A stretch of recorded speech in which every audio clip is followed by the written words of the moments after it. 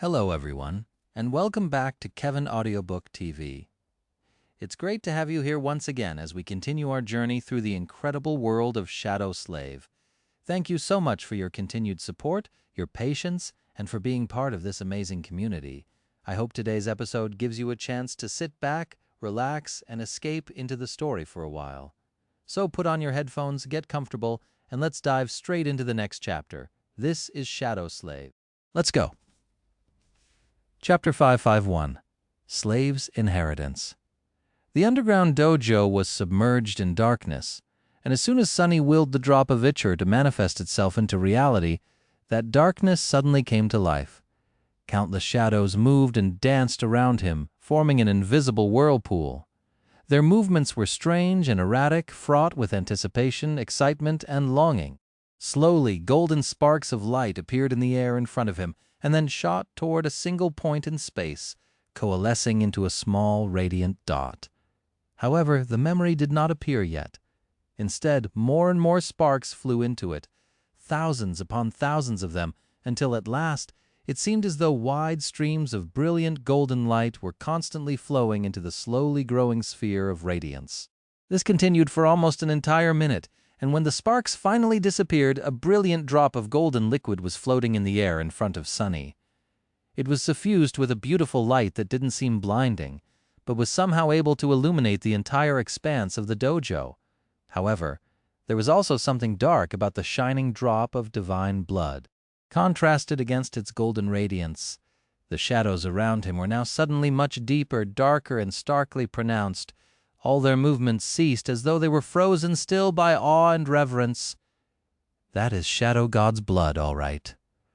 Sunny forced himself to look away from the drop of ichor and summoned the runes describing it. He had to make sure that his guess was right. Tense with anticipation, he read, Memory, drop of ichor. Memory rank, unknown memory tier, unknown memory type, unknown. Just like the last time. Not surprised, he lowered his gaze and studied the string of runes that were his real goal. Memory description. Before, there was only boundless, eternal void. From that dark abyss, the unknown were born. Just like chaos itself, they were endless and everlasting, vast and forever changing. But then came desire, and with it came direction. From it the gods were born. When gods appeared, the void was not eternal anymore. When gods appeared, the darkness was not endless anymore. When gods appeared, the chaos was not orderless anymore. The gods appeared and brought with them war. This drop of divine blood was spilled by Shadow on one of the battlefields of that war, before the void was bound. Sunny stared at the runes, flabbergasted. That was a lot to take in. So, unlike the unknown were indeed a type of creatures, primordial beings that existed before time, space, and even death itself, in a boundless dark void. And the gods were different from them, but also their kin. At least it was clear now what terrible enemy the gods had faced long before the demons and their rebellion, and why Shadow God had been compelled to create death. How else would they be able to defeat eternal creatures? Were time, space, and other concepts Sunny had always thought to be absolute also created as weapons in the war of the gods against the unknown? At least it was easy to tell which side had emerged victorious. However, the most frightening detail was that the description never said that the primordial void had been destroyed, only that it had been bound. Was it still bound now that the gods were dead? Sunny shivered and shook his head. The short description contained a vast amount of information, which had an even vaster amount of implications. He couldn't encompass all that in a small span of time. Maybe after I consume the drop, I'll learn more. He hesitated, then glanced at the radiant drop of golden liquid once again. Immediately the spell spoke. This time, however, its voice did not sound subtly excited. Weird. You have acquired a drop of ichor. Do you wish to consume it? Sunny sighed, remembering the agony of the previous 2 times he had decided to snack on a piece of divinity. Then he gritted his teeth and said, Yes, so be it. What is that supposed to?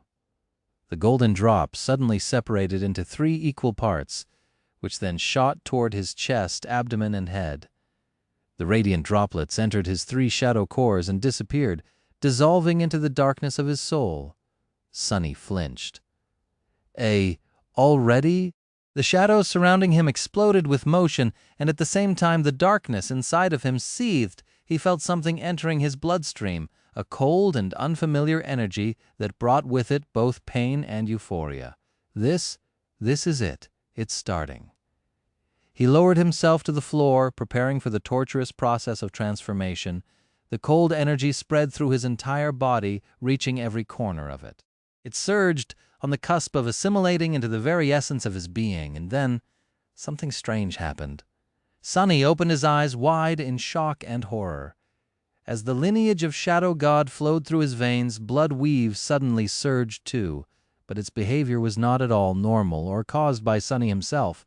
It was acting of its own volition and felt full of ominous, dark intent and hunger. What? He was prepared for indescribable pain, but the pain never came.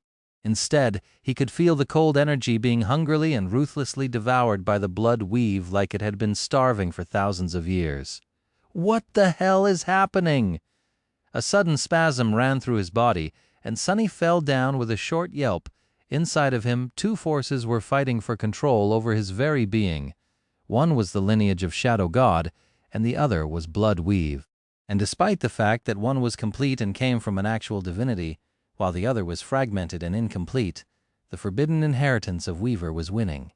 It was like a savage beast that sunk its teeth into the soft flesh of its prey and refused to let go. "Stop! What are you?" And before he knew it, it was all over. The cold energy of Shadow God's lineage was gone, and Bloodweave was back to its usual self, peaceful once again, as if nothing had happened. Peaceful, but yet stronger. As Sunny stared into the darkness in absolute shock, there was no announcement of him acquiring a new attribute. Instead, the spell said, with a hint of dark satisfaction in its voice, "Blood Weave has evolved. Bone Weave has evolved. Bone Weave has evolved. Ember of Divinity has evolved. Your memory has been destroyed." Sunny remained silent for a long time, and then let out a furious, outraged scream. "Weaver, you bastard!" Chapter 552, September. The autumn was in full swing. Out in the waking world, the skies were gray, and the winds were turning cold. The trees were showering the wet ground with a fragrant carpet of dead leaves, but under the boundless, lethal expanse of the sky above, the world was still warm and bright. On an especially large island, one covered with emerald grass and moss-covered ruins, a frightening nightmare creature was stalking its prey. It had 4 mighty paws, a lean body covered in black fur, and a wide maw full of sharp fangs. Above it, 2 furious red eyes burned with hatred and madness. The abomination noiselessly moved through the tall grass, approaching the source of loud noise. A human's voice was screaming, full of indignation. "I'm right here! Come and get me, damned bastards! Curse you all!" The creature snarled and prepared to jump. Before it could, however, a slender arrow fell from the sky and hit the abomination right in the eye, instantly killing it. "You have slain a fallen beast, Black Ravager. Your shadow grows stronger." Several hundred meters away, safely hidden in the shadows cast by a fragment of an ancient wall, Sunny lowered his bow and frowned. The happy shadow jumped up and down several times, then turned to him and applauded. Sunny looked at it, his frown turning into a scowl. "What do you mean, great shot? I was aiming for its leg, you idiot!" Dejectedly shaking his head, he threw the bow on the ground and growled. It had been almost 2 months since the day he had gained, and promptly lost, the lineage of Shadow God, but Sunny's mood was still in shambles. He had spent most of this time training Rain and learning how to use a bow. By now his aim wasn't terrible, but it was also not nearly as impressive as what he had seen Kai do. The fact that his archery was improving so slowly only added to Sunny's frustration. He wasn't using Morgan's warbow, of course, reluctant to be seen with a memory awarded to Mongrel, even if no one except for the terrifying master knew what exactly that memory was. People could recognize the brand of clan valor on its surface, which would lead to a lot of question. Instead, Sunny was training with the black-horned bow, which Saint had used to wield back when he had been too weak to handle nightmare creatures populating the chained isles without her support. Sunny stared at the bow in question and suppressed the desire to give it a good kick. Dismissing it with a sigh, he retrieved the cruel sight from where it had been thrust into the ground and headed in the direction of the slain abomination. Compared to when he had just arrived on the chained isles, Sunny was much stronger now. He had a vastly better arsenal of memories at his disposal, an additional shadow core and a third shadow, and his combat mastery was polished by hundreds upon hundreds of bloody battles. Additionally, after the damned and forbidden, rightfully so, lineage of Weaver had swallowed the drop of Shadow God's blood, 3 of his attributes evolved. The Ember of Divinity was now Flame of Divinity, rising his divine affinity even more, which also increased the durability of the undying chain. Blood Weave and Bone Weave had not changed in name, but became much more potent. Sunny was now much harder to break and kill. He probably couldn't bleed to death even if he wanted to, and it would take a saint or someone like Master Morgan to shatter his bones again. That was something, at least commanding the ordinary rock to shut up. He picked it up from the ground, hid it on his belt, and walked over to the carcass of the Black Ravager. The creepy shadow slowly turned its head and stared at the carcass with disturbing fascination. This guy. Sunny rolled his eyes. "Don't just stand there, pervert. Come here and help." The shadow eagerly wrapped itself around the blade of the prowling thorn, which was then used to cut the tough hide of the dead nightmare creature. Sunny swiftly fished out the soul shard and threw it to the covetous coffer, which hopped into the air and swallowed it with a metallic click. Usually that would be it, but today Sunny needed to retrieve something else as well. Grimacing from time to time, he cut several large slabs of meat off the carcass, wrapped them, and threw the bundle over his shoulder. Should be enough, right? Finally done with the gruesome task, he stood up, picked up the cruel sight, and headed toward the southern edge of the large island. This island was a bit special, and for a good reason. Once Sunny reached its end, he saw a breathtaking sight. Far away and below him, the scattering of floating isles was no more. Instead, solid ground stretched as far as the eye could see, covered by a patchwork of forests, meadows, marshes, rolling hills, and glistening ribbons of rushing rivers. A dark, bottomless abyss stretched between the edge of the island and the rest of the dream realm, and those rivers fell into it, creating grandiose waterfalls. Near to where he stood, a ruined fortress rose from the ground, and from its gates a colossal iron chain, many times thicker than the giant chains connecting the isles together, extended into the abyss, connecting to the soil on the other side of the dark chasm. This was one of the anchors of the chained isles, and the road by which Awakened traveled here from the lands to the south, which belonged to the great clan Valor as much as anything could belong to humans in this realm of nightmares. Sunny glanced at the sun, then got busy making a fire. By the time strips of meat were roasting over the coals, 2 figures finally appeared on the colossal chain. A small smile appeared on Sunny's first, one of the few sincere ones he had shown in the past 2 months. Effie and Kai had finally reached the chained isles. Now, all of them were here. Chapter 55:3, Gracious Host. Effie and Kai climbed over the rubble of the shattered gateway and entered the crumbled fortress. Both were tired and covered in layers of dirt, their armors dented and their weapons nicked. The travel to the very edge of the explored lands had not been easy, even though they had made stops and rested at human citadels along the way. It took a lot of strength, endurance, resolve, and a bit of luck to reach the chained isles alive. However, both raised by wolves and Nightingale were calm and vigilant, their eyes sharp, their hands steady. They were ready to face any danger. Luckily, there were no enemies inside the ruin. Instead, several nightmare creatures lay dead on the ground, some of them cut to pieces, some strangely lacking any wounds, but utterly broken, as though something terrifyingly powerful had crushed their bodies with inhuman strength. The shadows suddenly moved, and a split second later, Kai already had his bow drawn. However, Effie gestured for him to lower it. Out of the shadows, a tall and graceful figure in elaborate black armor stepped out, 2 ruby flames shining behind the visor of her helmet. In one hand she wielded a steadfast kite shield, forged out of dull steel, and in the other, an austere sword, its blade still dripping with rancid blood of the slaughtered abominations. Kai cautiously studied the menacing creature. "Is that Sunny's echo? She looks different." Effie grinned. "Yeah, she does that sometimes. Hey there, beautiful. Where's your sneaky master?" The taciturn demon tilted her head a little, stared at Effie for a few moments, then silently turned around and walked away. "I guess we should follow." The three of them left the crumbling fortress and walked along the edge of the island. Soon, the heavenly smell of roasting meat reached their nostrils. A few seconds later, both Effie and Kai froze, their mouths hanging open.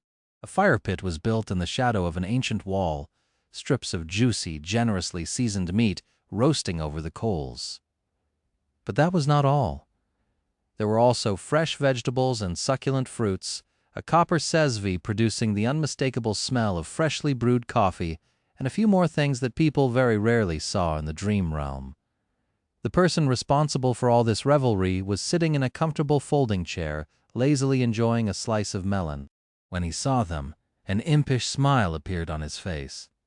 "Oh, hi guys! You finally made it!" With that, the young man jumped out of the chair, reached into a pot full of ice, and then placed 2 frosty bottles of cold, expensive beer into their hands. Sunny grinned. "Welcome to the Chained Isles." Some time later, Effie and Kai had satiated their hunger and were resting with dreamy expressions on their faces. Sunny had given up his folding chair and was now sitting on the ground. He was inwardly lamenting the fact that Covetous Coffer was not large enough on the inside to fit several. At least not yet. Maybe after he becomes a master, things would be different. Kai took a sip of his beer and glanced at the branded bottle in his hand with a funny expression. "Sunny, how do you even have all this stuff? Are you on such good terms with the White Feather clan?" Sunny laughed. "Nope, I delivered all these things here myself." "What, you have forgotten about my brilliant emporium already? It seems that Aiko had not hounded you for an endorsement hard enough, or maybe too hard, and you're suffering from trauma-induced amnesia? I mean, you are basically a co-founder. The first deal I ever made was with your help, remember?" Kai smiled. "Those terrible memories you asked me to buy on your behalf in the castle?" "Yeah, I do." Sunny nodded with enthusiasm. "My operation might seem small compared to what you two have seen in Bastion, but here on the Chained Island, I am the most successful entrepreneur. I guess it's true what they say about business, you know. You have to find the right people in the right wells, or something like that." The charming archer blinked a couple of times, but didn't comment. Effie, on the other hand, did. Finishing her beer, she glanced at the empty bottle with regret and sighed. "Sunny, I have a serious question. Think about it before answering. Take your time, too. Will you marry me? No, seriously, I am reformed. I swear I won't tease you anymore. I won't even mind you having a girlfriend. Just continue supplying me with all this stuff." He sneered. "No, denied. You shameless gold digger." Effie made a disappointed face, then threw her head back and laughed out loud. "Oh, well, all right then." Then she grew a little bit more serious and asked, "So, what's the plan? How do we proceed from here?" Sunny sighed, then took out his map of the Chained Isles and placed it on the grass. Effie and Kai got closer and studied it attentively. He pointed to the southernmost point on the map and said, "We are here. First things first, we need to get you to the sanctuary of Noctis, which is about 3 days of traveling away, and get you anchored there. White Feather Clan patrols this route routinely, so we shouldn't run into anything too troublesome." Then he pointed at a particular island marked with an image of a burned tree.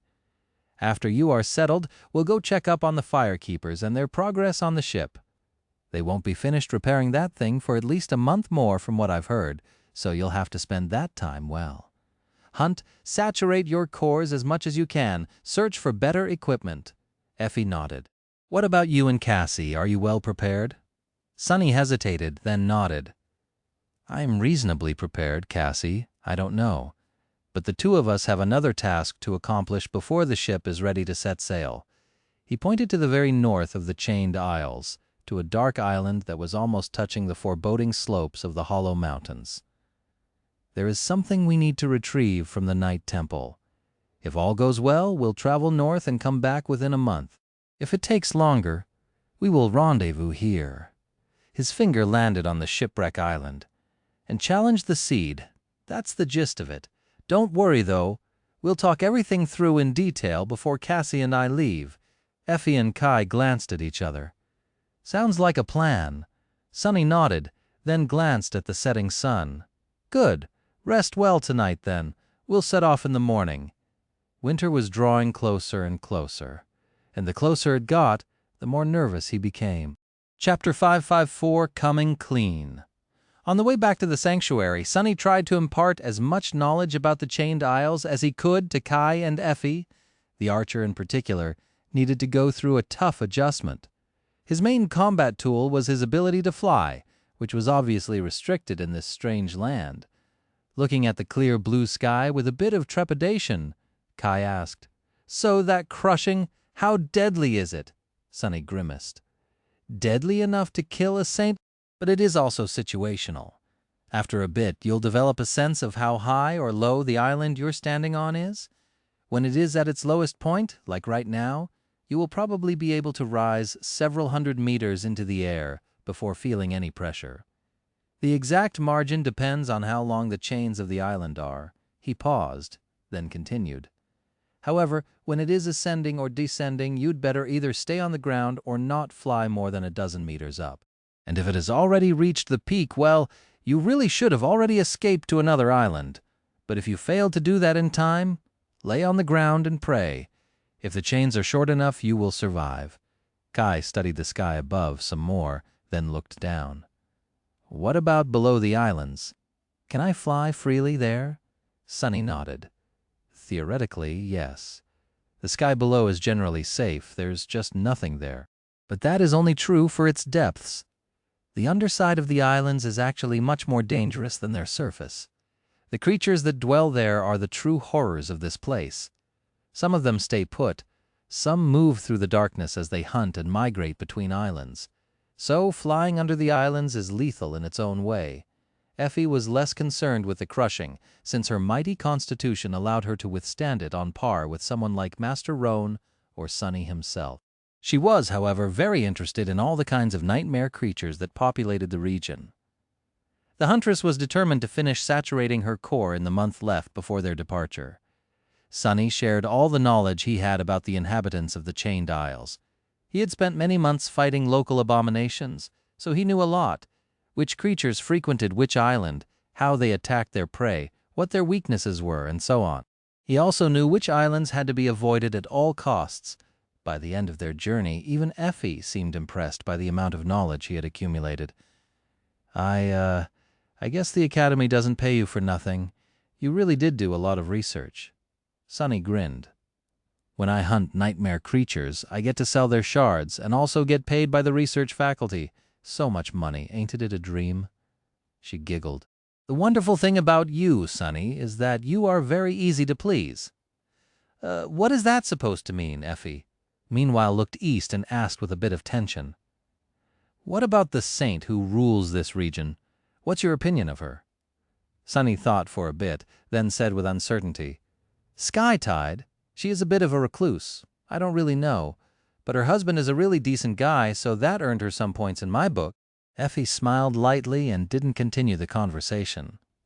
On the third day, they finally reached the sanctuary. Due to how high profile both Raised by Wolves and Nightingale were, the trio was invited to have a meal with St. Tyrus before visiting the gateway. The dinner was pleasant enough, but when the plates turned empty, the real conversation began.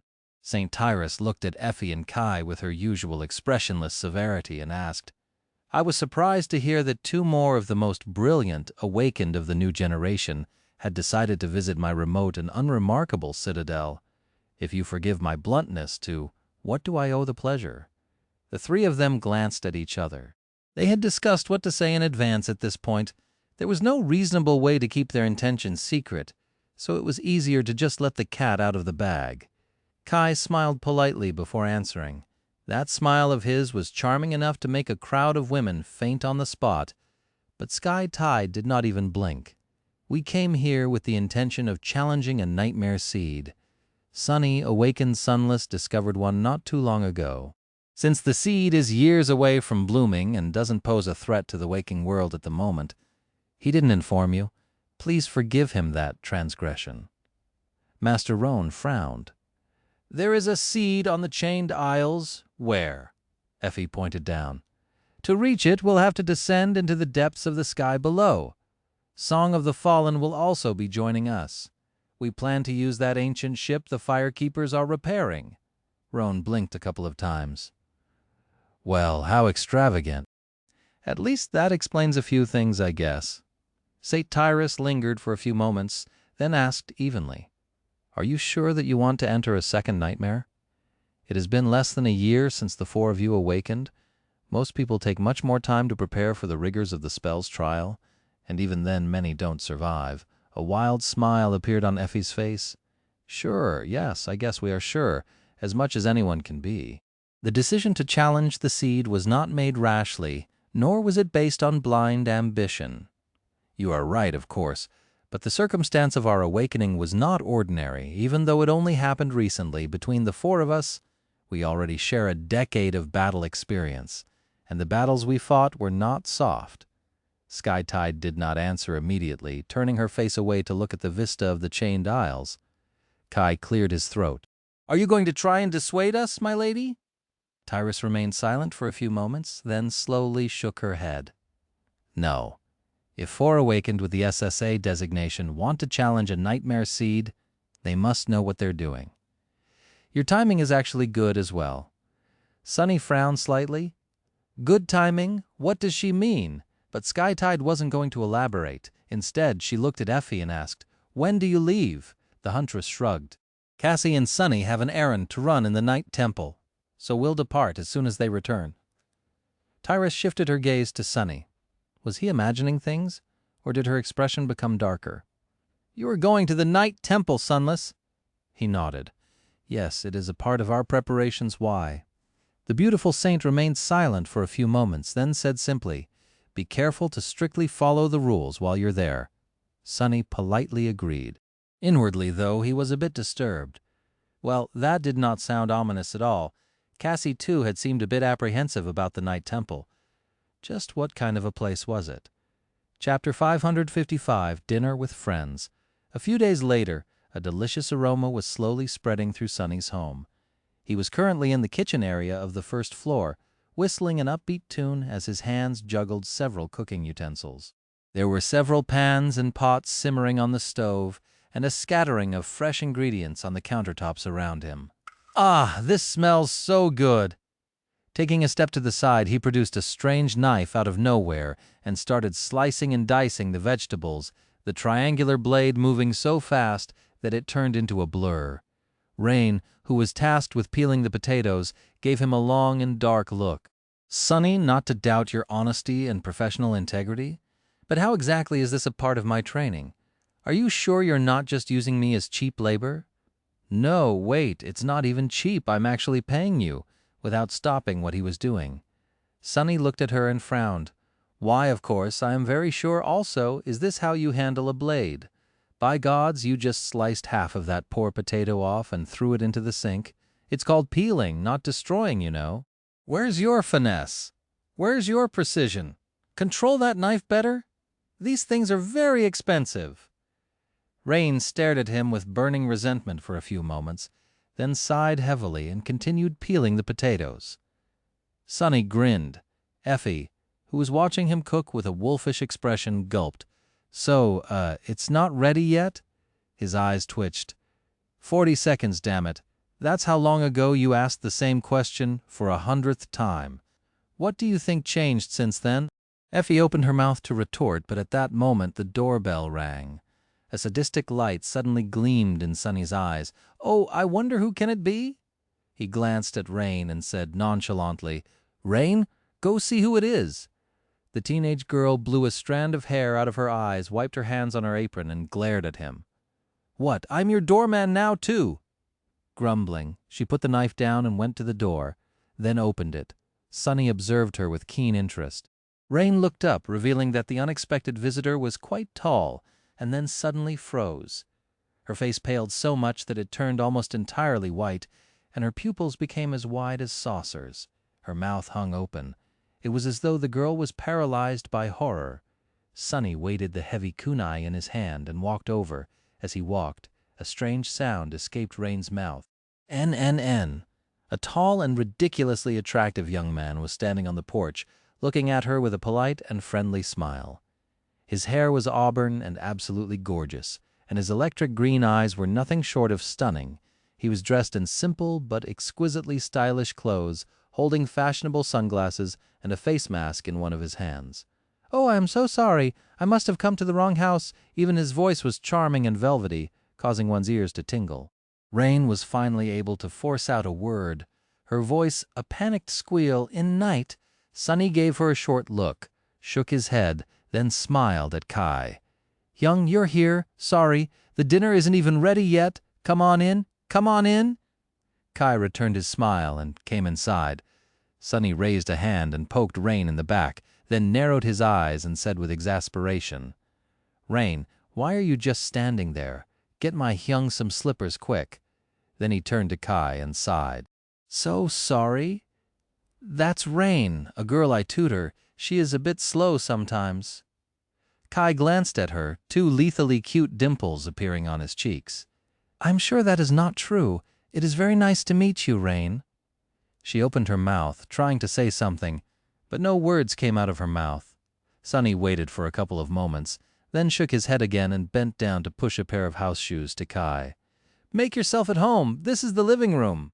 I'll be over there in the kitchen area for a bit, but please, for the love of gods, can you distract Effie? She's driving me crazy." Kai laughed, patted him on the shoulder, and went in to greet the hungry huntress. Sonny and Rain were momentarily left alone. The teenage girl breathed heavily for a few moments, then slowly looked down at her dirty apron and hands with pieces of potato peel stuck to them. An expression of utter horror appeared on her face. Then she looked at him with wide eyes and whispered, "Sonny, why is NNN? Why is night in your house?" He blinked a couple of times, pretending to not understand the question. "What do you mean? Kai is a dear friend of mine. We're practically brothers, one might say. What's wrong with you today?" Sonny shook his head in derision. Rain stared at him in shock, then opened her mouth to say something. However, before she could, the doorbell rang again. Sonny calmly opened the door, revealing a petite, exquisitely beautiful young woman standing on the porch. She had delicate features, pale blonde hair, and stunning blue eyes. Despite the fact that the young woman was dressed humbly, there was an aura about her that made it almost impossible to look away. It was as though she was a pristine heavenly creature that had somehow found her way to the dirty, imperfect, mundane world. In her hand, she was holding a long white cane. Cassie hesitated for a moment, then turned her head a little, facing Sonny. "I hope I'm not late." Rain stared at her with a ghostly expression. Song of the..." Then she turned to Sonny as well, her eyes even wider than before. Poor thing looked as if she was about to faint. Sonny smiled brightly. "Ah, finally, vengeance." Chapter 556. About those potatoes, Kai, Effie, and Cassie settled in the living room and chatted while Sonny returned to the kitchen. The two areas were basically a single space, separated only by distance and a tall counter, so he could see them clearly. Watching his friends at ease and happy to be reunited with the blind girl turned his expression dark for a short moment. But Sonny quickly put on a carefree mask. Rain was by his side and staring at them too. Her gaze lingered on Kai for a while, then on Cassie. Finally, she looked at Effie and studied her face with a complicated expression. "Here it comes." A few moments later, her eyes widened. Sonny didn't think that it was possible for the teenage girl to become paler than she already was, but he was proven wrong. Looking like a ghost, Rain slowly turned to him and whispered, "Effie, she's..." Sonny offered her a polite smile. "Huh? What are you mumbling about?" Then he glanced into the living room and raised his eyebrows. "Oh, do you want me to call her over?" "No problem." "Hey, EF." Rain waved her hands and pressed one against his mouth. "No, don't." Sonny stared at her with a silent question in his eyes. The girl looked at him, then at her hand, then awkwardly stepped back. "What I wanted to say was, Effie, is she? Sunny grimaced. Awakened Athena, also known as raised by wolves? What, you didn't know? Rain suddenly swayed and grabbed the counter to balance herself. A comically mortified expression appeared on her face. Really, he couldn't blame her for not recognizing Effie. The girl wasn't that interested in the awakened, to begin with, and the government mostly used the heroic visage of raised by wolves as she looked in the dream realm, mighty tall and brimming with vitality in their propaganda. It wasn't easy to match that image with the weak, gaunt, and sickly young woman who was bound to a wheelchair. Not to mention that a normal person would never expect to meet a famed hero in their backyard. Still, looking at Rain now was incredibly funny. But she and I, oh gods, I even said, oh no, oh no. She lowered her head, then suddenly looked up and pierced Sunny with an unexpectedly furious gaze. Damn it, Sunny! Why are you friends with Raised by Wolves, Nightingale, and Song of the Fallen? They are famous people. He frowned in confusion, then shrugged. So what? We used to be members of the same cohort. Rain blinked a couple of times. Her voice became even quieter. But Song of the Fallen, Raised by Wolves, and Nightingale were members of Lady Changing Star's cohort. Sunny smiled innocently. Oh, yup, that's the one? The girl lifelessly sat down, almost missing the chair. She remained silent for a long time, then asked slowly, Sunny, you know Lady Nephis? The Lady Nephis, Changing Star of the immortal Flame Clan? You're from her cohort? He grinned. Who, Neph? Yeah, sure, I guess. Rain closed her eyes. Sunny did not say anything for a bit, then cleared his throat. He waited for a few more moments, then said gently, So, about those potatoes? She flinched, looked down at her apron again, then answered weakly, Oh, sorry, actually, I have to go home. I forgot to do homework, sorry. With that, Rain stood up and rushed to the door. Sunny yelled at her back, Hey, what homework? It's Saturday! Without turning around, the teenage girl squealed, Sorry, one more time, and fled the house in a panic. Sunny watched as the door closed behind her and laughed. He felt avenged. He felt wonderful. Ah, priceless. That was priceless. I do wish you would finish peeling the potatoes first, though.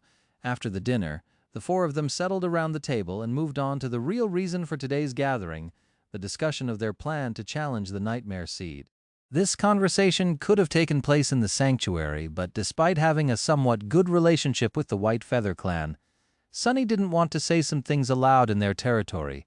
Their territory was also a sovereign's territory, after all, so the cohort had made plans to meet in the waking world. There was a lot to discuss.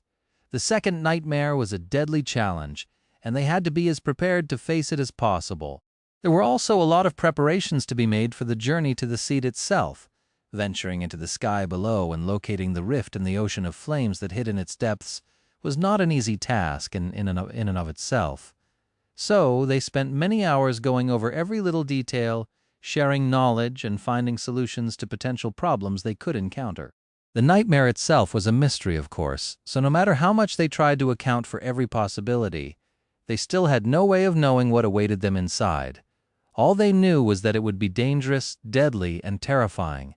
Still, there were things they could do to improve their chances, grow stronger, improve their arsenals, but most importantly, aim for maximum flexibility in the collection of tools at their disposal. After all, it was not the strongest who survived, it was the most adaptable. It was already deep night when the conversation stopped. It seemed as though they had discussed everything they could, at least for now. Sunny made a pot of coffee for everyone, poured it into the cups, and sat down opposite Cassie. Now that everything else is settled, let's talk about the Night Temple. The more I hear about it, the stranger I feel. Isn't it supposed to be just a private citadel of clan valor? What's the deal with it? Cassie remained silent for a bit, then took a sip of coffee and sighed.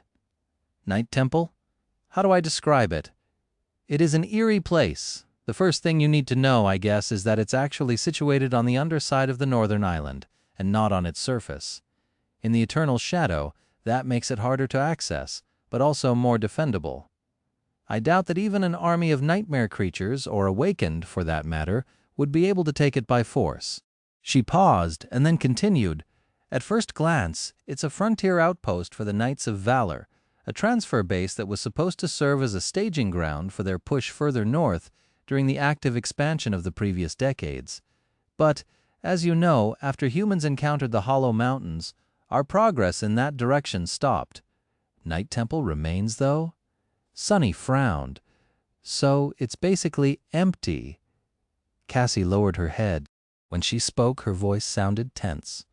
Logically, it is supposed to be, but it's not. Chapter 557, Night Temple. Cassie chose her next words carefully. Despite the fact that the Hollow Mountains were designated as a death zone, it seems that Clan Valor still has ambitions of exploring them. Perhaps that is why Night Temple exists and why a saint is stationed there. Sunny frowned. Even Kai and Effie seemed to be perplexed. I thought Skytide was the only saint on the Chained Isles? The blind girl shook her head. No, there is another, Saint Cormac. He oversees the citadel and ventures into the mist of the Hollow Mountains from time to time, as though searching for something. In fact, that was how I was able to receive permission to anchor myself and my cohort in the Night Temple. In exchange, I was meant to use my aspect to aid him in the exploration. But nothing much came of it. Sunny thought for a bit, then said, "So far, everything sounds reasonable." Cassie nodded, then shifted uncomfortably. "Yeah, but there are just too many strange things about that citadel, ones that have nothing to do with the saint and his mission. For one, there are just too many awakened there, around 100, I think. That is much more than is needed to support one saint. However, the most eerie part is not their number, but who those awakened are." She hesitated, then said somberly, "With the exception of 2 masters who serve as Saint Cormac's lieutenants, all of them are lost." Sunny perked up. What Cassie had told them was indeed strange, and more than a little bit disturbing. There weren't that many lost among the awakened, so why would 100 of them be gathered together in a remote and isolated citadel? But that wasn't the reason why Sunny was suddenly excited. Leaning forward a bit, he asked, "Oh, yeah. Is there one called Mordret?" Cassie thought for a few moments, then shook her head. "I don't know. We weren't really allowed to interact with the lost while living in the Night Temple. You see, the whole citadel is separated into 3 areas. The outward ring is where we were given a space to establish a base. We were forbidden from entering the temple itself, unless escorted by one of the masters. That is where the lost live, and the gateway is situated." She suddenly fell silent and then added in a darker tone, "But there is another area inside the temple, too. One that even the lost aren't allowed to enter." The inner sanctum one time, while we were entering the gateway, I felt the doors of the sanctum open and accidentally glimpsed the people guarding it. The blind girl shivered, or at least they seemed like people, but they weren't. They were all echoes, human echoes. Sunny scowled. What the hell? One human echo was creepy enough, but many. What exactly were they guarding that actual humans couldn't? No, that wasn't important. Clan Valor could keep its secrets. He just needed to get the knife from the altar. So, what about an altar? Have you perceived an ivory knife lying on it? Cassie lingered for a few moments, then shrugged. The gateway in the Night Temple is different from the one in the sanctuary. You don't need to touch the altar to activate it. So I've only felt the altar from afar. It is indeed cut from a slab of black stone, from what others told me. There is a statue of a veiled woman holding a star, and a bolt of lightning behind it. Other than that, I can't say." Sunny sighed, a bit disappointed. "Well, doesn't matter. I'm sure it's there. The problem is to convince the representatives of Clan Valor to let me approach the altar, or even sneak to it when no one is looking. Do you think you'll be able to convince them to let me inside?" The blind girl nodded, but there was a bit of uncertainty on her face. "I think there won't be a problem. Although I wasn't able to help St. Cormac a lot, we parted on good terms. However, that whole place is very mysterious. I am reasonably sure that they will at least allow us to anchor ourselves to the gateway, but Sunny didn't like the sound of that." "But what?" Cassie sighed. "Performing a ritual over the altar is another matter entirely. They can also simply refuse to let us in. I doubt that this will happen, but just in case, we should be prepared. The day we leave the sanctuary might be the last time we'll have access to a gateway before the second nightmare is over." Sunny grimaced. Although he hated to admit it, she was right. It was best to prepare for the worst. He had a few things to do in the next few days. Then, "All right, then we will leave in 2 days. Make your preparations, and I will make mine." Cassie nodded and fell quiet. In that silence, a strange sound could be heard. Sonny turned around and saw Effie noisily devouring the leftovers of their recent dinner. Noticing that he was staring at her, the huntress froze. "What? You guys were busy and I was hungry." He covered his eyes for a moment, then shook his head. "This woman—" Speaking of preparations, he had to do something right now. "Hey, Kai, come here and give me your hand." Kai looked at him with a silent question, but didn't ask anything. He stood up and walked over, then stretched one hand over with a smile. Sonny put one finger on it and sent 2 memories away with a regretful sigh: the blackhorn bow and the full quiver. Effie was well equipped with powerful memories from her time on the Forgotten Shore and from the months she had spent hunting as an awakened, but the charming archer lacked good armaments. Even though it pained Sonny to let go of 2 ascended memories, he knew that this was for the best. It was going to give Kai an opportunity to grow stronger in the next month and be better prepared for the nightmare. Plus, he still had Morgan's warbow and the strike of thunder. Kai frowned in confusion, then stared into emptiness, clearly reading the runes. Then an excited light ignited in his eyes. "Oh, thank you, Sonny." Sonny scowled. "Now, don't get me wrong. This is not a gift. I am lending them to you, you understand? Brilliant Emporium is a respectable business, not a charity.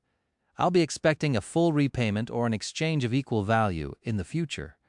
Got it?" Kai beamed and looked at him with a wide smile. "Oh, that's so sweet."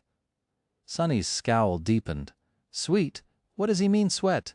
What's wrong with this idiot? I just told him that he's now in debt." The sun was already rising, and that meant that they had to part ways. Each had a lot of things to do. When everyone left, Sonny stared at the table full of empty plates for a while and then sighed. Somehow he felt that they won't be able to have a nice dinner like this for a while. Chapter 558, One Last Lesson.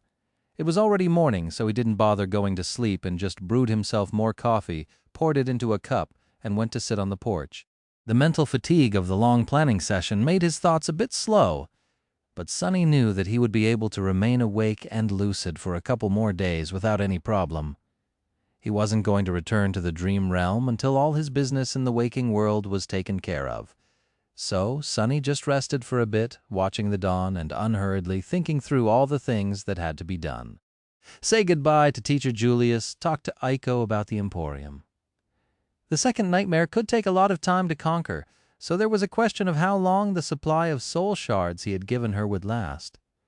Sonny didn't want to return and discover that his store had closed doors and lost all its clients. He took a sip of coffee and looked down. Of course, there was a very real possibility that he would not return at all. Sonny did not delude himself. No matter how powerful he was and how swift his progress had been, this nightmare was going to be nothing except for absolutely deadly, like all nightmares were. Better people than him had ventured inside and never returned. The possibility of death was very real. Was there even a point in planning for the future? As he thought about it, suddenly a sound of light steps could be heard on the path leading to the porch. Sonny smiled a little and then looked up. Rain was standing a few steps away looking at him with a bit of awkwardness. Are your guests still here?" He shook his head. "Good? I mean bad? I just wanted to talk to you alone, that's all." Sonny raised an eyebrow. "Oh, what about?" Despite the fact that Rain was obviously trying to be apologetic and respectful, a familiar angry light ignited in her eyes. "You know what about? Sorry." She stumbled, remained silent for a few moments, and then asked in a more polite tone, "Why didn't you tell me that you are a big deal?" Sonny stared at Rain for a bit, then smiled. "Have I not told you that I'm probably the strongest awakened in the world, the best of best and all that? I think it happened right here on this spot." Rain scowled. "I'm being serious." Sonny took a sip of coffee and looked at her for a few moments. Slowly, the smile disappeared from his face. Finally, he sighed and looked away. "Because I'm not, as far as awakened go, I am not a big deal at all. In fact, I am very small and easily squashed. So I don't like to advertise my prowess. It's best that everyone thinks of me as weak and stupid. That way I'll be much harder to kill." Rains looked at him in confusion. I don't understand. How would nightmare creatures know that you are considered strong? Why would that put your life in danger?" A dark, sad smile appeared on Sunny's face. He glanced at Rain and then asked, "Who said anything about the nightmare creatures?" Sunny put his cup on the floor, then said, "After you left, you must have searched the network for all the information about the Forgotten Shore you could find, right?" Rain blushed and then nodded. He nodded, too. "Then you must know that around 400 sleepers died during the siege of the Crimson Spire. So many. But do you know how many were killed in the months before? Almost twice that." Her eyes widened slightly. Sunny looked at the young girl, no levity in his voice anymore. "And they weren't killed by the nightmare creatures. They were killed by people. So, ironically, more humans were killed by other humans while I was out there in that hell than they were by monsters. Well, other monsters, to be precise. And that is a lesson you're going to have to learn if you want to become strong." He sighed. "I can teach you how to hold a sword or a spear, how to traverse the dream realm and not starve, and how to kill your enemies. But I can't teach you how to be strong, Rain.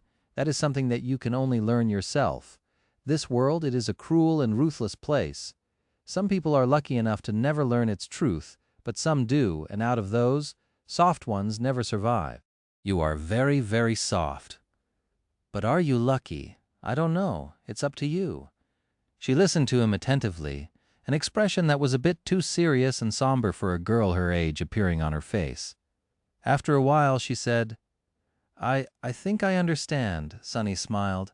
"I hope that you do, but also a part of me hopes that you don't." He hesitated, then took out his communicator. "Oh, and by the way, our lessons are going to have to stop for a while. My friends and I are going on a big expedition, you see, and I'm not sure how long it is going to take.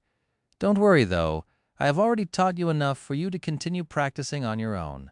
Do it diligently and don't get lazy. If you feel that you mastered everything before I return, call the number I just sent you. It belongs to a friend of mine. Her name is Aiko, and she'll find you a new tutor." Rain stared at her communicator for a long time, then looked at him and asked quietly, "You're going on a big expedition?" Sunny showed her a carefree smile and shrugged. "Sure. Why?"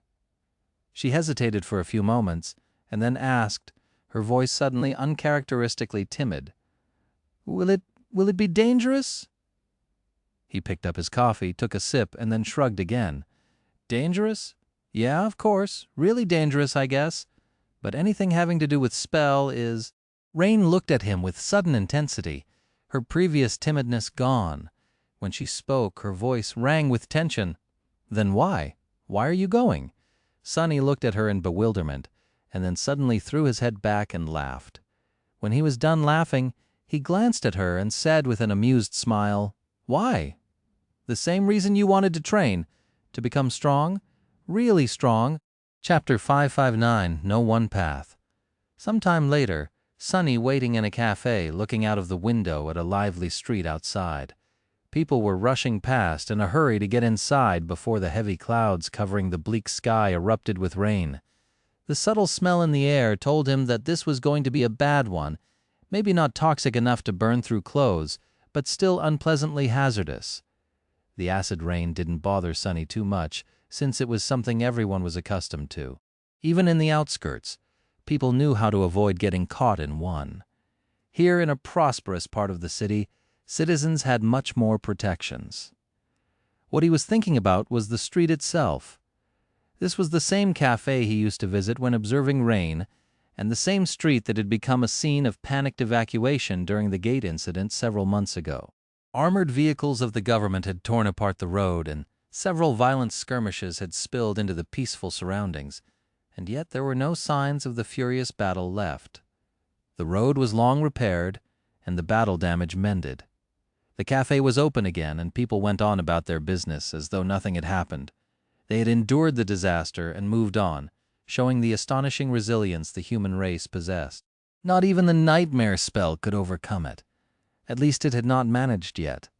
Sonny sighed and glanced at the pastry in front of him. At that moment the door of the cafe opened and the familiar sensation of phantom cold enveloped him. Master Jet looked even more disheveled than usual, her uniform jacket actually sporting several small holes. Their edges charred, however. She looked just as relaxed and strong as ever, her icy blue eyes radiating fierce energy. She seemed dead tired, but also somehow brimming with life. Jet looked around, noticed Sonny, and offered him a smile.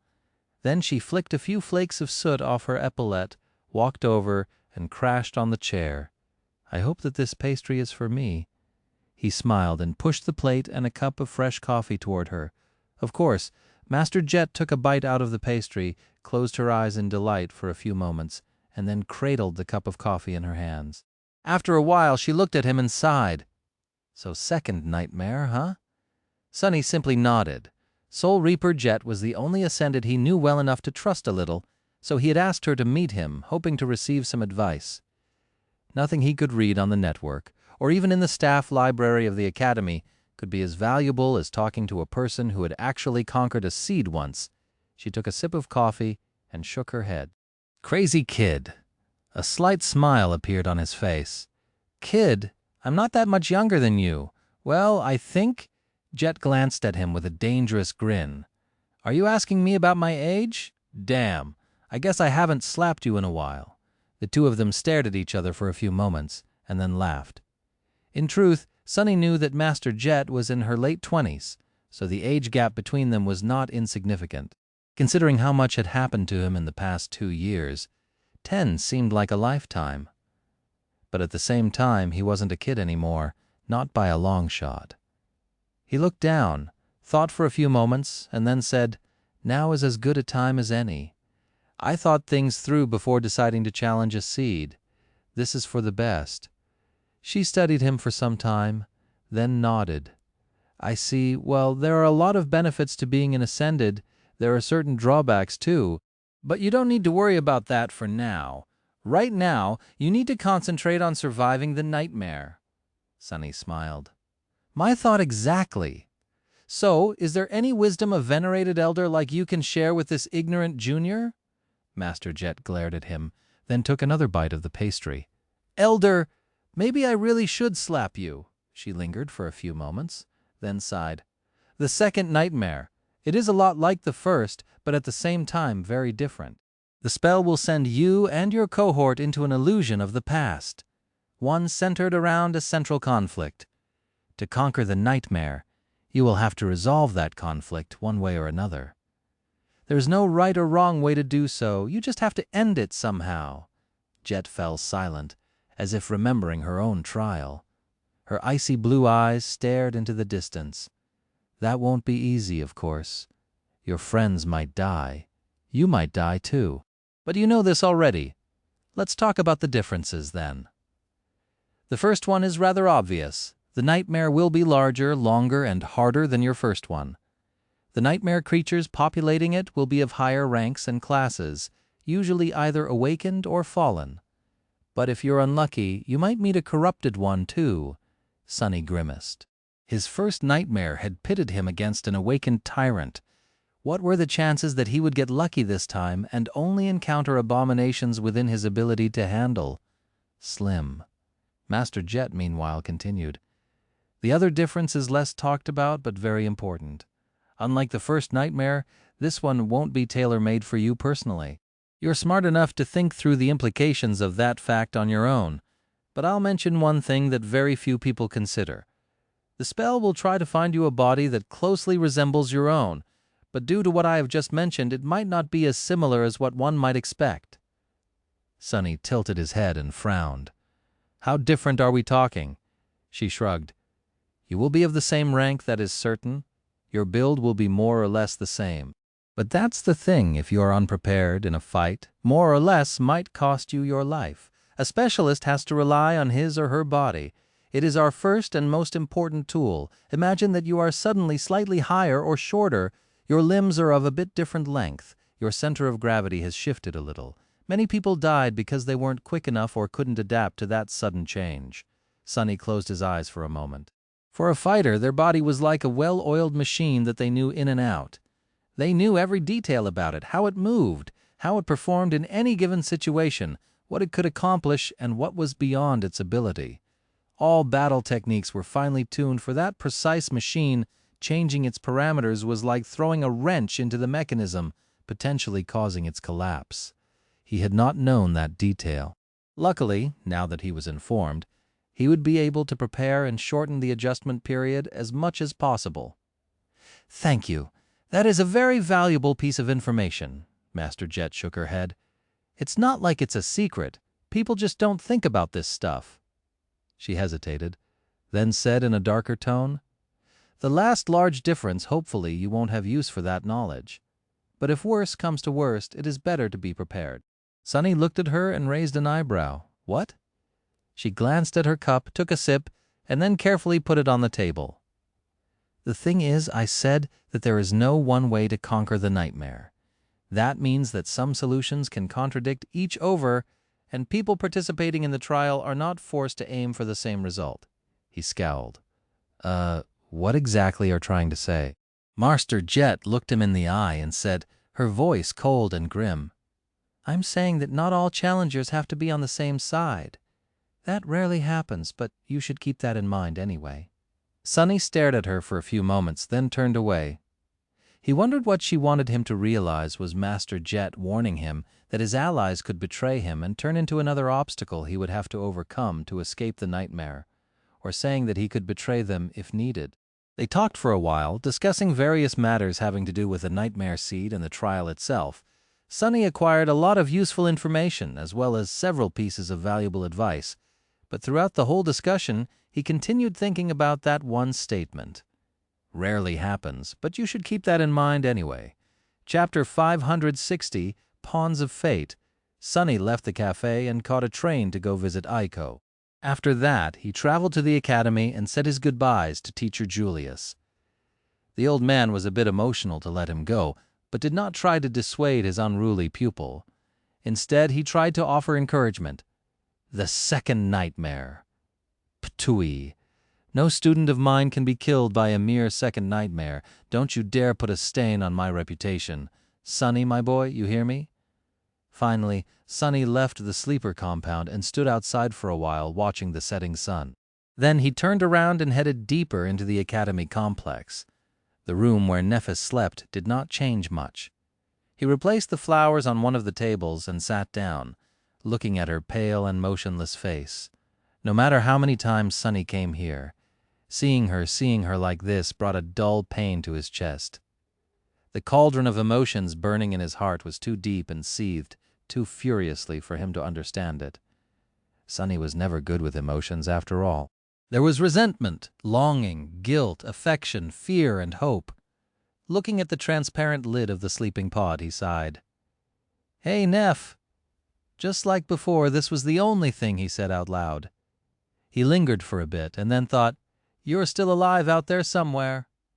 That is good. That makes me happy. It really does. You know, right after everything happened, I wasn't sure if I wanted you to live. I thought that maybe it would be better for you to die sometimes. I did." Sunny lowered his head and closed his eyes tiredly. "But after a while, as time passed, I started to miss you more than I wanted to be free of you. Maybe what Master Jet said is true. Maybe no one is really ever free in this world. Maybe the only freedom there is the freedom to choose your own chains." A dark smile appeared on his lips. "But that is the thing, isn't it? Even that choice was taken away from me. By you, by Cassie, by fate. I never had anything, and then I had even less than that. Wouldn't you be angry to be dealt a hand like that? Because I am so angry, and that is why I am never going to stop trying to break free. Screw truth and screw fate.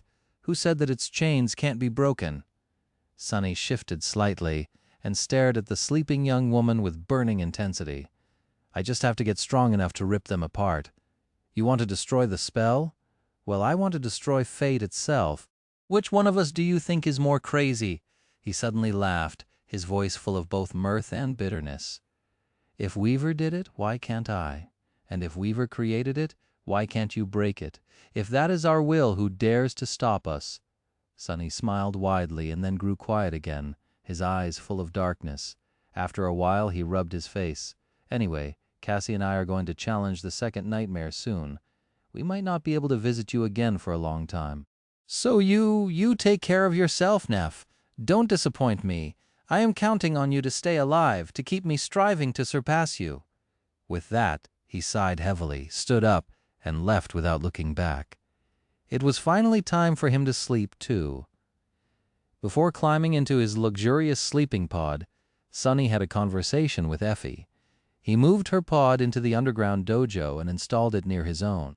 The two of them were most likely going to spend a long time in the nightmare, so the house had to be put on lockdown for the duration. Hopefully Sunny would be able to do it himself after coming back through the gateway in Night Temple. But if things went wrong with the representatives of Valor, Effie was in charge of making the final preparations. He gave her the passwords from the security system and explained the procedure. Then Sunny ran the diagnostic on the pod, made sure that it was functioning perfectly and could sustain his body for months, if not years, and sighed. It didn't matter, really. After entering the seed, he would either die or become a master. If the former happened, the well-being of his physical body was a moot point. If the latter happened, paradoxically, the same statement applied.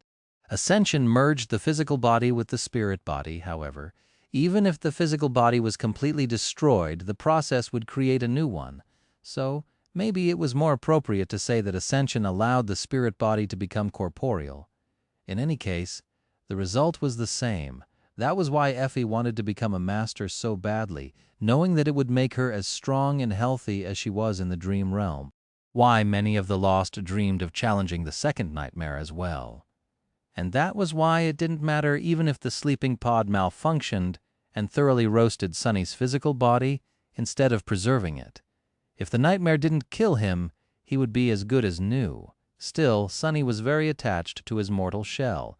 He didn't want any harm to come to it, if only out for sentiment reasons. With a sigh, he undressed, took one last glance at his spacious dojo, and climbed into the pod. Effie, who was watching him silently from her wheelchair, strained to raise a hand and waved him goodbye. Sweet dreams. Sunny wanted to snarl at her and remind the gluttonous huntress to not leave dirty dishes all over the house. But he was just too tired. As soon as the lid of the metal sarcophagus started to move, his eyes closed, and he fell into the deep, dark embrace of sleep. When Sunny opened his eyes again, he was already in the sanctuary of Noctis. Sunny was standing on the edge of the island, looking at the heavenly chain that stretched far into the distance. His body was clad in a slender armor, forged out of bleak steel, and in his hand was a somber black spear with a polished silver blade. Cassie was standing by his side, wearing her midnight blue coat beneath a polished cuirass. Her hand rested on the hilt of the quiet dancer, and an elegant half-mask rested on her face. A few strands of her long, golden hair were blowing in the wind. They were ready to depart. Sunny glanced at the two of them, then at the dull steel of the undying chain. He wasn't foolish enough to fail to recognize that this was exactly how her vision of their death happened, with the two of them alone, and him wearing metal armor. The only thing missing was the snow. But Sunny didn't care. He had been deceived by the knowledge of the future once, and all his desperate attempts to avoid it had only helped the vision happen. This time he was not going to allow himself to be a pawn of fate. He was going to do what needed to be done in a way he wanted to do it, and face the consequences without regret. Sunny sighed, glanced at Cassie, and said, "Let's go." With that, he took a step forward and plunged off the edge of the island. Chapter 561. Journey to the North. When they started their expedition, the last vestiges of summer warmth were leaving the Chained Isles. Not every region of the Dream Realm had seasons that were the same as those of the waking world, but this one was somewhat similar. By the time they were supposed to reach Night Temple, autumn would be in full swing. If everything went well, the journey was going to take 2 or 3 weeks.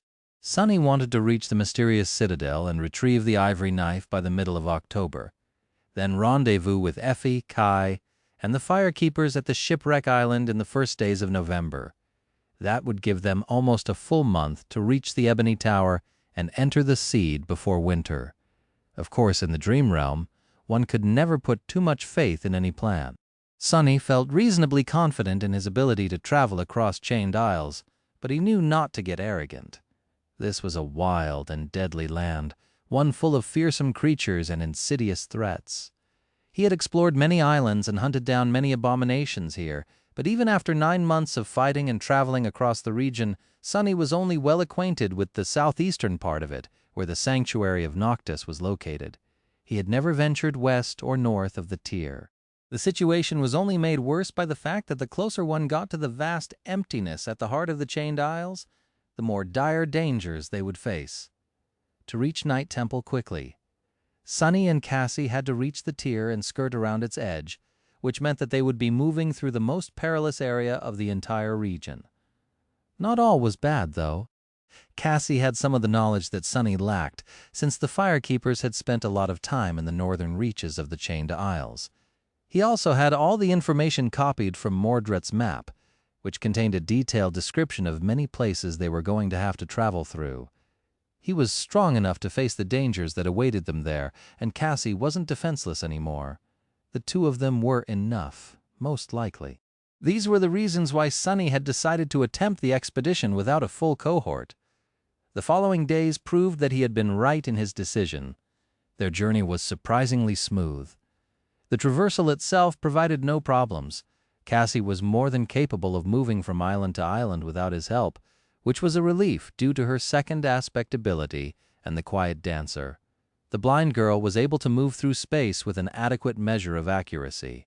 As it turned out, she also had an ascended charm that provided a powerful augmentation to a single echo, which she used on her rapier. With its help, the dancer could carry her weight for a short distance, which allowed Cassie to get to and off the chains with ease. The only drawback of the charm was that it ate through her soul essence rapidly, and she couldn't use it often or for too long. Of course, traversal was the least of their problems. As they traveled further into the heart of the Chained Isles, more and more nightmare creatures picked up their scent. That was where Sunny came in. With the help of Saint and, when needed, the Soul Serpent, he was able to deal with anything that dared to attack them.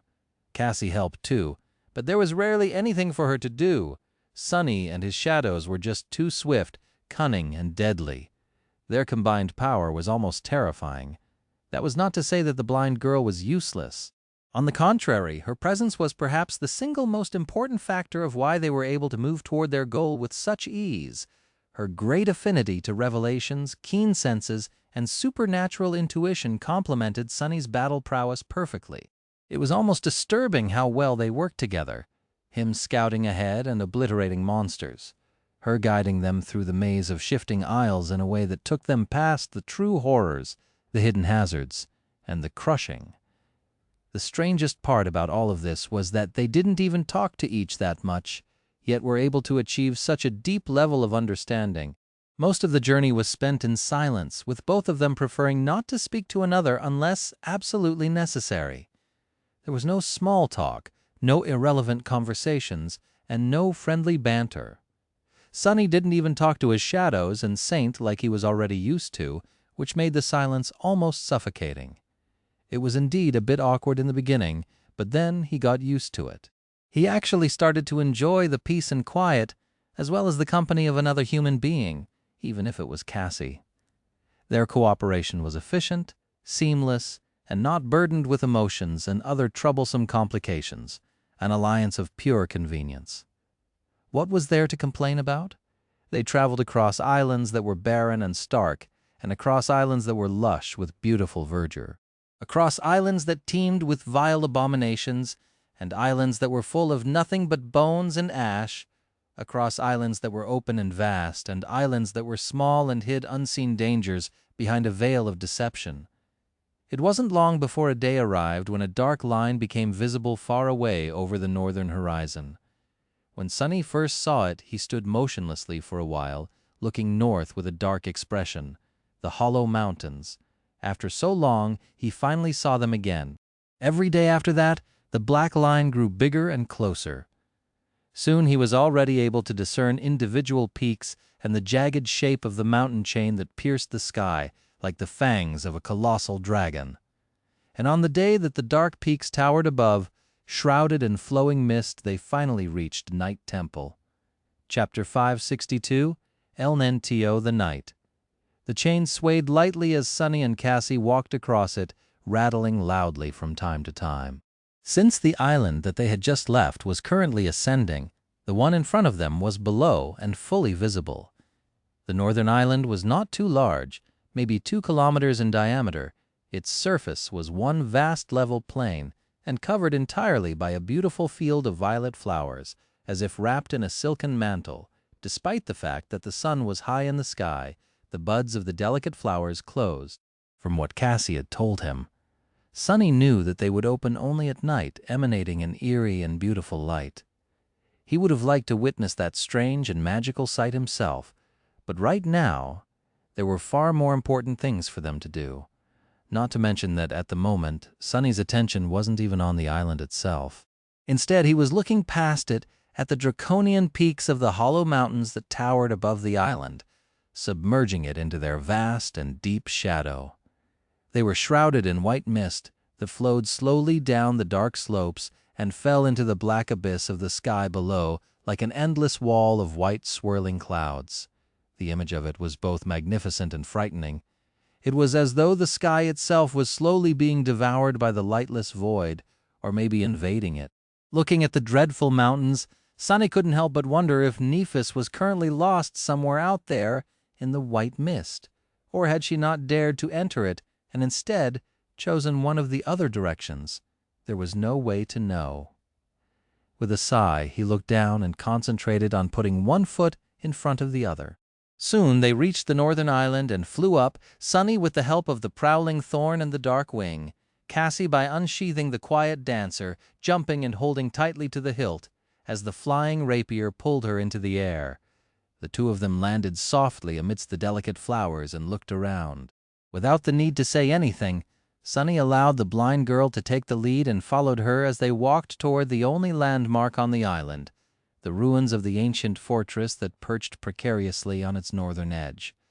It was very similar to the crumbled stronghold where he had met Effie and Kai. Trying not to disturb the flowers, they crossed the island and entered the fortress. Nothing attacked them on the way, and there were no sounds except for the whistling of the wind and that of their footsteps. The northern island was beautiful, silent, and strangely peaceful. Looking through the broken gateway of the ancient stronghold, Sunny studied the colossal chain that anchored the isles to the hollow mountains. The swirling mist flowed down on both sides of it, obscuring the point where the chain sunk into the dark stone. He remained motionless for a few moments, then shivered and looked away. At the very corner of the platform that lay beyond the gate, almost unnoticeable, a narrow set of stairs led down, cut from weathered rock. The path snaked around the overhanging slope, clinging to the stone surface as it led to the dark side of the island. Cassie put one hand on the stones and, tracing her fingers across them, cautiously stepped onto the stairs. Sunny followed, looking down with a dark expression. The path leading to the night temple was long and narrow. There was barely enough space for 2 people to walk side by side. To his right was the stone wall of the island, and to his left was the bottomless, dark abyss of the sky below. One careless step could spell a person's doom. The placement of the stairs was not accidental as well. If an attacking force tried to lead an assault down the path, they would have had to fight the defenders one at a time, with the movements of the fighter's right hand being restricted by the slope. Range attacks wouldn't help much due to the curvature of the wall, too. In a place like that, one warrior could stop an entire army. They descended lower and lower, finally reaching the dark side after a long time. At the point where the slope turned almost completely horizontal, the stairs transformed into a strange hanging bridge that was attached to the stone surface above by rusty chains. It swayed precariously above the dark chasm of the sky below, leading all the way to the center of the aisle to the night temple. Sunny froze, startled by a mournful sound of a loud bell that suddenly rolled through the darkness. In front of him, at some distance, a magnificent structure protruded from the underbelly of the floating island. Made out of black stone, it resembled a tall, somber cathedral that was somehow built upside down and hovered above the abyss of impenetrable darkness. The foundation was its highest point, and its 7 belfries descended into the depths of the black void, each ending with a short chain that held a massive bell cast of tarnished green copper. Since Night Temple was located under the island, the light of the sun never reached it. Instead, the cathedral was shrouded in eternal shadow, with only the pale shining of the distant divine flames caressing its black walls. In a strange reversal, the velvet darkness of the abyss and the scattering of false stars in its depths seemed like a vast night sky hanging above it. As Sonny watched, a second bell rang. He shifted a little and turned his attention to the narrow path, tracing its treacherous steps all the way to the massive iron gates of the cathedral. Cassie turned to him, lingered for a moment, and said, "Let's go. They've seen us." Sonny nodded and took a step forward. Night Temple waited ahead, its gates opened like a hungry mouth. Chapter 563 Lost Sentinels. As they walked toward the gates, Sonny asked quietly, "So what happens now exactly?" Cassie thought for a few moments before answering, "I'm not sure. That depends on whether St. Cormac is inside the citadel or out exploring the Hollow Mountains.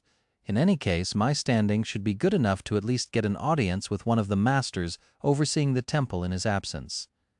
She hesitated, then added, "If we are allowed inside, there are several rules you must follow. Outsiders aren't allowed to summon any memories or echoes inside the citadel. We can only go into the allowed areas unless a master is escorting us. We may not speak with the inhabitants of the temple unless they address us first. Additionally, all items we bring inside have to be inspected." Sonny frowned. The rules were not only strange but also strict and would put him at a disadvantage should anything happen. However, he remembered Sky Tide's warning. She told him not to break any rules inside Night Temple. "All right, I won't do anything risky unless absolutely necessary. Let's see how this plays out first." As they approached the ornate gates, 2 figures became visible standing on both sides of it. One was a man, and the other was a woman. Both sentinels were in their 30s and had calm, cold, dangerous eyes. So, these are the lost. It was Sonny's first time meeting their kind. In truth, there was not much difference between them and those awakened who had not lost their physical bodies. That was not to say that the sentinels were ordinary. Both radiated an imposing, overbearing aura. Just from how the lost held themselves, Sonny could tell that they were extremely experienced and fearsome warriors. Their armors were perfectly crafted, and their weapons had a dangerous luster, all clearly of a high rank. The pressure these sentinels exerted reminded him of the oldest and most deadly hunters of the Dark City, those who had survived long years of bloody battles in the hell of the Forgotten Shore. If he was honest, he had to admit that most awakened anchored at the sanctuary of Noctis seemed like children when compared to the 2 lost. These people were no joke, and there were 100 more inside the cathedral if what Cassie had told him was true. If all of them were the same as the sentinels, Sonny suppressed a shiver. He might have vastly underestimated the scale of the force that Clan Valor had stationed at the precipice of the Hollow Mountains. The somber cathedral hid an entire army. But why only keep the lost here? What purpose could it serve? The mystery had been tormenting him ever since he learned of it. At some point, one of the sentinels raised a hand, commanding them to stop. He studied both Sonny and Cassie for a while, and then said in a cold voice, "Lady Song of the Fallen, what a nice surprise to see you again. I hope that the other members of your cohort are well." His tone did not match the friendly words at all. The blind girl simply nodded. "They are well and in good health, anchored at the sanctuary of Noctis."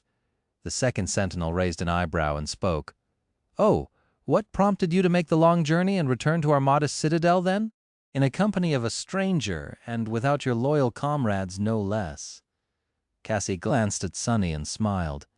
"This is awakened Sunless, and he is not a stranger. In fact, he is a dear friend of mine and one of the few people in this world I would trust with my life. Both of us used to be Lady Changing Star's companions." Sonny almost choked. Such smooth lies admirable. The blind girl meanwhile lingered for a moment and then said, "We hope to have an audience with Lord Cormac." The sentinels remained silent for a while, making Sonny feel a bit nervous. Finally, one of them answered, "Lord Cormac is carrying out one of his missions. He won't be back for several weeks, at least." Cassie's smile didn't waver. Without skipping a bit, she said, her voice as polite and pleasant as before, "Sir Pierce or Lady Wealtha, then." The sentinels looked at each other. After a while, one of them sighed. "Wait here." With that, he disappeared, leaving Sonny and Cassie under the heavy gaze of the remaining lost. Sonny stared back, shamelessly studying the sentinel. No matter how he tried, he couldn't tell the difference. She looked just like a normal awakened would in the dream realm. Well, it made sense. Her spirit body was the same, after all. It was also shaped very nicely. "What are you staring at, boy?" Sonny looked up and smiled. For a moment, he was very tempted to answer honestly, but then his common sense won other. "Your armor, ma'am? It seems like a fine memory." The sentinel snarled and didn't say anything. After some time, the second one returned and beckoned them to follow. They were led into a small, chilly room at the side of the gate and handed 2 sets of simple garments made out of crude cloth, then locked inside. Sonny stared at the bundle in his hands with a perplexed expression. What is that for?" Cassie sighed and unbuckled her belt, then dismissed the quiet dancer and placed its empty scabbard on a bench. No memories or echoes allowed, remember? Sonny frowned, then glanced at his armor. If he dismissed it, he would be more or less naked. "They are expecting us to change here." The blind girl silently turned her back to him. Sonny hesitated for a moment, then did the same. His shadow looked away, too. Cursing inwardly, he dismissed the undying chain and felt the shadows in the tiny room shift as Cassie's cuirass and coat crumbled into a rain of sparks. They were close enough for him to hear the steady beating of her heart and sense the heat emanating from her body. Trying not to let his imagination wander, Sonny put on a pair of simple trousers and heard the fabric rustle as it slid across her smooth skin. Bastards, they couldn't give us 2 rooms to change? Suppressing his anger, Sonny put on a tunic and frowned. Its sleeves were too short to hide the coils of the soul serpent. More than that, they revealed the 2 shadows that were wrapped around his body, shrouding it in a thin layer of darkness. Not to mention that both the tunic and the trousers were several sizes too big for him. With a sigh, Sonny commanded the shadows to crawl up his arms, hiding them from sight.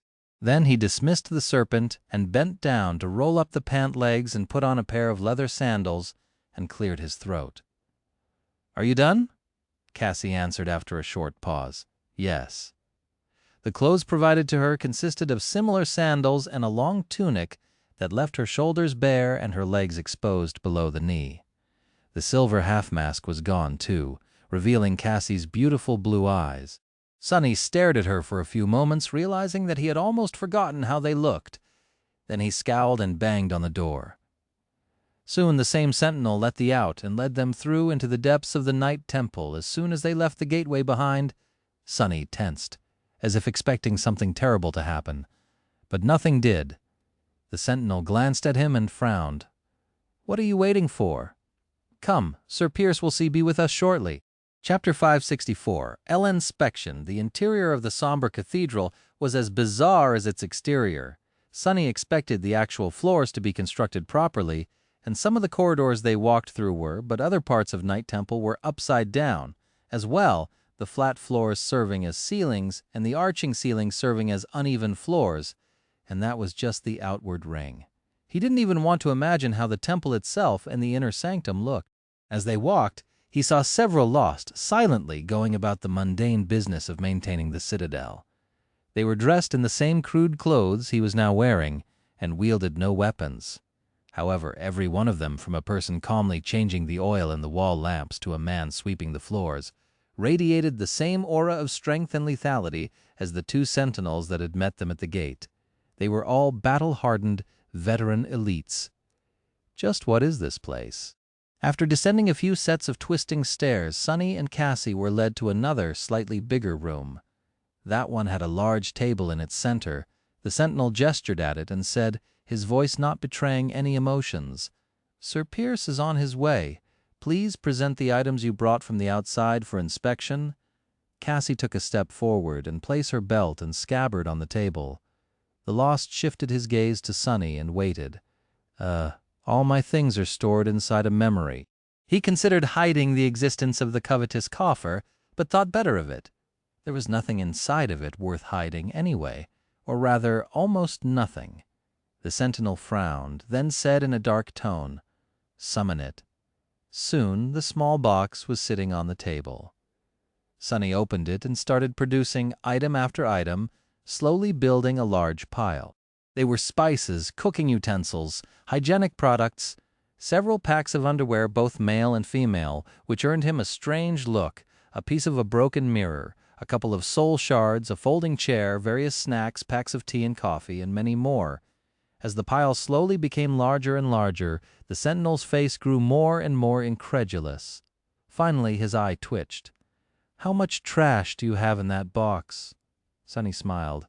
"Almost finished."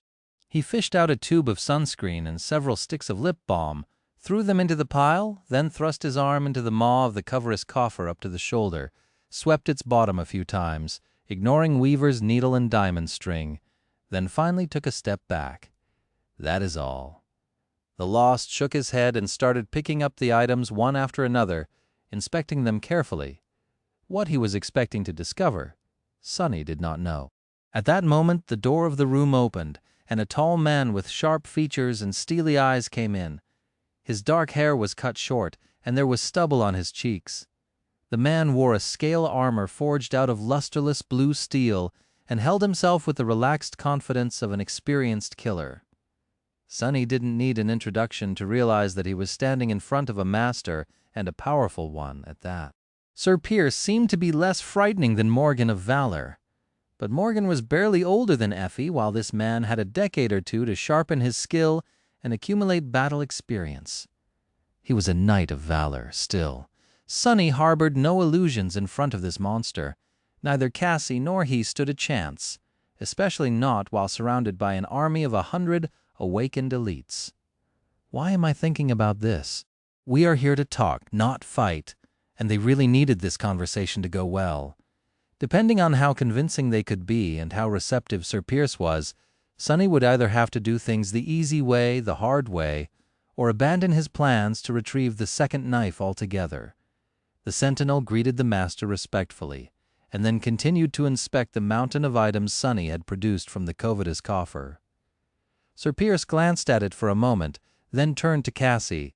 "Awakened Cassia, welcome back to the Night Temple." Cassie bowed slightly. "Sir Pierce." Sonny suppressed the desire to roll his eyes. "It's like I'm invisible." Both the sentinels and the formidable master had ignored his existence entirely, preferring to address the blind girl. Part of the reason must have been that they already knew her, but mostly it had to do with her status as a bearer of a true name. Well, it suited Sonny perfectly. He liked to remain as unnoticeable as possible. Sir Pierce and Cassie exchanged several pleasantries, slowly approaching the discussion of the real issue. Sonny listened attentively, knowing how much rode on this conversation. At some point, however, he got distracted. What was that? For a moment he thought that he heard someone sigh deeply behind him. No, he definitely did, but there was no one there. Sonny frowned. Am I hallucinating? Or it was then that a familiar voice suddenly resounded in his ears. "Sunless, I am so glad that you made it." Sonny's eyes widened slightly. He looked at the sentinel, Cassie, and Master Pierce. None of them showed any sign that they had heard anything. Turning away as if to stare at the wall, he hid his face and said in a barely audible whisper, "Mordret, where have you been, bastard?" His words sounded harsh, but his tone was actually elated. The voice chuckled, making Sonny feel a bit tense for some reason. Was it just him, or did the mysterious prince sound a bit different? "Me? Oh, actually, I was with you this whole time, watching as you traveled across the dream realm. I just chose not to speak." Sonny blinked a couple of times. A heavy, cold feeling settled in his chest. Something was wrong. Very, very wrong. "You chose not to speak? Why?" Mordret remained silent for a few moments, then said in his usual pleasant tone, "With how cautious you are, I was afraid that you wouldn't come if I said too much." What does he mean?" Sonny felt his heart beating wildly in his chest.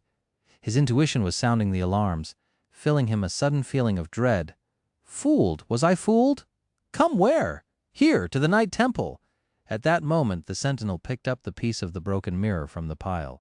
Mordret spoke again, his voice still friendly, but suddenly much colder and deeper beneath the surface, like a dark and restless ocean hiding under a thin veil of mist. "Indeed, thank you to bringing this piece of mirror to me sunless. I am very grateful." Sir Pierce casually glanced at the sentinel while responding to Cassie. His gaze stopped at the mirror. In the next moment, his pupils widened. "And very sorry for what is about to happen next." The formidable master was suddenly near the table, the lost thrown aside. The piece of the mirror was in his hand. Throwing a wild look at Sonny, he screamed, "Where did you find it, boy? Answer me." Sonny took a stoop back, stunned. I... He remembered St. Tyrus telling him not to mention Reckoning Island. However, at the moment it seemed like Pierce would rip him apart if Sonny dared to twist the truth even a little, so he answered honestly, "Reckoning. I picked it up after slaying a strange creature." Sir Pierce stared at him for a moment, and then his face suddenly changed. It became deathly pale and motionless, as if aged by 10 years.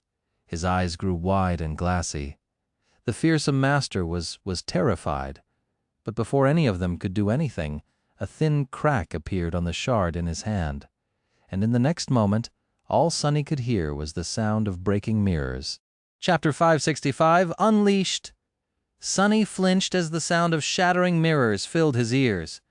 No one else seemed to react to it, though, and a moment later, as the cracked piece of glass in Master Pierce's hand exploded into a rain of shards, the sound abruptly disappeared. The fearsome man shuddered. "No, what is happening?" Sonny took a step back. Things were happening too fast, and he couldn't comprehend the situation yet. All he knew was that his heart was cold and his mind was overwhelmed by a premonition of something ominous, dreadful, and disastrous happening. He had been fooled. He had made a mistake. Cassie shifted slightly, tilting her head with a tense and confused expression. In the next moment, Pierce swiftly turned to the sentinel, his face still pale and terrified, but now also full of grim resolve. His voice, which had been so confident just a few moments ago, now sounded panicked. "Seal the temple! Destroy the gateway! Go! Now! We can't let that thing escape!" Sonny's eyes widened. "Destroy the gateway? What the hell does he mean? And what thing he was talking about?" The sentinel didn't seem to have these questions. Pierce's terror had spread to him like an infection, but the man simply nodded and darted out of the room without letting fear slow him down. Cassie took a step back to let him pass, then asked tensely, "Sir Pierce? What is going on?" As though reminded of their presence, the master turned around and threw a dark, menacing look at Sonny. "You!" His voice shook with barely suppressed fury. "Crap!" Sonny thought about summoning the cruel sight, but before he could even move, the tall man was already beside him, grabbing him by the shoulder. If it wasn't for the bone weave, Sonny's clavicle might have cracked from the terrible pressure with his other hand. Pierce grabbed Cassie, causing her to yelp in pain.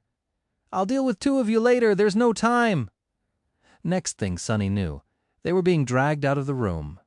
He threw a regretful glance at the pile of his belongings that was left laying on the table, stared at the covetous coffer for a moment, and then turned away. What to do? What to do? The situation was clearly out of his control now. Mordret has done something, had manipulated him to do something, and now the whole citadel was on high alarm and furious with Sonny. Whatever it was that the mysterious prince had used Sonny to achieve, it was bad enough to terrify a master and justify the irrevocable destruction of a precious gateway. So there were 2 questions. Should I try to fight my way out? And should I also be terrified of the thing that Mordret unleashed? Suddenly, another thought occurred to Sonny. Or is Mordret himself that thing? His heart grew even colder. There was not enough information to answer the second question, but the first one was rather easy. Sonny was strong, but not nearly strong enough to fight 2 masters and 100 deadly elites, especially not on their home ground. Plus, both he and Cassie had status. Even a great clan wouldn't dare to make them disappear without proper cause. I need more information first. Let's see how this plays out and make a move if the circumstances demand it. So he didn't struggle as Master Pierce dragged them into the corridor. Outside the small room, The citadel that had been peaceful and somber before was not in a state of pandemonium. Several lost darted past them, their shadows dancing on the black walls in the orange glow of the ornate oil lamps. Sunny could see motion and sense hurried, but orderly movement in every direction. Unlike before, each inhabitant of the temple was now clad in armor and wielded deadly weapons. They were swift and disciplined, like professional soldiers that were preparing for war, and there was an army of them. But despite all that, was it nervousness he felt behind the facade of calmness the Lost showed? Master Pierce shouted at one of the sentinels, ordering him to stop, then pushed Sunny and Cassie toward the man. Lock these two up in the lesser cell. Sunny wanted to express his outrage, but before he could, the whole temple suddenly shuddered. A few moments later, a deafening sound wave rolled through the corridor. The gates, they have closed them. But it wasn't as simple as that. Since they were still in the outward ring of the citadel, his shadow sense had been somewhat able to reach into the emptiness beyond its outer wall. But as soon as the gates closed, that changed, as though the temple was now completely cut off from the outside world. It was now sealed with them inside. The sentinel silently grabbed the two of them and dragged them away. Staggering and trying not to fall, Sunny threw a glance behind his shoulder. The last thing he saw was a woman with beautiful red hair appearing before the fearsome master. She wore a simple black tunic and leather vambraces, her shins protected by a pair of greaves. The woman's face was grim and full of tension. "Pierce, what the spell happened?" A moment later, the two disappeared behind a turn of the corridor. "This must be Master Wealth!" The Lost swiftly dragged them through the disorienting maze of corridors and stairs. They were descending lower and lower, most likely heading toward one of the cathedral's belfries. His expression was dark and severe, and for a good reason everywhere they passed through, the inhabitants of the Night Temple were busy preparing for battle. It was as though they were expecting to face a terrifying siege. The threat, however, didn't seem to be coming from the outside. Instead, most of the Lost were rushing deeper into the temple, toward its inner sanctum. It wasn't long before they heard screams. The sound traveled through the confusing interior of the cathedral in a strange manner, so it was hard to say from which direction the screams came. They seemed distant, and yet Sunny couldn't help but feel his blood run cold. These chilling wails were full of indescribable agony and terror. He knew the type too well. These were the screams that humans let out when they were not only horribly hurt, but also maimed, knowing that their lives were either over or would never be the same. The sentinel in charge of them stopped for a moment. His face grew ashen, and without saying a word, he continued to drag them toward a heavy metal door at the end of a long corridor. The Lost used an elaborate key to open the door and then pushed them inside. Sunny and Cassie found themselves in a circular chamber that had a tall ceiling, or rather a tall floor, since it was built in reverse. The domed ceiling of the chamber was actually beneath their feet, sloping down like a deep crater. In the center of the cell, a large iron cage stood, each bar of it as thick as a man's arm. Strange runes were inscribed all around the cage, circling it entirely. What the? A moment later, the sentinel unceremoniously pushed them both in the backs, causing Sunny and Cassie to roll down the slope of the dome and through the door of the cage, which he then promptly closed. It locked with a loud click, cutting their way to freedom. No way. Sunny rose to his feet, turned around, and watched as the Lost left the room and shut the door behind him. For a few moments, they were left in absolute silence. The room was dark, with only a single oil lamp burning on the wall near the exit. Its orange flame trembled and danced, barely managing to keep the shadows at bay. Sunny gritted his teeth, then kicked the iron bars with all his might and screamed in anger and frustration. "Damn it! Damn it all!" Behind him, Cassie slowly stood up, then swayed a little. "Sunny." He turned to her and snarled. "What?" The blind girl grimaced. Something is wrong." I feel Sunny stared at her for a few moments, then blinked and looked outside the cage. The runes surrounding it were slowly starting to emanate an eerie, dangerous blue glow. Chapter 566, L'imprisoned. Sunny looked at the runes. Their eerie glow was swiftly growing brighter and brighter, drowning the chamber in a ghostly light. Slowly, a deep frown appeared on his face. Then, suddenly, His eyes widened. Crap! But it was already too late. The runes shimmered, and in the next moment he felt his reserve of shadow essence plunging. It was as though something was draining the essence out of his soul with terrifying speed. At the same time, the range of shadow essence diminished even further, becoming limited by the size of the cage. The gloomy shadow recoiled, trying to get away from the shining runes. Sunny hurriedly tried to summon the cruel sight, but he was a second too slow. Before the spear could form itself from the sparks of light, his essence ran dry, and it disintegrated before assuming a physical form. Damnation! He looked helplessly at the bars of the cage and clenched his fists. This was indeed a jail cell built to contain awakened. Without shadow essence, he wouldn't be able to use Shadow Step to escape. More than that, he couldn't summon memories anymore. Manifesting them into reality demanded essence as well, even if it was a tiny amount. The same went for echoes and even shadows. He also felt weak, and was only going to grow weaker in the coming hours without essence circulating through his body. Sunny's strength was vastly diminished. Whoever created this damned cage really knew what they were doing. With a resentful snarl, Sunny turned around and allowed himself to slide down to the center of the dome where Cassie stood with a lost expression on her pale, delicate face. Raising one hand awkwardly, she tentatively moved it through the air around her and whispered, "I am blind again." Sunny frowned, stared at her for a moment, and then turned away. "You were always blind." Of course, he knew what Cassie meant without soul essence. The aspect ability that allowed her to perceive the world from several seconds in the future was gone too. It wasn't exactly sight, but something that had replaced being able to see to her. His words might have been cruel, but Sunny was not in the mood for pleasantries. Being locked in a cage, powerless to escape, that was his worst nightmare, and he had no one but himself to blame for ending up that way.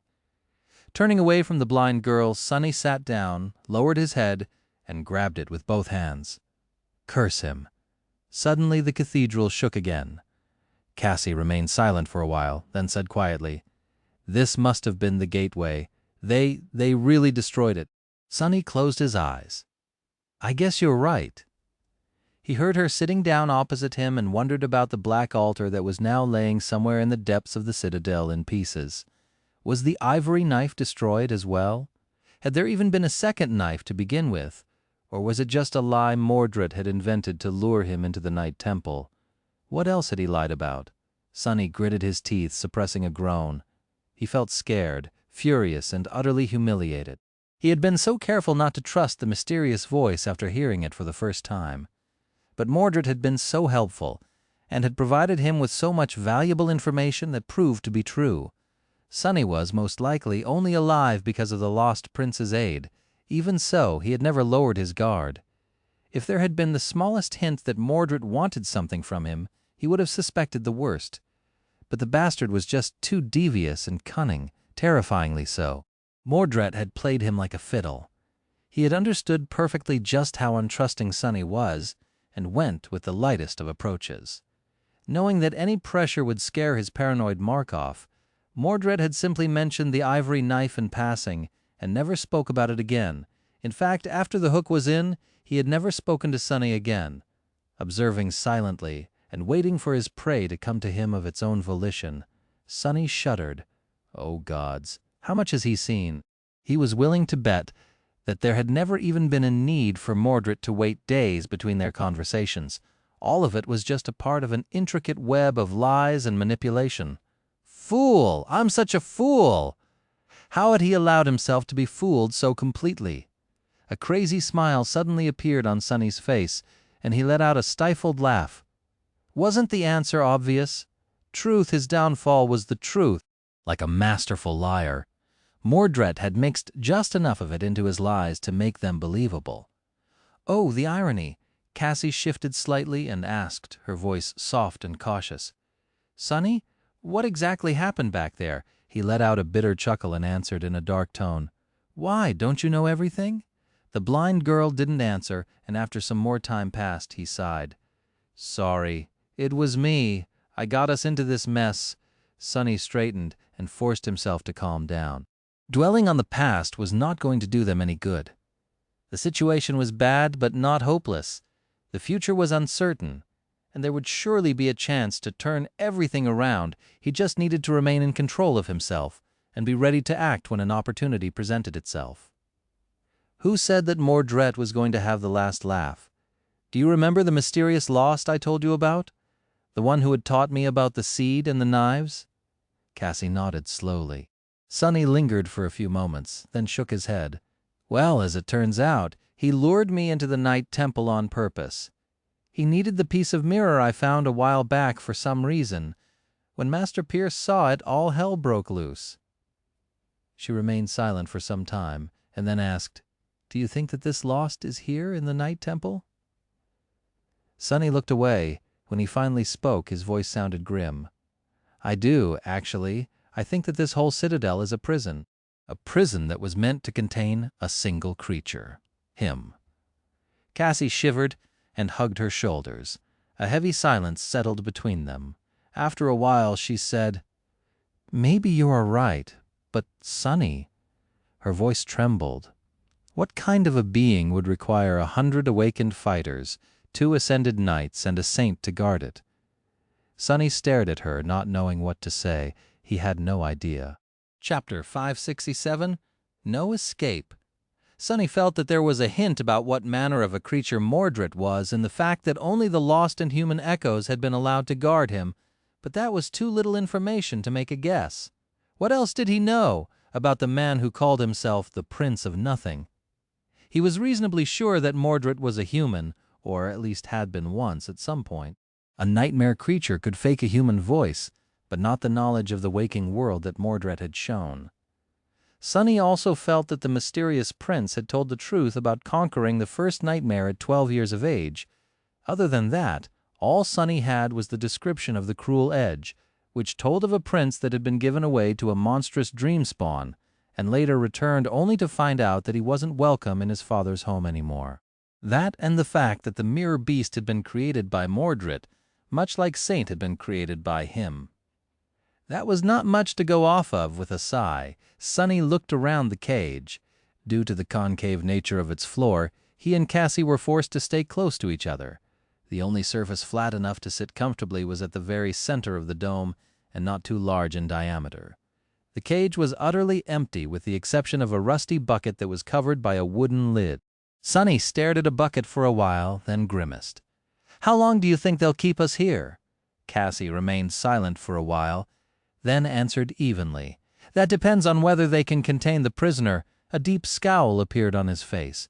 Would 100 elite awakened warriors and 2 masters, all in service to a great clan, be able to handle Mordret? Before today he would have said yes without a moment of hesitation. No matter how powerful the mysterious prince was, how could he contend against an entire army? But after seeing the terror on Sir Pierce's face and how nervous the lost were, Sonny wasn't so sure anymore. And what would happen if Mordret somehow prevailed? Would they be safe? Or would they learn that terror themselves? Crap. Sonny threw a dark glance at the door of the chamber and closed his eyes. For now, there was nothing they could do but wait. Minutes passed, slowly converging into hours. With no windows, it was hard to measure the passage of time.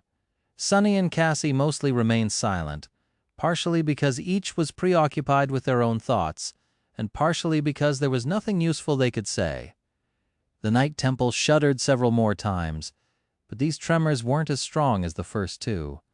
Sonny silently meditated, feeling the shadow essence dissipate from his muscles and his strength slowly diminishing.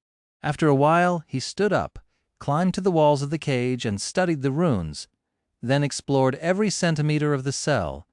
He even tried to bend and dislodge the iron bars, but it was useless. The cage seemed to be built to imprison masters, or perhaps even saints. Even at his full power, Sonny wouldn't have been able to break free with brute force. After a while, he had no choice but to slide back to the center of the dome and resume doing nothing. He hadn't had an opportunity like that in a long while. Actually, doing nothing was sort of relaxing. If he ignored the fact that their lives were hanging by a thread, of course. The blue glow of the runes and the orange light of the oil lamp were soft and dim, leaving the chamber dark and full of shadows. Somewhere outside, a gruesome massacre was perhaps taking place, but here, Everything was calm and silent. Sonny was on the verge of dozing off when Cassie suddenly turned to face the door. "Someone is coming." He opened his eyes and stood up, then glanced at the oil lamp with a dark expression. Its dancing flame trembled, and then disappeared for a moment when the door opened with a bang and a gust of wind entered the cell. 5 people came inside. 4 of them were lost warriors, their faces grim and their armor bloodied. One was the same sentinel who had locked them inside, his face ashen and pale, a piece of white cloth wrapped around his head like a makeshift bandage. The 5th was a woman with beautiful red hair, wearing a black tunic Master Wealth. There was a strange amulet in the shape of an anvil hanging on a thin chain around her neck, and murder in her eyes. The aura she emanated was truly frightening. So Mordret did not manage to escape after all. The Master threw a cold glance at Cassie, then turned to Sonny. You brought that piece of mirror into the Citadel, correct?" Sonny shifted slightly. "I did." The corner of Wealthy's mouth twitched. "Who instructed you to do so?" He blinked a couple of times. "What? No one instructed me. I had no idea what that shard was. I just thought that it was curious and picked it up." The beautiful woman glanced at one of the lost, who nodded. "He is telling the truth, or at least believes in what he says." Sonny studied the lost, who was a man in his 30s with a gaunt face and clear gray eyes. "Great. Another walking lie detector." Wealth frowned, then pierced Sonny with a heavy gaze. "What was your purpose in coming to Night Temple?" Sonny hesitated for a few moments. When he spoke, his voice sounded frightened and a little shaky. "I've been told that there is a special knife here on the altar. I'm interested in that knife because it has to do with the past of the Chained Isles. I'm a researcher at the Awakened Academy, you see. Maybe you've read my previous exploration report? It's quite famous." The Master stared at him for some time, then glanced at the lost with clear eyes and shook her head dejectedly. "All this because of one clueless fool. Yes, I am a pathetic, useless fool, believe it." Sonny cleared his throat. "Master Wealthy, I am very sorry for the trouble I've caused, but, what is going on, and when are you going to release us?" She suddenly let out a stifled laugh, then looked at him with a dark, furious expression. "Release you? If you knew what your actions have caused, you would have begged me to keep you in this cell. At least that fiend can't get to you here, no. The 2 of you will remain locked up until we deal with the mess you've made. And we will deal with it, believe me." That was not exactly the answer Sonny wanted to hear, but at least it gave him some information. Mordret wasn't contained yet. Rather, he and the Valor forces seemed to be in some sort of a stalemate. Master Wealth gritted her teeth, then turned away. However, before leaving, she stopped for a moment and then said, her voice grim, "Now that the temple is sealed, no one but Lord Cormac can unseal it anyway. With the gateway destroyed, there's no escape. Where would you even go?" With that, she clenched her fists and left the chamber. The 4 lost followed, closing the door behind them. Sonny stared at it for a while, a bleak expression on his face. No one but Lord Cormac can unseal it. Crap! The saint was not supposed to return until a month from now. He looked at Cassie, then at their cage, and lastly at the glowing runes. This was going to be a long and terrible month. Chapter 568, Full Circle. He sat back down, waited for a while, and then turned to Cassie. "Did you take a look at her attributes?" She sat down too and sighed. Yes, her, the 4 lost with her. "Sir Pierce too. I also saw the name and rank of their aspects." Sonny frowned. "What? Since when can you read aspects too?" The blind girl shrugged. "Since my awakening." He stared at her for a bit. What a useful ability, and worse news, if she had not known some of his secrets before, she surely knew them now. How infuriating. Sonny grimaced, lingered for a bit, and then said, "Good. Chances are we'll need that information before all of this is over." He didn't press her for answers yet, since there was a lot he had to think about. Some more time passed with both of them remaining silent. After a while, the door of the chamber opened once more, and the familiar 4 lost entered. The one with the bandaged head was carrying a tray of food and a water skin.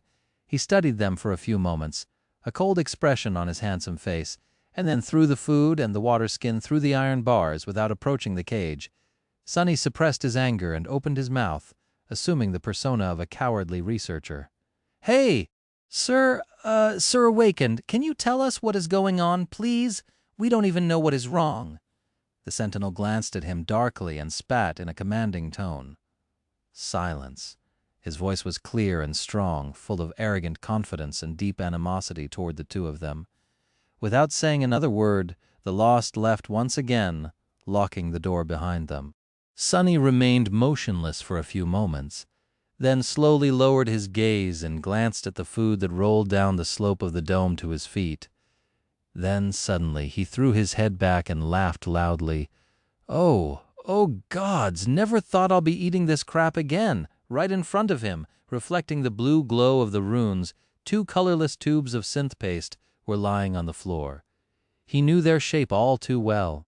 They had a late supper, which consisted of a synthetic paste that had the consistency of mud and tasted about the same. Still, this vile invention was cheap to produce and supposed to contain all the nutrients one needed to barely survive. Sonny had not missed the damned sludge at all. In the outskirts, the easiest food to get was called a universal ration pack, or simply a rat pack. It contained a tube of synth paste, a cheap water filter, and several dry, tasteless crackers. This was what he mostly ate before becoming an Awakened. So now, Sonny felt as though his life had come full circle. Such irony. After a while, tired and weak without the essence sustaining their bodies, they decided to sleep. The flat space in the center of the cage was so small that Sonny and Cassie had to settle with their backs against each other. With nothing but 2 layers of thin fabric separating their skin, Sonny could feel the heartbeat reverberating through her lithe body. The cage was cold and chilly, but at least his back was warm. They lay in silence for a while, trying to fall asleep. Before they did, however, Cassie suddenly spoke. "Sonny?" Her voice was quiet and hesitant. How is she doing? Do you know?" He kept his eyes closed and remained silent for a few moments, then said with no particular emotion, "She is doing great. She is a devil already. Now stop bothering me." Cassie sighed and didn't say anything else. In the middle of the night, if it was night outside, he suddenly woke up, disturbed by a sudden change in her breathing. Through the thin fabric of their clothes, he could feel the blind girl's body tense up, her breathing rugged and uneven. Sonny hesitated, then turned around and looked at Cassie. In the pale glow of the runes, her delicate face seemed white and bloodless. It was contorted in a tortured grimace, with beads of sweat appearing on her forehead. Her eyes were moving hectically behind the eyelids. He lingered, not knowing what to do. It was obvious that Cassie was having a vision, and that, like most of her visions, this one was painful and terrifying. Was he supposed to wake her up, or would it do more harm than good? Before he could decide, she suddenly sat up with a stifled yelp. Her chest was rising and falling wildly, and there was a panicked expression on her face.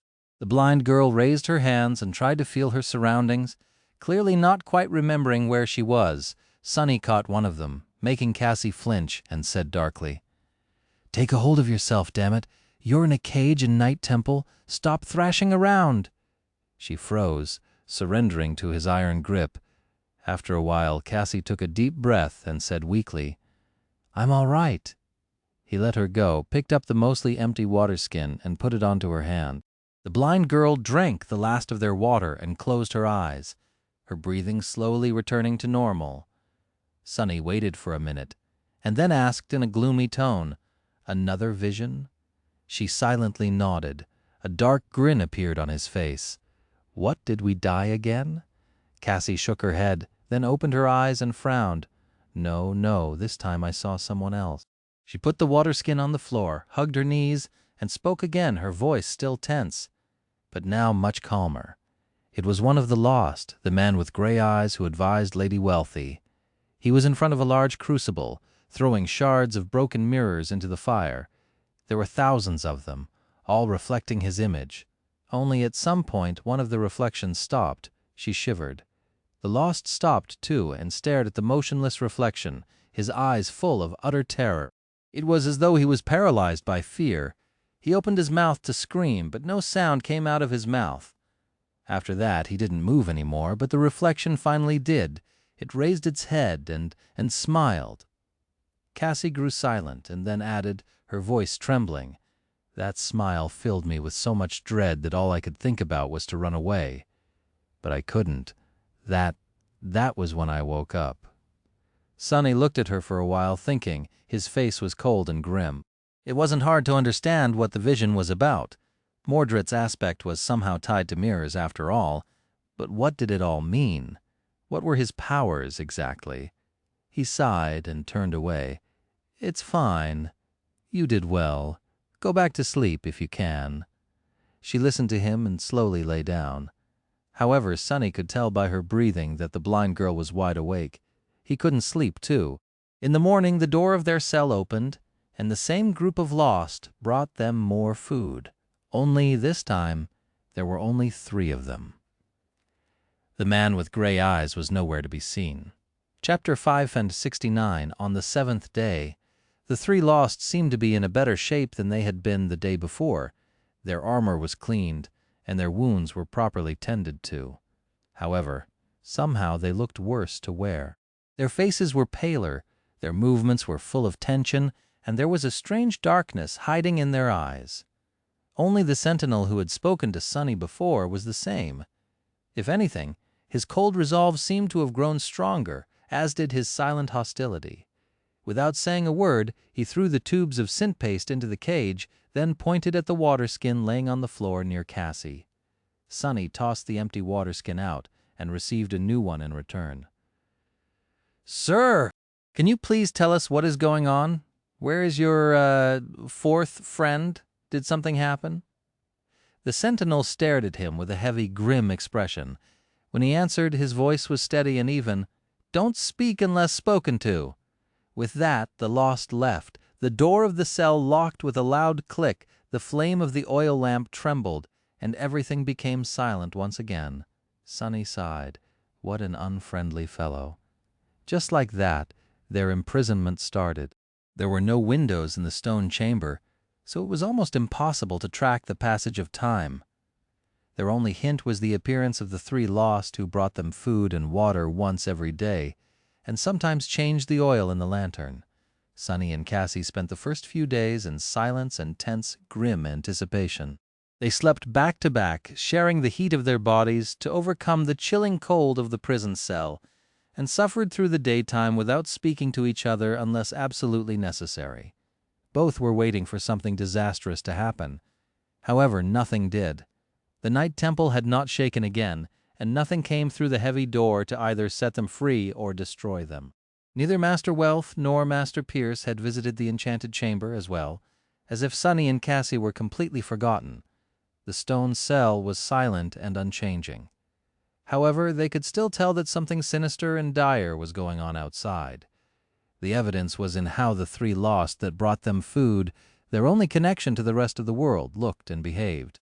With each day, 2 of them seemed more and more frightened, while the 3rd grew increasingly cold and grim. No matter how much Sonny tried to get the sentinel to speak, the arrogant warrior refused to tell him anything, and only glared at the prisoners through the iron bars of the cage, his eyes full of ire. Their actions changed, too. If before all 3 used to look at Sonny and Cassie while delivering the food, now only the sentinel did. The other 2 stood facing the door, their weapons drawn. Sometimes their hands were trembling, realizing that nothing was going to change any time soon. Sonny had to reluctantly change his behavior. He shared everything he knew about Mordret with Cassie and learned everything she remembered about the Night Temple in return. With nothing else to do but teach each other, they went over every little detail many times over, only to end up with nothing. No new clues, no deeper understanding, not even a good guess or 2. It was simply a dead end. For now, on the 7th day, the 3 lost arrived as usual. The sentinel walked forward and threw the tubes of synth paste into the cage, while the other 2 assumed defensive positions behind his back. Their eyes seemed dark and hollow. However, before Sonny could toss the empty water skin outside, a chilling scream suddenly resounded in the corridor outside the door. A long, drowning shriek echoed from the cold stones, full of torment and indescribable agony. How could a human throat produce such a sound? The Lost tensed and gripped their weapons, one of them taking an involuntary step back. The sentinel snarled and pushed the man in the back. "Get a hold of yourself, cowards! Remember your duty!" With that, he threw the water skin to Sonny and rushed outside, a slender sword appearing in his hand from a whirlpool of dancing sparks of light. The others gritted their teeth and followed, shutting the door behind them. The flame of the oil lamp trembled. On the next day, when the door opened again, only 2 Lost walked through it. One of the surviving Lost looked like a walking corpse. There were no wounds on his body, but his eyes were dull and glassy. He glanced at Sonny and Cassie lifelessly, then turned around and raised his weapon, staring at the open door with tired dread. Even the arrogant sentinel seemed a bit diminished. His handsome face was still cold and resolute, but there was a slight weakness to how his shoulders were set, and a slight uncertainty to his movements. He tossed the tubes of synth paste and the water inside the cage, not even waiting for Sonny to return the other 2 water skins. Sonny wanted to try to get the Lost to speak to him again as usual, but then thought better of it. There was a sharp edge in the man's eyes that made the idea of pushing him even a little seem too dangerous. The 2 Lost left, leaving the prisoners alone again. Sonny stared at the door and the orange flame of the oil lamp dancing beside it for a few minutes, then shivered and turned away. Their jailers returned several more times. With each day they looked more disheveled and exhausted, the darkness in their eyes growing deeper and deeper. A few times Sonny could hear strange, disturbing sounds coming from the corridor, but the 2 Lost did not seem to react to them at all. A week later, the food did not arrive for an especially long time. Sonny glared gloomily at the door, feeling pangs of hunger torment his empty stomach. 1 tube of synth paste a day was not nearly enough to satiate him, so he was always hungry just like he had been in the past, living on the streets and the outskirts. Hours passed, but the 2 Lost were nowhere to be seen. Where the hell are they? Then something suddenly crashed into the door from the outside with a loud bang.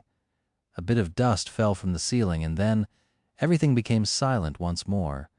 Sonny remained motionless for a few moments, then slowly looked down.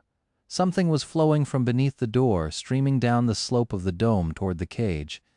In the dim orange glow of the oil lantern, the liquid seemed almost black. But he knew it smelled too well blood. It was human blood. After that day, no one came to feed them anymore. Chapter 570, Thirst.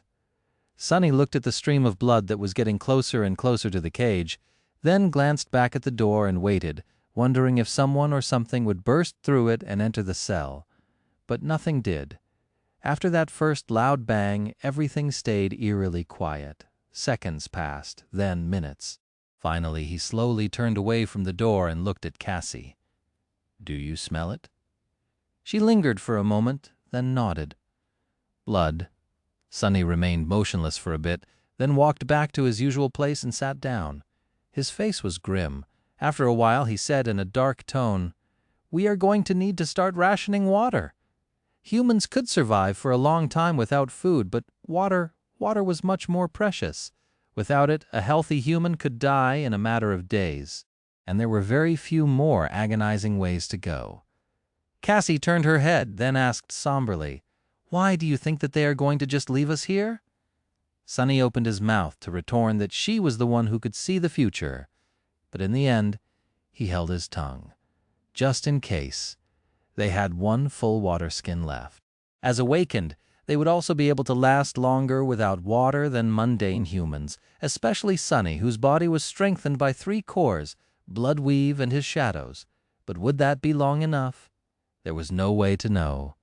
He closed his eyes and exhaled slowly, then tried to meditate. Time crawled slowly. Their hunger grew, but no one came to bring them food. With their last connection to the outside world gone, it was impossible to tell what day it was. Sonny and Cassie remained in the barely illuminated darkness alone, waiting for something to happen, or slept while shivering from the cold. It wasn't long before their water ran out. The water skin wasn't that large to begin with. Then came the thirst. Sonny thought that he knew what madness felt like, but after spending several days at least, he thought that a few had passed. Without drinking anything, he learned that there was a completely different realm of crazed delirium. The feeling of thirst was absolutely maddening, torturous and suffocating. His throat hurt as if it was being cut. His lips had dried and cracked, and so did his tongue. His head was full of pulsating pain, and his muscles were experiencing excruciating cramps. All he could think about was water. Water, water. The worst part of it all, however, was the fear that he was going to die in this cursed cage like a dog, forgotten and discarded. Maybe one day someone would open the heavy door and find his desiccated corpse reaching hopelessly and pathetically toward it through the iron bars. Sonny had tried everything he could think of to get out of the cage, but nothing he had done helped. The only result was that his condition worsened even further. By then, his throat and mouth felt as though they were on fire, and his entire body ached terribly. He felt weak and lethargic, and his vision was starting to blur. Sonny spent most of his time staring at the orange flame of the oil lamp, because it was more or less the only thing he could see clearly. Then it disappeared, too. The stone cell became even darker, with only the ghostly, dim glow of the runes illuminating the iron bars of the cage. The oil ran out. Sonny closed his eyes. Was it really hopeless? No. He couldn't give up. He refused to, and all this suffering and despair. The only thing that kept him somewhat sane was the fact that Cassie was right there with him, going through the same hell. At least he wasn't alone. Despite all the complicated emotions and the heavy burden of past sins, sharing his pain with someone had made, if not bearable, then at least a little easier. Neither of them would have been able to endure the agony and the terror of not knowing whether they were going to live or die, the fear of the unknown alone. But together the two of them managed to persevere somehow, maybe just to not let the other see them break first. Sonny didn't know how many days had passed since the flame of the oil lantern died out. Time lost its meaning a while ago. All he knew was the thirst, the pain, and the stubborn, spiteful will to hold on just a little bit longer. At some point he opened his eyes in the darkness and stared at the blurry blue glow of the sorceress runes. Then he turned his head and looked at Cassie, who was sleeping in his arms. There was a sound coming from behind the door. Sonny wanted to tell Cassie to wake up, but his throat was so dry that no sound came out of it. All it did was bring him more pain. He gritted his teeth, then shook her gently, waited for her to open her eyes, and carefully placed a finger on her lips. He wanted her to remain quiet. The blind girl hesitated for a few moments, then nodded. They let go of each other and shakily rose to their feet. By that point, the faint sound became more clear. It was as though something sharp was scraping against stones as it was being dragged across them slowly. Skirrish, skirrish, skirrish, skirrish. The haunting, grating sound was drawing closer and closer. Finally, it reached to just beyond the cell and stopped abruptly. Then they heard another scrape, this one much smaller, and the click of the door's lock. It opened, and Sonny saw a blurry silhouette standing at the threshold of the stone chamber. Half blinded by the thirst, he could tell who or what it was, but the smell of blood was back. Only now it was much, much stronger. Chapter 571, Don't Make a Sound. Sonny stood motionlessly, gathering whatever strength he had left, which was far too little. Cassie was silent, too, a tense expression on her pale face, with his vision compromised and his shadow sense limited to the circle of runes glowing around the cage. All Sonny could see was a blurry silhouette. He was almost sure that it was a human, however. Something about the dark figure was wrong. Utterly, terribly wrong. A strong smell of blood assaulted his nostrils. The silhouette swayed and then took a step forward. The scraping sound resounded once again, coming from it. Sonny strained his eyes and thought that he had noticed a slender sword being dragged behind the person. A hint of recognition appeared in his clouded mind, but in the next moment a sudden burst of creaky, gurgling laughter threw his thoughts into a spin. Sonny shivered. That voice. The silhouette took another step forward, coming to the point where the flat surface of the floor gave place to the downward slope of the dome. Coincidentally, that was the moment when the dim glow of the runes finally reached it. Sonny flinched. Curses! A familiar face was looming in the darkness above him. Even through the haze clouding his sight, Sonny managed to recognize the arrogant sentinel who had locked them in this cage a long, long time ago. Only now that cold and handsome man was nowhere to be seen. Instead, he looked broken and gaunt, his face contorted in a demented grin. But much worse than that, in the place where the sentinel's eyes used to be, 2 bloody pits were gaping, crimson streams flowing down his cheeks like tears. His fingers were marred with blood, too. As Sonny recoiled, the Lost laughed again, and then suddenly clawed at his face, his laughter turning into a stifled groan and then into a whisper. "Can't get me anymore, can't get me. I tricked him." Then the lunatic abruptly froze. Slowly, his head turned and the bloody pits of his eyes stared directly at the cage. A moment later, a grimace of hatred appeared on his face. You, it is all your fault, yours, you let him free." Sonny felt weak and barely able to stand, and he was suffering too much to have any energy for fear. So, although it was obvious that the sentinel had returned to exact revenge and kill them, he didn't mind. Instead, he welcomed it. Good. Come here then. Just come here and open the door. You can't try to kill me all you want. Just open the damned door, you wretch." As long as the door was open, they could escape. The Lost swayed again, then made a move to step forward and stopped. His sword fell to the floor with a clang. Damn you! Instead, a whirlpool of sparks swirled around his hands, and a curved bow appeared in them. Sonny's heart grew cold. No, the sentinel whispered. Die, vermin. With that, he drew the string of the bow. As soon as he did, a ghostly arrow appeared on it, its tip long and sharp as a razor. Sonny held his breath and stared at the tip of the arrow, then slowly turned his head and looked at Cassie, who stood motionlessly beside him. His face grew solemn. "Don't make a sound, please, don't make a sound." A moment later, he heard the sound of the string, and saw the arrow streak above the blind girl's shoulder, the wind throwing a few strands of her hair into the air, and shatter against the stones. Cassie flinched but remained absolutely silent. The sentinel frowned. "Alive? I know that you are still alive, but not for long now." He drew the bow again and sent another ghostly arrow flying. This time it flew mere centimeters above Sonny's head. For the first time in his life, he felt actually thankful for his short stature, but the crazed Lost wasn't done. Sonny turned his head and stared directly at him. A ghastly smile suddenly appeared on the sentinel's face. "Got you now." He drew the bow again and then lowered it, aiming directly at Sonny's heart. Sonny did not move a muscle. A moment before the Lost released the string, something small and swift suddenly dashed toward him from behind and bit his leg ferociously. It was the covetous coffer. Back when everything started, Sonny had left it in the interrogation room on purpose. He couldn't control a memory like he would an echo, but the coffer was still able to follow simple commands. The command it had received from Sonny in those moments was to hide, and then find him, and then wait. The poor thing had loitered near the locked door of the cell for several weeks, hiding every time anyone approached, and now it was finally able to receive a new command. "Attack!"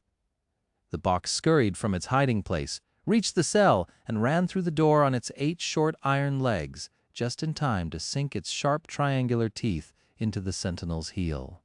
They easily pierced the steel of his armored boot.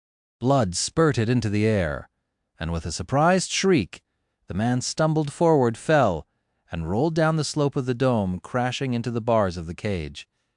The arrow flashed past Sonny, missing him by a hair's breadth. But he did not care, already moving. As soon as the damage was done, Sonny dismissed the covetous coffer, and before the runes could devour the tiny amount of shadow essence returned to him by that act, sent all of it into his hurting muscles. And now he was dashing up the slope toward where the Lost was trying to get back to his feet. Before he could, however, Sonny was already upon him. He thrust his hands through the bars, wrapped one arm around the man's neck, pressed him against the cage, and used the other hand to lock him into a stranglehold. Sonny was weakened by the runes, the hunger, and the thirst, but he still had 3 cores and 3 shadows wrapped around his body. His strength was fueled by fury, desperation, and cold, murderous will. All of it was barely enough to hold the struggling sentinel in place. The 2 men struggled furiously, one trying to break free, the other trying to squeeze the very life out of his enemy. Sonny used everything he had, and then a bit more, strangling the lost with all the strength he had left in his gaunt, starved body. He knew that there was not going to be another chance. He had to kill this man in order to survive. And even more important than that, he simply wanted to. So he bit his lip, feeling drops of blood flowing into his dry mouth, and pulled. After what felt like an eternity, when his vision had gone almost entirely black and his muscles were on the verge of collapsing, he felt something snap under his grip, and then the body of his enemy suddenly grew limp. The sentinel was dead. Probably Sonny let out a shaky breath, let go of the man's corpse, and fell back, sliding down to the center of the dome. He couldn't stand up anymore. In truth, he couldn't even open his eyes. Not that he would be able to see anything. The fight had taken the last of his strength. His chest rose and fell, every breath sending a wave of agony through his body. He didn't think that he could move. "I'm done." Through the haze, Sonny heard someone walk unsteadily past him, and sometime later, a loud click. Then 2 small, weak hands grabbed him by the shoulders, and Sonny felt himself being dragged across the cold stones. He didn't quite understand what was happening. However, soon, his whole body shuddered, and a dark grin slowly appeared on his face. A raging, revitalizing flood of shadow essence was flowing into his 3 cores. He was free. Chapter 572, Sweeter Than Heaven. Sonny remained motionless for a while, then took a look into his soul sea. It didn't seem lifeless and drained anymore. The 3 black suns of his cores loomed above in a perfect triangle, burning with furious dark flames, and the tranquil sea was in turmoil, replete the raging energy. He glanced at the shadow of the sentinel that had joined the silent ranks of his brethren, made a grimace, and closed his eyes. His body was still weak and on the verge of shutting down, but now satiated with essence. It was not completely useless anymore. He concentrated, then summoned the soul serpent and circulated the essence through its coils, feeling strength return to his aching muscles. His lethargy receded a little, finally. Sonny opened his eyes and turned his head to look at Cassie. The blind girl was laying on the floor beside him, just outside the circle of runes, completely spent. She must have retrieved the keys from the sentinel's corpse, unlocked the door, then dragged him out of the cage. Sonny didn't know how she had managed to carry him all the way in her terrible condition, but she had. Now Cassie was barely breathing. However, the color was slowly returning to her face. She was regenerating her soul essence too. Just the effort of turning his head made Sonny feel dizzy. He rested for a few moments, breathing heavily, then summoned Saint. The taciturn knight appeared out of his shadow, her ruby eyes burning in the darkness. He stared at her from below for a second, then gave a silent command. "Close the door, guard us." The demon silently turned and walked away, her steps echoing in the silence of the stone cell. Sonny rested some more, then gritted his teeth and tried to sit up. He succeeded on the 3rd try.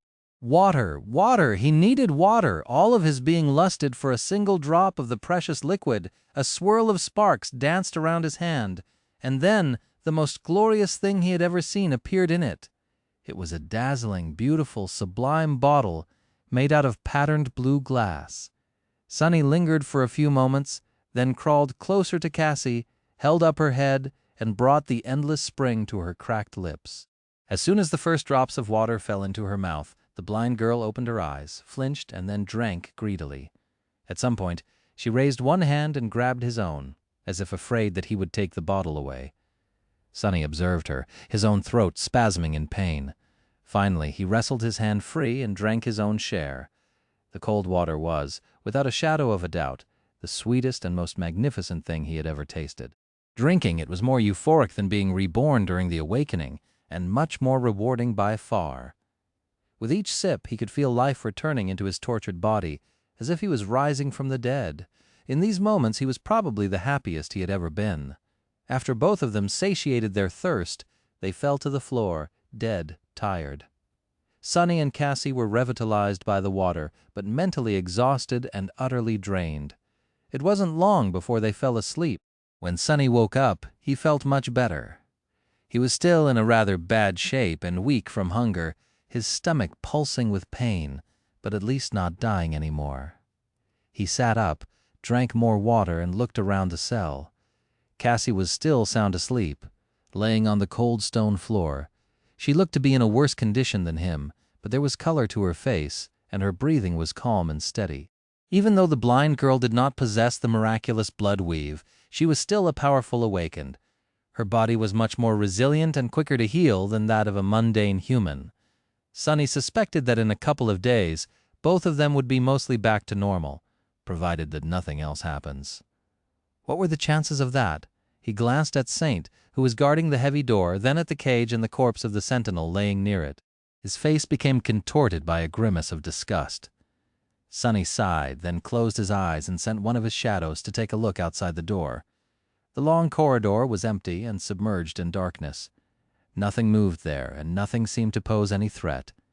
The only thing he saw was another corpse, this one belonging to the partner of the dead sentinel, sprawled near the cell, terribly mangled and in the early stages of decomposition.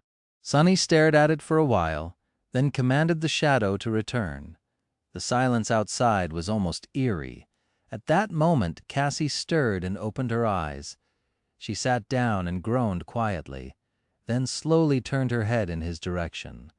Her second aspect ability must have returned, or maybe she just located him by the smell after weeks spent in the iron cage. Both of them reeked terribly enough to scare away a pack of hungry wolves. Sonny handed her the endless spring, stared at the bottle in the delicate hand of the blind girl for a few moments, then turned away. Cassie drank the water, coughed, then returned the memory and asked, her voice raspy, "What are we going to do now?" Sonny hesitated for a bit, then shrugged. "First, we need to find some food. Once we are full and strong enough to fight, we'll see. Gather information, assess the situation, then act." She nodded, then slowly rose to her feet. The quiet dancer appeared in her hand in the glow of white sparks. Sonny stood up too and headed toward the door. Saint moved aside, allowing him to open it. Standing at the threshold, he hesitated for a few seconds and then took a step forward. A dark expression appeared on his face. Sonny knew that he had to be careful, but he also felt entitled to some vengeance of his own. Chapter 573, Hunger. Stepping over the corpse, laying at the doorstep of their cell, Sonny and Cassie entered the dark, empty corridor and stopped for a few short moments. They listened tensely to the echoing silence that reigned over it, and then cautiously moved forward. Most humans would have felt lost in the impenetrable darkness, but neither of them found it uncomfortable. Stepping softly, they walked toward the entrance to the closest stairwell, the shadows gliding ahead of them to scout for potential dangers. Sonny didn't let the shadows go too far, though, knowing that he might need their help at a moment's notice. In the past weeks, he had learned everything that Cassie knew about the Night Temple, so there was a clear mental picture of its interior in his head, the parts of the great cathedral that the blind girl was familiar with, at least. Currently, they were at the lowest levels of one of its 7 belfries, deep below the outward ring of the main structure. There were 2 other belfries in the outward ring, and both the ring itself and the 3 towers descending from it remained uninhabited. They were mostly empty or occupied by storage rooms, workshops, and other facilities the Lost used to maintain the citadel. Still, there was no way of knowing what might have changed inside the temple since their imprisonment, and what danger lay ahead in the darkness. They moved from one level to another, not meeting a single living soul. Here and there, signs of battle could be seen. The furniture was smashed to pieces, the walls scraped by sharp blades or cracked, a few of them completely shattered. The floor was stained with blood, but there were no more corpses around. All they found were a clump of torn, bloodied clothes and several overturned tables, as though someone had desperately tried to build a barricade. Whoever it had been, it didn't seem as though they succeeded. The makeshift barricade was broken, and there was a lot of blood on the floor, the walls, and even the ceiling behind it. Sonny and Cassie walked past, their expressions turning somber. After a while, Sonny finally discovered a storage room full of wooden crates behind one of the locked doors, each containing hundreds of tubes of synth paste. His mouth instantly watered food. No matter how much he hated the muddy sludge right now, he was ready to kill for a single mouthful. Sonny and Cassie opened the storage room with one of the keys attached to the key ring they had picked up from the body of the sentinel, entered it, and then locked the door behind them. Both of them were starving, but before Cassie had a chance to grab a tube, Sunny stopped her. "Don't eat more than one, and eat it slowly." She hesitated, then turned to him with a frown. "Why? I'm so hungry." He shook his head and sat down on one of the crates. "If you eat too much too quickly after going without food for a long time, you might die." The blind girl tilted her head. "What? Why? How do you know?" Sunny opened a tube and shrugged. "Seen it happen?" That was just general knowledge among the street kids in the outskirts. However, Cassie had probably never faced real hunger. Even in the dark city, the inhabitants of the outer settlement had been fed generously by Changing Star and her hunting party during her time there. Sunny was surprised, actually, that normal children didn't learn about such stuff in school. The blind girl lingered for a few moments, but listened to his advice in the end. Each of them slowly ate one tube of synth paste and then rested for a while. After that, Sunny summoned the covetous coffer, patted it on the lid, and loaded a couple of crates into the small box. "What a good little box you are. Good job, coffer." Then, feeling refreshed and energized, the strength slowly returning to their starved bodies, they moved the crates around and took turns washing themselves with the help of the endless spring. Sunny went first. Taking off the reeking clothes and scrubbing his skin with cold water felt heavenly. When he was done, he summoned the undying chain and finally felt like himself again. After that, he sat by the door quietly and, using one of the shadows, kept watch on the corridor outside. In the dead silence on the stone belfry, Sunny couldn't help but hear every sound around him, the rustle of the crude tunic against Cassie's skin as she took it off and dropped it on the ground, the murmur of the water as it flowed down her petite, supple body, and the small sighs of relief she made as the weight of several weeks of imprisonment was washed away by it. After a while, she joined him, clad once again in her blue coat and polished armor. Sunny hesitated for a bit, then said, "Come closer." Cassie tilted her head a little, then did as he told. Sunny reached toward one of the extinguished oil lamps and then proceeded to rub her cuirass, pauldron, and other steel elements of the armor with soot.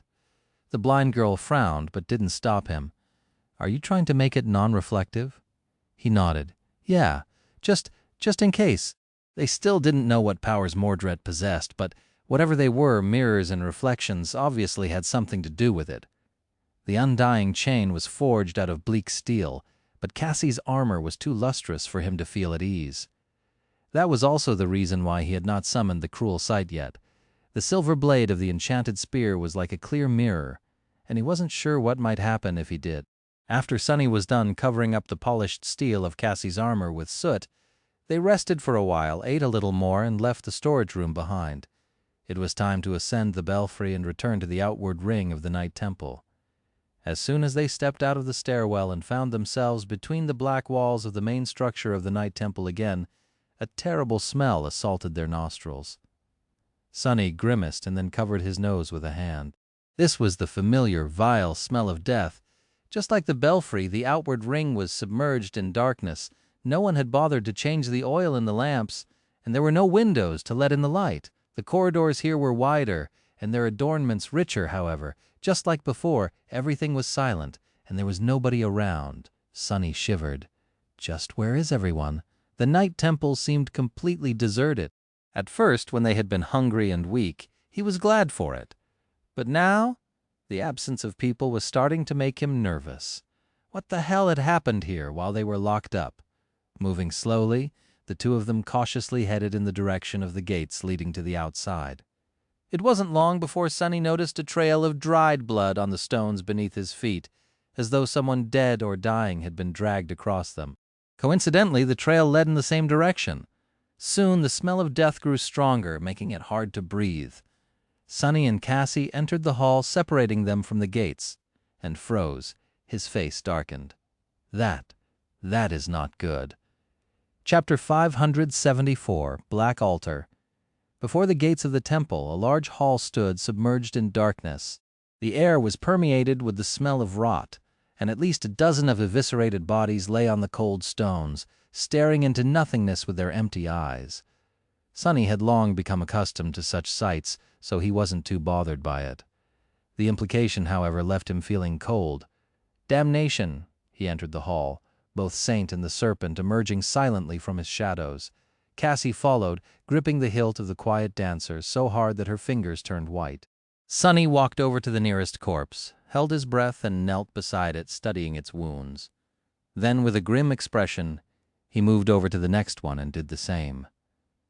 It took him some time to check on each of the slain lost, and by the end his eyes were full of darkness. The blind girl remained silent for a few moments, then asked, her voice tense and trembling, "How did they die?" He lingered for a second, then shook his head. "Sword wounds. Each of the fallen sentinels was killed with one precise, fatal strike. However, most of them were terribly mutilated and covered in multiple wounds, none of them lethal, but all aimed at inflicting the maximum amount of pain. The killer, whoever it was, wanted his victims to suffer before they died. Well, Sonny was pretty sure that he knew who the killer was, Mordret, the man, or thing, that he had set free. It seemed that the Prince of Nothing had a sadistic streak about him, but that wasn't the problem. From everything that Sonny had learned before, he assumed that Mordret possessed a bizarre and powerful aspect that allowed him to deal either mind or soul damage to other living beings. That made him extremely dangerous. The prerequisite for this ability seemed to be looking the prisoner of the Night Temple in the eyes, which was good, since both Sonny and Cassie could naturally counter it, Sonny by fighting with his eyes closed, Cassie by simply being blind. However, these lost had clearly died in a ferocious and bloody melee. That meant that, on top of everything else, Mordret was a fighter of incredible skill, skilled and powerful enough to not only kill a dozen experiences awakened with a sword, but also to play with his victims before he did. Just how was Sonny supposed to win against someone like that? He sighed, then walked past the corpses and approached the gate. Master Wealtha had told them that the citadel was sealed and no one except for St. Cormac would be able to open it. However, Sonny had to check for himself. He wrapped all three shadows around his body and tried to push open the gates, but to no avail. The heavy doors didn't budge even when Saint joined him. None of the keys their jailers had carried were of any use, too. There wasn't even a keyhole to insert them. Sonny looked beneath the surface of the gates, hoping to see the same type of primitive weave he had seen in the door of the ebony tower. But there was none. Curse it. He gave the gates a good kick, then turned around and walked back to Cassie in frustration. "I guess we aren't getting out of here until the Saint arrives, which would happen in a week at the earliest. Would they even be able to survive that long?" The blind girl frowned, then asked with uncertainty, "Where to, then?" Sonny thought for a few seconds. Since they were already stuck in this damned place, why not try and accomplish the task they had come here to complete in the first place? Let's go check on the gateway. Perhaps the ivory knife was still there somewhere. Leaving the scene of the cruel massacre behind, the two of them headed deeper into the stone bowels of the Night Temple. It took them a long time to cross the outward ring and enter the central temple. The distance itself was not that considerable, but the bizarre interior of the cathedral was disorienting and sprawling, resembling a vast convoluted maze of black stone. They also had to remain cautious and move slowly so as to not walk into an ambush. The darkness, silence, and eerie emptiness of the deserted citadel were slowly stretching their already tense nerves. Both Sonny and Cassie had not recovered from their ordeal completely, so they had to stop and rest a couple of times, drinking water and eating small amounts of synth paste. They also encountered more morbid remnants of the struggle that had been going on inside the Night Temple, while they were slowly dying inside the cage, rotting corpses of the lost, signs of bloodshed and destruction, as well as things that were too strange and vile to be explained by any kind of sane logic. It was as though they were traveling through the workshop of a mad butcher. With each minute that passed, Sonny grew more and more grim. For the first time since this whole disaster started, he actually began to question the moral implications of what his actions had led to. Even if he had been an unwilling accomplice, Mordret only managed to escape because of him, had Sonny accidentally released an unspeakable evil upon the world. He wasn't sure how to feel about that. On one hand, he didn't really care about the world, but on the other hand, Sonny didn't like to leave behind a mess without cleaning it up. It was just basic decency. A bit conflicted, he sent the shadow ahead, made sure that everything was fine, and finally led Cassie into the grand hall of the Night Temple. This place was both magnificent and uncanny. It was vast and full of darkness, reminding him of his home in the dark city. The only difference was that this tenebrous cathedral was built upside down. Far above them, the ceiling was flat and stretched into the distance. The floor, on the contrary, arched downward like a giant bowl, with load-bearing stone seams protruding from it like bridges and roads. The hall was silent and somber and absolutely empty. In its center there was a wide stone platform. It was covered in rubble, large pieces of black obsidian laying in piles where the black altar had once stood. They really destroyed it. Sonny stared at the shattered altar, still not quite believing that the gateway was really obliterated. What madness was this? They lingered for a few moments and then descended toward the platform. There, Sonny spent some time sifting through the rubble, hoping to find the ivory knife. But it was nowhere to be found. All he found was broken obsidian and pieces of Storm God's shattered statue. Either the knife had never been there to begin with, or Mordret had gotten to it first. Curse it. Sonny turned the head of the statue, looked beneath it, and then stood up, staring into the empty eyes of the dead goddess with dark fury. Damned liar, a prince of lies, that's who he is. As he was boiling with rage, Cassie suddenly took a step forward and touched him on the shoulder. Then she pointed toward the other end of the grand hall and whispered, "I hear footsteps. Someone is coming." Sonny stared into the darkness, his hand itching to summon a weapon. His eyes gleamed dangerously. Let them come. Chapter 575, Confrontation. Sonny was tired of the silence, the emptiness, and the quiet dread. The fear of the unknown had been pressing heavily onto his heart, and for a short moment he wanted for this burdensome uncertainty to end, no matter how violent and dangerous the resulting confrontation would be. But then he had to grit his teeth and remind himself that giving in to anger and frustration was a sure way to die. Without knowing the scale of the threat, he had to remain calm and keep a cool head. His hand, already outstretched to summon a weapon, hovered in the air for a couple of moments and then relaxed. Sonny sent one of his shadows forward, and soon saw human figures emerging from one of the passages, some of them limping, the others carrying stretchers with those of their brethren who were too heavily wounded to walk. The lost, they were the remaining guardians of the night temple. In front of them, a woman in a black tunic was walking, her red hair dirty and damp with sweat. There was a grim, dark expression on her face. So there are survivors after all. There were a dozen or so warriors who could still fight, although they didn't seem to be in the best shape. Several were carrying lanterns and torches, the orange flames pushing the darkness reigning in the great hall back. They were still too far away to notice Sonny and Cassie, but he had no doubt that they would be discovered soon. What to do, wait or hide? A moment later the decision was made for him. As Sonny watched, one of the lost suddenly approached Master Wealthy and whispered something to her, then pointed directly at the shadow that was observing them from the darkness. Crap. Sonny was more or less certain in his ability to contend with one of the ascended knights, provided of course that Saint and the Serpent were on his side, with the dozen lost supporting the opponent, though it was a fight he would have preferred to avoid, especially considering that what he needed the most right now was information, which the survivors possessed. Soon a lone figure separated from the group of battered sentinels and headed their way with measured, steady steps.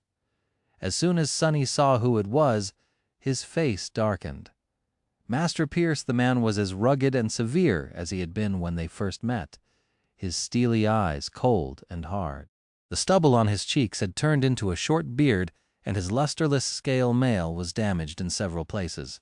But other than that, he looked exactly the same. It was as though the weeks of bloody horror had no effect on him at all. Now the odds were really not in Sonny's favor. He was still sure of his ability to at least escape, though, if need be. Master Pierce approached the central platform and stopped, studying Sonny and Cassie with a heavy gaze. Sonny cleared his throat and faked a shaky smile. "Yes, Sir Pierce, thank the gods we weren't sure that anyone was left alive." To his left, Cassie suddenly tensed. Knowing that she must have sensed something happening in the next few seconds, Sonny prepared for the worst. However, noting that the blind girl remained motionless, he didn't do anything rash as well. Master Pierce spoke, his voice dark and heavy. "Well, well, what do we have here?" In the next moment, a vast whirlwind of white sparks surrounded the platform. Sonny cursed inwardly and watched as 10 human figures appeared from the sparks surrounding them. In an instant, the number of their potential enemies almost doubled. These humans, though, he had to suppress a shiver. Their empty eyes, their empty shadows, no, they weren't humans at all. Instead, 10 echoes were staring at him with lifeless expressions, each radiating an eerie, deeply disturbing, and threatening aura. Pierce stared at them coldly. "I see that the 2 of you are still alive." Sonny looked around, feverishly thinking about how to turn the situation around. Oh, about that. Before he could say anything, he noticed that Cassie turned her head slightly and glanced somewhere behind him, a small frown appearing on her face. Just like that, he knew that someone was there. Which was strange, considering that Sonny was always aware of what was behind his back thanks to the shadows and couldn't see or sense anything right now. The blind girl was proven right, though, in the next moment when something cold touched his neck and a vaguely familiar raspy voice spoke into his ear. "Don't move." Sonny froze. That voice the female sentinel that was guarding the gates on the day we arrived? Why can't I see her or sense her shadow? The answer was rather obvious. The woman must have been able to don some form of invisibility thanks to her aspect. That was one nasty ability. He pretended to tremble. Yes, I am not moving."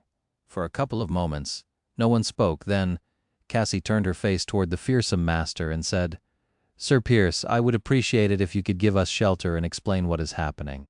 We barely escaped the cage you put us in alive, and being met with such hostility is not how we imagined finding fellow humans again." He stared at her for a bit, then grinned. "Give you shelter? That is a good joke. Give me one reason to not kill you both instead." Cassie frowned, but did not show any fear. Instead, she remained silent for a few seconds, and then said in a calm and even voice, "You can try. You will certainly succeed, but not without paying a cost. Awakened sunless, and I might not be ascended, but we did not receive our designations for nothing. How many of your men and echoes will we take to hell with us?" She paused for a moment and then added, "How many can you spare?" Master Pierce opened his mouth, wishing to say something, but was cut off by Wealth, who had approached from behind. The second Ascended spoke in a tired voice. "Enough. We can't spare anyone or anything. I know this, and you do too, Pierce. These 2 are strong, they will be of use. We will take them with us." He grimaced, then spat. "What if that thing is hiding in one of them?" Lady Wealth glanced at Sonny and Cassie and shook her head. "They have been locked in the lesser cell for weeks between all of us. These 2 are the least likely to have been taken. Besides, we have just destroyed his previous vessel. There are no mirrors in the Great Hall, so—" She sighed heavily, then addressed Cassie. "Come, it is not safe here. We must return to the inner sanctum as fast as possible." Pierce gritted his teeth, then snarled and dismissed the echoes. At the same time, Sonny felt the cold blade move away from his neck. In the next moment, the familiar sentinel appeared from the thin air beside him, holding a sharp dagger in her hand. She smiled and winked at him. "Lucky you. Well, maybe next time." With that, the woman headed toward the group of the lost and beckoned for them to follow. Sonny briefly glanced at Cassie, sighed, and started walking. He wasn't too happy about how things had turned out, and knew that their conflict with the forces of valor was not over. But for now, at least, there seemed to be a shaky truce between them, which gave him an opportunity to get some answers. Chapter 576, Learner Sanctum. The lost entered the inner sanctum of the Night Temple, its very heart, and bolted the heavy doors behind them. As soon as they did, a field of glowing runes flashed for a moment on the dark wooden surface and then disappeared without a trace. Sonny glanced at the door with a frown, but didn't say anything. Cassie had never been to this part of the citadel, so neither of them had any information about what was inside. The area was not too large, but right below them was the main bell tower of the cathedral, which was taller and wider than the other 6 belfries. The 2 masters led their people through somber corridors to a spacious hall that seemed to serve as their current stronghold. There were guards keeping watch in front of the entrance, crates with food and water, a fireplace keeping the cold at bay, and makeshift bedding for people to sleep on. Just from looking at the number of cots, Sonny understood that not everyone had returned from their latest hunt, or whatever it was that the sentinels had tried to accomplish. All in all, 23 lost remained, some of them heavily wounded, with Pierce, Wealthy, and the two of them. There were less than 30 humans left to oppose the Mad Prince.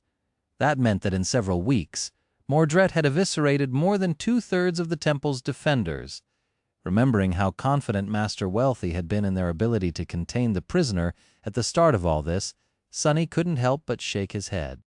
Mordret turned out to be more lethal and terrifying than even his jailers had expected. The wounded were quickly tended to, and the lost fell on their cots, dead tired. A few went through the familiar motions of maintaining the camp, cooking food, distributing water, and doing other miscellaneous tasks. Everything was performed swiftly and with trained precision, proving once more how experienced and professional these people were. They were obviously fatigued, both mentally and physically, but not nearly as beaten and unsteady as Sonny had thought. Their spirits were not broken, perhaps because only those with the strongest wills had survived. He also couldn't help but notice that there was not a single reflective surface in the whole of the inner sanctum. The lost wore either armor made out of leather or dull steel that didn't give off reflections, and even made sure to store and drink water from opaque containers, not letting a single drop fall to the floor. After a while, the familiar female sentinel approached them and said, "Sir and lady wish to see you." Sonny and Cassie were led to a separate room where Pierce and Wealth were waiting for them behind a wide round table. Both of their expressions were grim. Wealthy gestured to a couple of chairs and, after waiting for a few moments, said, "The two of you will follow simple rules. From now on, you are under our command. You will follow any order either Sir Pierce or I give you. You will not use any memory or item that can be used as a mirror inside the inner sanctum or outside of it if you wish to live. You will not conspire against your fellow soldiers or tell a single soul about what you have seen here in the Night Temple. If you disagree, leave right now." Sonny and Cassie glanced at each other but remained seated. Wealthy nodded, then looked at Sonny. "Awakened Sunless, please. Describe how you came in possession of that piece of a broken mirror, this time in detail." Pierce suddenly leaned forward and growled, "And don't even think about lying to us, boy. You won't like the result." Sonny pretended to look at him with a bit of fear. "I couldn't lie even if I wanted to, you fool!" He told the tale of how he had encountered the mirror beast on the Reckoning Island and almost lost his life to the strange creature. Knowing that he had to give up at least some valuable information, as well as explain how he had managed to defeat such a dangerous abomination, he shared the detail about using the flaw of his own aspect against the reflection, while not mentioning what that flaw was exactly, of course. After, both masters were silent for a while. Finally, Wealtha spoke, her voice solemn. So one of his reflections managed to escape, after all. To think that it had been so close all this time. Sonny hesitated, then cautiously asked, "I'm sorry, but what was this piece of mirror exactly? If it was so dangerous, why was I even allowed to bring it inside?" Pierce clenched his fists and stared at him with fury. Then he uttered through gritted teeth, "The inspection was meant to prevent mundane mirrors from being brought into the Citadel. No one could have expected that there was one more fragment out there, somewhere. If we knew, you would have been killed as soon as you set foot on the Chained Isles. As for what that fragment was, it's not for you to know." Sonny shivered slightly, realizing how big of a target he had drawn on himself by picking up the inconspicuous piece of mirror. No wonder St. Tyrus had warned him to never speak of visiting the Reckoning Island to anyone. While he was thinking that, Cassie finally spoke. "With all due respect, Sir Pierce, we have the right to know. Or rather, we need to. How are we supposed to fight against the threat if we don't know what it is? What exactly have we unleashed? What kind of a creature is capable of causing so much death and destruction?" The master opened his mouth to spat a cold response, but Wealth spoke first, her voice calm. "She is right, Pierce. They need to know if they are to be useful." She sighed, then looked away and remained silent for a while. Then Wealth grimaced, rubbed her face, and said, her voice somber and grave, "The creature that you have unleashed, that monster, is Mordret of Valor." The Prince of War, Chapter 577, Only You. After that statement, the room was silent for a while. Sonny frowned, thinking about what he had just heard. He wasn't really surprised to learn that Mordret was a scion of the great clan Valor. He had already known that there was some connection there. He had also considered that one possible explanation for Mordret's strange insistence on calling himself a prince was a blood relation to one of the sovereign. Now it was more or less clear that Anvil of Valor was the mysterious prince's father. What made Sonny frown, however, was that Wealth called Mordret the Prince of War. Was that an indication that Clan Valor had inherited the lineage of War God, just like the Immortal Flame clan inherited that of Sun God? If so, what lineages did the other two great clans possess? And where did it leave him, who was supposed to become the inheritor of Shadow God, but ended up stuck with a forbidden lineage of an elusive daemon instead? Meanwhile, Cassie spoke, her voice slightly surprised. Of Valor. Master Wealthy sighed again, then nodded. Yes, Prince Mordret is the eldest son of Saint Anvil, one of the patriarchs of our great clan. As a young child, he was given as a hostage to a powerful ally. To keep peace and ensure prosperity for all, no harm was meant to come to him. And it didn't, or so we thought. Years later, the prince was returned to us as a valiant awakened, to our joy and relief. Pierce's face darkened and he looked away. Wealthy lingered for a few moments and then continued, but our joy was short-lived. Soon it became apparent that the boy had grown up to be disturbed. He was cruel, uncaring, and had certain impulses that couldn't be controlled. The more powerful he became, the less human he seemed. And he was powerful, incredibly so, more powerful than any awakened was supposed to be. She looked down, then grimaced. In the end, Prince Mordret left the clan and, breaking the command of the elders, sought out a seed of nightmare to become a master, knowing that he was too dangerous to be allowed to ascend, or even to walk freely in the waking world. It was with a heavy heart that a decision was made to eliminate him. Monster or not, he was our responsibility, after all. Sonny rubbed his temples. There was a lot of new information in what they were told, provided it was true, of course. Which he wasn't sure that it was. Had Mordret really been given away as a hostage? Was he really disturbed and dangerous? Maybe he was, and maybe he wasn't, or had not been, at least. Whatever the case, Sonny had no doubt that it had no bearing on Anvil's decision to get rid of his firstborn son. The key phrases in all the noble-sounding words Wealth had spoken were too powerful and couldn't be controlled. Mordret had probably been forbidden from challenging the second nightmare. For that very reason, that was why he had come to the Chained Isles alone, seeking a seed that had not been discovered, and thus couldn't be guarded by the forces of the sovereigns, which eventually led to his downfall. One thing, however, didn't make a lot of sense. Sonny glanced at the masters and then asked doubtfully, "If that Mordret was so dangerous, why didn't you just kill him? Why go to all this trouble and imprison him instead?" After a short pause, it was Pierce who answered, his voice grim. "Do you think we haven't tried? His physical body was destroyed, his spirit body too, but that still didn't kill him. No matter what we attempted, that thing simply refused to die. Many of my comrades did in the process, however. In the end, we could only bind him, and even that was only possible with the help of the saints." Sonny stared at the fearsome master, dumbfounded. Both his physical and spirit body destroyed, and yet he still exists. How is that even possible?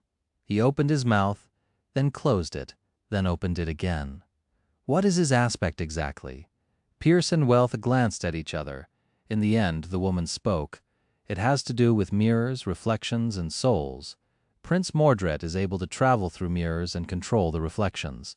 His second ability, though, is much more terrifying. If one looks at him through any form of a mirror, their soul will be devoured and their body will become his. By taking a vessel, the prince inherits their memories, echoes, and even their aspect, but also their flaw, similar to the being you have encountered on the Reckoning Island, which was one of his creations. She fell silent for a few moments, and absent-mindedly touched the amulet in the shape of an anvil hanging around her neck. Pierce and I are immune to his powers. The rest of our soldiers, though, are not so fortunate. He had been taking one after another, using their bodies to kill the rest. The latest vessel of his was especially dangerous, since it possessed an aspect that allowed him to create puppets out of the dead bodies of our brothers and sisters. We managed to destroy the vessel, but the prince himself got away just like before. We weren't able to use the binding and imprison him again. Sonny tilted his head a little. Now, finally, a lot of things had become clear. Why Mordret had been imprisoned? Why the Night Temple was closed off to strangers, and why only the echoes and the lost were allowed to guard the prisoner. The former did not possess souls and couldn't be taken, while the latter could not return to the waking world even if the prince somehow escaped and took them as a vessel. Back in the waking world, catching him would be all but impossible. So, suddenly Sonny shivered. Noticing his expression, Pierce grinned darkly. "I see you finally understand. Yes, don't think that you can reason with that beast or make use of the fact that his hatred is aimed at Clan Valor and not you. Currently, there are only 4 people in this citadel whose bodies can allow him to eventually return to the waking world. Wealthen and I cannot be taken, and neither can Lady Cassia due to her blindness, which leaves—" Master Pierce stared at him with his cold, dangerous eyes. Sonny cursed. "Only you." Chapter 578, Perfect Vessel. "Well, that's just damn great." The corner of Sonny's mouth twitched. The worst part was that he couldn't even disagree with Pierce's reasoning, because his own conclusion was more or less the same. Of course, Mordret was perfectly capable of making one of the lost his vessel in hopes of traveling to the sanctuary, or a more remote human citadel if need be, and stealing another body there. But why would he settle for a vastly inferior option when a perfect candidate was right there, his for the taking? Maybe that was the reason why he had not tried to seek out Sonny in the previous weeks. Mordret might have wanted to leave him for last. Thanks to Cassie, Sonny had a general idea about the aspects of both Wealth and Pierce. The fearsome master seemed to possess powers that made him highly resistant, if not outright immune, to various forms of attacks, while his more friendly counterpart specialized in enhancing her combat prowess and debilitating the enemy. Noting that only Wealthy was wearing the strange anvil amulet, he made a guess that she was protected from Mordret's ability by its enchantment, while Pierce was capable of countering the possession simply through the might of his aspect. Cassie could not be taken too due to her blindness. One had to look at the reflection to be possessed, which she was incapable of. That left only Sonny, but more than that, Mordret had secretly watched him for months, and knew perfectly well how powerful Sonny actually was, as well as how he spoke, behaved, and carried himself. Who were his friends and who were his enemies?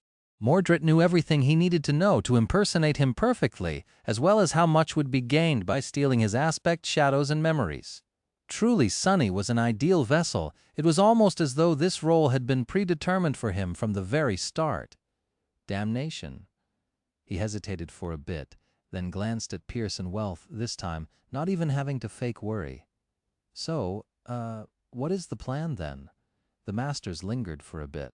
Then Wealth spoke, her voice dark and bitter. "We won't try to venture outside and try to bind that monster again. At this point, we don't have enough numbers to trap him anymore. However, he also has no way of infiltrating the inner sanctum, and the vessel that made time his best ally is destroyed. So we will just wait. In about a week, maybe even less, St. Cormac will return. Then Prince Mordret will have to face a Transcendent's wrath." She clearly was not happy about having to take a passive approach, since, in a sense, this was as good as admitting defeat. But this plan of action did indeed seem like the best way to go, at least on the surface. All they had to do was barricade themselves inside the impregnable inner sanctum and wait for the cavalry to arrive. Surely this much was within their ability. Sonny forced out a smile. "That is a good plan." Master Wealth nodded, then turned to Cassie. "Lady Cassia, if your aspect brings you a helpful vision, don't hesitate to inform me immediately. Now please go and rest, you two. Eat your fill, we all need to keep up our strength." Just like that, the conversation was over. Sonny and Cassie stood up, bowed to the masters, then returned to the main hall. There they endured the unfriendly gazes of the lost, filled 2 bowls with tasty-looking porridge, took a couple of opaque jars of water, and found a pair of empty straw mattresses in a remote corner. Sitting down, the two concentrated on the food, happy to finally eat something that was not synth paste. The meat porridge wasn't much, but to them it tasted heavenly. After a while, Cassie said quietly while pretending to chew, "What do you think?" Sonny swallowed a spoonful of porridge, took a sip of water, and answered as he continued to stare at the floor. "They are lying, of course. There is no way that Mordret won't get into the inner sanctum somehow. He is too damn devious for that. I know it, and they know it too." His shadow, meanwhile, watched the figure of the sentinel, who could turn invisible to make sure that she wasn't listening in on their conversation. He kept a neutral expression as he ate some more, then added without looking at the blind girl, "What is most likely to happen is that things are going to go south very soon. Wealthy and Pierce will wait and observe for a bit, and then probably try to use us as bait to lay a trap for him." Cassie remained silent for a few moments, then asked, "How do you know?" He smiled. "Because that's what I would have done." After that, both continued to eat, preoccupied with their own thoughts. A few moments passed before Cassie spoke again, her voice a bit uncertain. "So then, what do we do?" Sonny enjoyed the taste of the porridge, chewed it slowly, and then answered calmly, "For now, nothing. Let's wait and observe, too, rest and eat, just like we were told to. Restore our strength, then we'll see." They didn't speak after that, and after finishing their food, allowed the exhaustion to overwhelm them. Laying side by side on the thin straw mattresses, Cassie and Sonny fell asleep. Only his watchful shadows remained alert, guarding their master through the night. When the two of them woke up, the air smelled of blood. Only 21 of the 23 lost were still alive. The two sentinels who kept watch outside the hall had been brutally slaughtered, without anyone even noticing how and when. Their bodies were still warm, and their blood painted the floors, the walls, and even the ceiling crimson, turning the somber corridor into a ghastly painting. In the center of the pool of blood, a single shard of mirror lay, as if mocking the surviving soldiers of the great clan Valor. Wealth growled and destroyed it before anyone could approach. It seemed that Mordret chose not to hide the fact that he had entered the inner sanctum. Instead, he wanted everyone to know, to see what he had done, and wait, wondering whom would he take next. Chapter 579. First victim, the lost crowded near the entrance, staring at the grisly scene with grim expressions. Wealth was in the corridor. She was standing in the middle of the pool of blood, her fists clenched.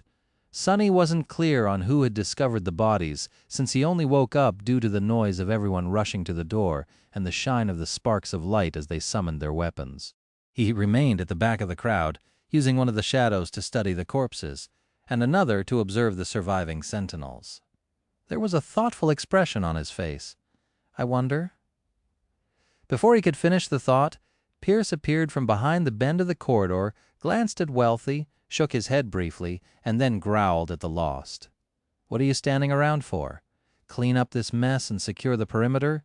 No one moves alone or in pairs, 3 people minimum.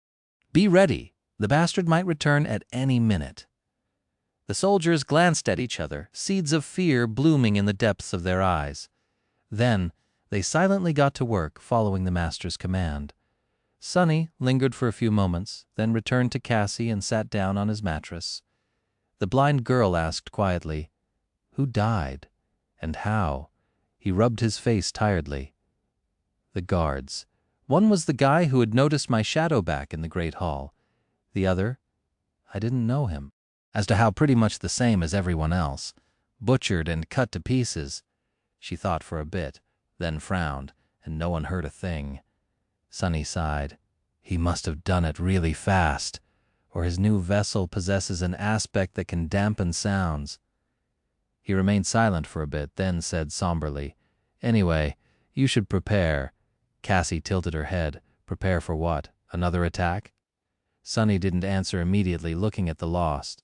Everyone seemed busy and focused, moving with trained precision and purpose. However, there was a hint of uncertainty on their pale faces. The sentinels tried to hide it, but to no avail. He looked down. No, right now, everyone only thinks that Mordret somehow broke through the seals and got into the inner sanctum. However, once they have time to think, they'll realize that there's another possibility. The blind girl paled. Sonny smiled darkly and added, "That he has been with them this whole time, hiding in one of the two strangers who had miraculously escaped an enchanted cell and insisted on being taken to this shelter. You or me? Cassie gritted her teeth. There's no reasonable way to pin these murders on us. He chuckled. What does reason have to do with any of this? Reason is always the first victim when fear arrives. With that, he fell silent, and after a few seconds rose to go and get them some breakfast. As Sonny walked toward the part of the hall that had been converted into a makeshift kitchen, many gazes followed him. Just as he had expected, they were slowly turning dark and dangerous, full of hostility, fear, and suspicion. Pretending to be appropriately frightened, too, he put some porridge in the bowls. Interesting. Mordret might not have been as crazed as Sonny had thought before. From the start of it, something about how the Prince of Nothing behaved had not sat right with him. Mordret had shown himself to be extremely cunning and meticulous, crafting such a masterful trap that even Sonny, who was an ingenious deceiver as well, fell into it without suspecting a thing. The sadistic way in which dozens of the lost had been killed, and the morbid displays of demented butchery that the prince had left in the halls of the Night Temple, however, were utterly impractical and did not fit into this image of a cold and calculating strategist at all. Now that Mordret had decided to reveal his presence in the inner sanctum and sacrifice the invaluable advantage of surprise in exchange for only 2 lives, Sonny became convinced that there was a method to this madness. And as the surviving lost followed him with heavy gazes, dark expressions contorting their faces, he was pretty sure that he understood its purpose. Mordret wanted them to be suspicious of each other. He wanted them to be tense and scared. He wanted their spirits to break. Why? To make their souls weak and their willpower shaken, of course, which suggested that his ability to devour souls was not absolute and required the victim to be what? To be defeated? To surrender? Or simply to be weaker than his? What a bastard! Sonny returned to Cassie and gave her a bowl of porridge, then frowned.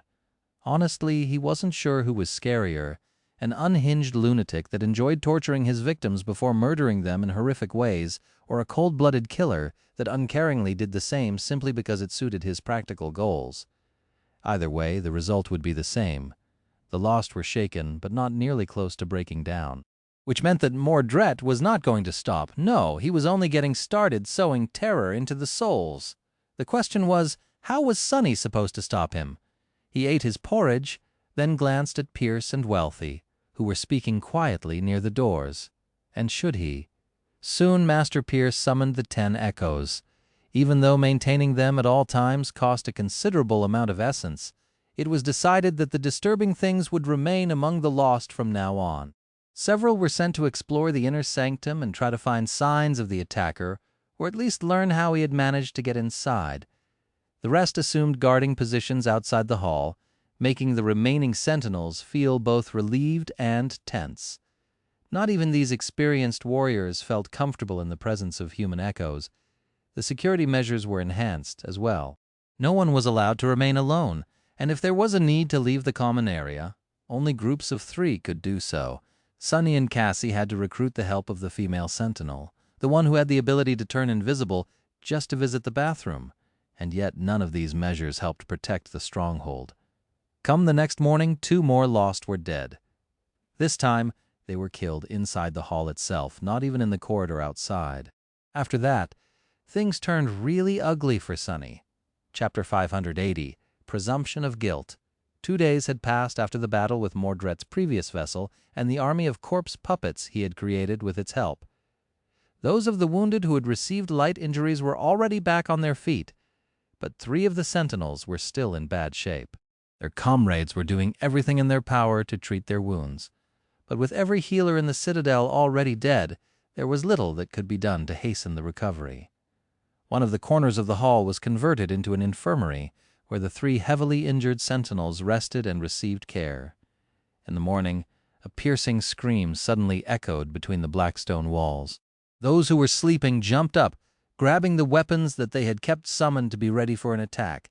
Those who remained awake were already moving, rushing toward the source of the scream, the makeshift infirmary.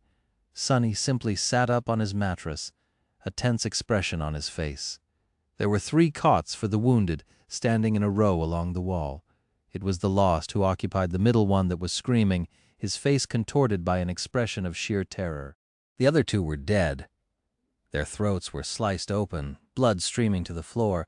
Both were killed in their sleep without alerting anyone around, as far away from the entrance to the hall as it was possible, right in the middle of the Sentinels' camp. The third one clearly could have been murdered as well, and had been left alive on purpose, as if to mock the Lost. It was as though Mordret was telling them that no one was safe, and that he was perfectly capable of taking each of them whenever he pleased. What? How did he get inside? He might still be here. The Lost were on the verge of panicking, but in the end, their training and skill prevailed. Instead of descending into chaos, the situation inside the hall immediately turned into a coordinated action. Even before Pierce and Wealthy arrived, the Sentinels were already moving to stand in a defensive formation, weapons drawn and ready for battle. The 2 masters appeared mere seconds after the scream. They quickly assessed the situation and joined their soldiers, half of the echoes moving closer, half barring the doors. For a few moments there was a tense silence in the stronghold of the Valor forces. The surviving Sentinels waited tensely by the infirmary, while 5 empty-eyed echoes blocked the exit. There was no one else in the hall except for Sonny and Cassie, who had not moved from the start of it all. Slowly, all of the Lost focused on the 2 of them. Their gazes were dark, cold, and full of danger. Sonny's face twitched. Crap! Was Mordret aware of how these actions would affect the 2 of them? Was he trying to force them out into the open on purpose, making it impossible to stay with the Sentinels? What was his damn plan, really? What was his endgame? How was he planning to deal with St. Cormac in a few days? And what role was everyone else supposed to play before that? He opened his mouth, wishing to say something to defuse the situation, but one of the Lost was faster. It's them! It must be one of them! As soon as this first accusation was made, the floodgates were open. A moment later, Sonny and Cassie were assaulted by a litany of cries, all blaming them for the deaths of the 2 wounded Sentinels. Sonny stared at the crowd of Lost, feeling his heart grow cold. A single person could be reasoned with, but what he saw right now was not a group of people, but a massive creature with many heads, many shouting mouths, and many eyes that burned with fury, fear, and dark, murderous intent. A frightened crowd did not know reason, it only knew fear and the desire to either escape or destroy its source. Ironically, there were very few things more frightening than a senseless crowd. The Lost were much more resilient and prepared than most people, but even battle-hardened warriors like them had a limit. After weeks of being hunted, slaughtered, and brutalized by the elusive and terrifying fiend, they seemed to have finally reached it. Of course, there was no logic behind the accusations. Neither Sonny nor Cassie possessed the means to commit the murder unnoticed, simply for the fact that they had been watched this entire time, since no one really trusted them to begin with. But his attempt to explain this was drowned by the chorus of angry shouts. Sonny noticed Pierce and Wealthy exchanging a quick look, their faces calm but somber. At least these 2 had managed to keep a cool head, but would that change anything? His heartbeat slowed. Sonny mentally took in the entirety of the hall, the echoes standing guard near the doors, the 2 masters, the formation of the Lost, the dead Sentinels laying on the blood-soaked cots. Would he be able to fight his way out of this place? And what would happen next? The forces of Valor would surely pursue him and Cassie. It was at this moment that a sudden realization hit him. Sonny hesitated for a moment, then slowly rose to his feet. His hand hovered in the air as if ready to summon a weapon. That action was enough to cause a chain effect among the Lost. One of them suddenly lunged forward, throwing a javelin at Sonny. Another drew his bow, an arrow already knocked on the string. Nothing came of it, however. Almost instantly, Pierce growled, his voice easily suppressing the shouts. "Stop! You wretched bastards! Who ordered you to attack? Anyone who moves, I'll kill myself!" At the same time, Wealth turned into a blur and appeared in front of Sonny, catching the javelin before it could get anywhere near him. She looked at the weapon with a scowl, then threw it on the floor. The echoes standing in front of the sentinel formation suddenly turned, facing the Lost. Their empty eyes stared at the frightened warriors, no emotion in them. Just like that, the 2 masters tamed the wild beast of the human crowd. No matter how far gone the sentinels were, there were still remnants of discipline etched deep into their bones. More than that, the easiest way to defeat fear was with a different, much greater fear. Under the unnerving gaze of the echoes, the accusing shouts abruptly stopped. The lost hesitated, then hesitantly lowered their weapons. However, their burning gazes were still focused on Sonny and Cassie, their thirst for violence temporarily leashed but not quenched. Wealth lingered for a moment, then looked at them over her shoulder. "You better come with me. It is not safe for the two of you to remain with the others. Don't worry, though. We'll keep you safe." Sonny pretended to shiver, glanced at the crowd of the lost, and nodded. "Sure, yeah, no problem." Inwardly, though, he was grinning. "Keep us safe? What a bunch of crap." Sonny and Cassie were led deeper into the inner sanctum. They passed the room with the round table where the two masters had first interrogated them, then the personal quarters of the ascended knights, and were finally led to a small room with a single door. Wealthy let them inside and remained at the threshold. She was quiet for a few moments and then said, "Wait for a bit. I will bring you food and water later. This will be your lodgings from now on, so get comfortable with that." She closed the door and left. Sonny smiled darkly. He didn't hear the click of the lock, but the implication was clear. The small room was much more comfortable than the iron cage, but it served the same purpose. Once again, they were in a prison cell. However, Sonny knew that this time they won't be staying in it long. Chapter 581, Bell Tower. Several days passed with nothing disastrous happening. Sonny and Cassie spent them inside the small room, eating the food Wealthy or one of the echoes brought them and restoring their strength. Even though they were constantly watched, both remained calm and somewhat relaxed. Outside, things weren't as peaceful. Of course, Mordret had not killed again. Doing so would have only compromised his efforts to frame Sonny for the murders. However, the air was so full of tension that one could almost cut it with a knife. With every day of nothing happening, the already frayed nerves of the lost drew tauter and tauter. Fear, unease, and anxious anticipation built and built, mixing under the pressure of uncertainty into dark, viscous, and volatile dread. Sometimes, doing nothing produced the best result. Mordret knew when to push and when to pull too well. With nothing to do but wait for an inevitable attack and nowhere to release the tension, the lost spent a lot of time staring at the closed doors that led to the quarters where Sonny and Cassie were kept, their face growing darker with each day. Something had to give at this point. Even Pearson Wealth didn't seem confident in their ability to keep these soldiers under control and battle-ready. The two masters spent the time making their own plans. Sonny didn't know what these plans were, since he didn't dare to send one of his shadows to spy on the formidable knights of valor. He had a pretty good guess, though. On one of these days he noticed that the lost seemed especially restless. Pierce and Wealth were behaving a bit strangely as well. Sonny frowned, then walked to the door, picked up a tray of food that had been delivered by an echo a few hours earlier, then brought it over and handed one of the bowls to Cassie. "Eat well today." The blind girl gave him a short nod. To an outsider, this exchange would not have looked like anything, but the two of them knew each other very well, no matter how complicated this relationship was. Sonny had let Cassie know everything he needed to convey, and she had signaled that his message was received, not saying anything else. They concentrated on the food. Although the night temple was sealed and cut off from the outside world, it seemed as though the temperature inside had dropped by a lot in the last few days. The cathedral was chilly before, but now, the cold felt intrusive and ever-present beyond the black walls of the citadel. November was in full swing.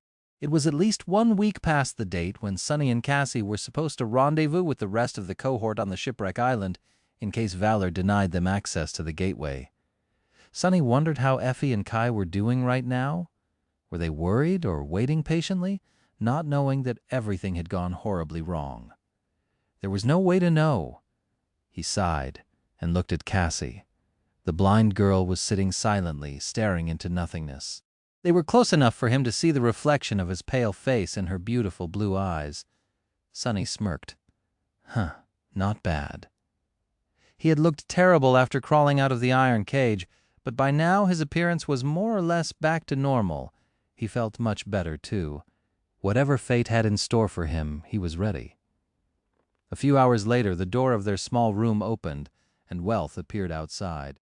The master looked at them somberly and said in an even voice, "Lady Cassia, awakened sunless, the situation has changed a bit. It is not safe for the two of you to remain here any more. Come, we have to move you to a different location." Sunny stared at her for a few moments, then asked cautiously, Is everything all right?" She lingered, then answered succinctly, "It will be. Wow. Not ominous at all." Without much choice, Sunny and Cassie stood up and followed the red-haired master. They were led into the main hall of the fortified encampment and through it, feeling the lost follow them with dark gazes. At some point, several echoes appeared to their right and left, as if to protect them should anything happen, or to prevent them from escaping, depending on how one was inclined to look at it. The small procession left the stronghold of the Valor forces and entered the corridors of the inner sanctum. They walked through the maze of them and entered a spiral staircase. Sunny looked around tentatively, then asked, "Where are we going?" Velthy gestured down. "The bell tower." She didn't add anything else, as if her answer had explained everything. Sunny scowled, but didn't press the issue. What was the point? The staircase was long and winding, circling the entire tower many times. With each revolution, the spiral became narrower. From time to time, they saw closed doors to their left, but never to their right. Finally, after a while, they reached the end of the stairs and waited as Wealth opened a heavy gate, blocking the path forward. Sunny and Cassie found themselves at the very bottom of the main bell tower of the Night Temple. Somewhere below them, a massive bell was swaying gently on an ancient iron chain. The tip of the seventh belfry was narrow, encompassing only a circular corridor and one central chamber. Currently, they were looking at its door. The door was slightly opened. Velthy stopped, then looked at Sunny and gestured forward. "Come inside!" Sunny threw a glance at her, then at the echoes surrounding him. He hesitated for a few moments, then sighed, swung the door open, and stepped into the chamber. He found himself in a room built of cold stone. It was dark and full of deafening silence, arranged in the shape of a heptagon. Its 7 corners were drowning in shadows, and at each of its 7 walls a large mirror frame stood. However, the frames were empty. The mirrors they had once housed were long shattered and gone. Sunny stared at them for a moment. Well, at least it's now clear where those thousands of mirror shards came from. That discrepancy had been tormenting him for a while. In a prison where no mirrors were allowed, where had Mordret found all those shards? Where had the piles of broken mirrors that Cassie saw in her vision appeared from? Now he had an answer. Satisfied, Sunny lowered his gaze and looked at the figures waiting for him inside the dark chamber. Pierce was standing in its center, surrounded by the rest of the echoes. His eyes were cold and heavy. The fearsome master grimaced, then said, his voice low and threatening, "Whatever you think of doing, I would advise against it." At the same time, the door of the chamber closed with a deafening bang. The echoes that had escorted them here were already inside, behind Sunny. Wealth was there, too. She was holding a blade to Cassie's throat. Her expression was dark and calm. Sunny lingered for a couple of seconds, then slowly raised his hands with his palms open. "Damon? How very unexpected. What a surprise!" Chapter 582, For the Greater Good. Sunny froze, trying not to move a muscle. His face grew pale and solemn. "What is going on, Master Wealth?" The woman stared at his back. The blade of a slender saber pressed against Cassie's throat. She remained silent, as though unwilling to answer. However, Pierce spoke in her stead, a dark grin appearing on his lips. "Don't worry, we'll tell you shortly." With that, he commanded 2 echoes to step forward. One was holding a large wooden box, its surface engraved with a complicated weave of a beautiful but disorienting pattern. The other was holding a folded piece of black cloth. Pierce carefully took the box, then placed it on the floor in front of him, and closed his eyes for a moment. A loud click resounded from inside, and its lid rose by a few millimeters. He didn't touch it, though. Instead, the fearsome master sighed and took the folded cloth. Sunny stared at the wooden box with a bit of apprehension. "What is that thing?" Wealthy finally spoke, her voice cold and even. "It is a mirror trap, a very special artifact created by the elders of our great clan. With its help, we can capture and bind the prince." He blinked a couple of times, then forced out a weak smile. "Well, that is good, right?" Pierce snarled. "Indeed, the problem is, the ritual requires some time to be performed, and that monster has proved to be too devious to be held back long enough for it to work. Every time we cornered him, he simply destroyed the vessel and slipped away, because we were always a step behind, and he was the one in control of the battlefield." The master smiled. "Well, that is about to change." Sonny frowned. Behind him, Cassie suddenly spoke. You want to lure him into a trap? By using us as bait?" Velthy shook her head. "Not you, Song of the Fallen, just your companion. He is the one Prince Mordret wants after all." The other knight chuckled. "He is the one who caused all this. Isn't it only fair that he would be the one to end it?" Pierce took a step forward and looked down at Sonny. "I don't know why the bastard chose you as the final vessel, but from his actions it is obvious that he is fixated on taking your body above all others. Why else would he have gone to such lengths to frame and excommunicate you? Going as far as to risk sneaking into our camp? The mad prince is ill and unhinged. If we present an opportunity to possess you, he won't be able to resist." The master scowled furiously. "And this time we will be the ones in control. He won't escape us again, so you wouldn't mind making a sacrifice for the greater good, would you, awakened sunless?" Sonny shivered and took an involuntary step back. However, there was nowhere for him to go. Wealthy and 5 echoes were behind him, blocking the path of escape. "What, if I do mind?" Pierce smiled. "Then Lady Cassia will tragically lose her life at the hands of the escaped murderer, while heroically assisting the great clan Valor, and saving lives, of course, and you will do as I say anyway, only after a few additional and very, very unpleasant steps." Cassie gritted her teeth, then shouted, "Sonny! Don't do it!" In the next moment, Wealth moved her saber, making the blind girl fall silent. A drop of blood rolled down her neck. "Quiet." Sonny froze, as if not knowing what to do. His eyes darted around the chamber, as if searching for something to save him, but there was nothing he could use, only the 2 masters and the 10 echoes, all ready to pounce at him if he were to try something. He trembled, hesitated, and then suddenly hung his head, as if defeated. "I'll do it." "Just don't hurt her, please." "That wasn't too much, right?" Cassie struggled in Wealthy's grip. "Sonny, no." He looked back, a solemn expression on his face. When he spoke, his voice sounded stifled and frightened, but also certain and full of resolve. Almost heroic. It's all right. Don't be sad, Cassie. At least this way one of us will survive." With that, Sonny faced Pierce and shivered. What do I need to do?" The fearsome master smirked, then handed him the folded piece of cloth. "Good choice. Get down on your knees first." Sonny took the cloth and kneeled in front of the wooden box.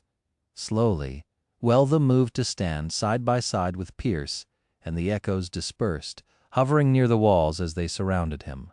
He closed his eyes. "Now what?" Welva spoke, still holding Cassie with an iron grip. Pierce, meanwhile, bent down and put one hand on the lid of the box.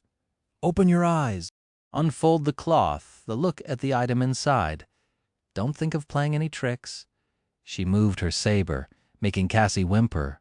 Sonny flinched, but remained on his knees. Gritting his teeth, he glanced at the blind girl, then lowered his head and slowly unfolded the cloth. Inside, laying on the black fabric, was a single piece of a broken mirror. Sonny stared at it and saw his pale reflection staring back. The masters tensed, and then nothing happened. Well, of course it didn't. If Sonny had thought otherwise, he would have never allowed himself to end up in this situation. In fact, he was pretty sure that he knew what Mordret was planning, and why. For that reason, he believed that staring into a mirror was perfectly safe for him, at least right now. That's why he and Cassie had acted out this little performance, pretending to be frightened and clueless, or at least resigned to their fate.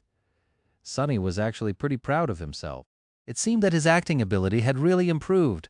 That last line, especially, such intensity, Cassie had done surprisingly well, too. Pierce and Wealthy stared at him, waiting for a sign that Mordred took the bait. However, after a few seconds of nothing happening, slight confusion appeared in their eyes, and then a hint of doubt, and then fear. Wealth was the first one to understand. Her face paled, and she suddenly looked up as if hoping to pierce countless layers of stone with her gaze, and see the fortified camp that they had left behind. Her lips trembled. No. Chapter 583, Web of Lies. It had taken Sonny a lot of time to understand what Mordret was doing and why, but in the end he had succeeded, and thus managed to predict what the elusive prince was going to do, or at least do it with a sufficient degree of certainty to stake his life on it in this desperate situation. Just like everybody else, Sonny had been fooled at first. The initial revelation he had received had to do with the brutal murder of the 2 guards. It was then that he realized that Mordret was not as insane and perverse as everyone seemed to think. Mordret's grotesque brutality was not the result of an irresistible, unhinged, and sadistic compulsion. Instead, it was a cold and calculated strategy that the prince had employed to diminish his enemies, break their spirit, and make their souls susceptible to his attacks. He had weaponized terror itself and made good use of it. After all, people were most scared of that which was unknown, and what was more unknowable than the mind of a deranged, murderous madman? After Sonny realized that there was such a possibility, the next step was both simple and hard to take. He had to take a good look at himself and admit that he himself had fallen victim to this tactic. Mordret had gotten under his skin. Sonny was more resilient to deceit and manipulation than most, but he was also more vulnerable to the schemes of the Prince of Nothing. Their enmity was personal, and as such involved powerful and destructive emotions. Humiliation, resentment, the sense of betrayal, such emotions were the enemy of clarity. Sonny had allowed his mind to be clouded by them and through them by fear, so he had to separate his emotions from his perception of the situation, knowing that some of them were a dire obstacle and some were engineered by Mordret in order to obfuscate the truth.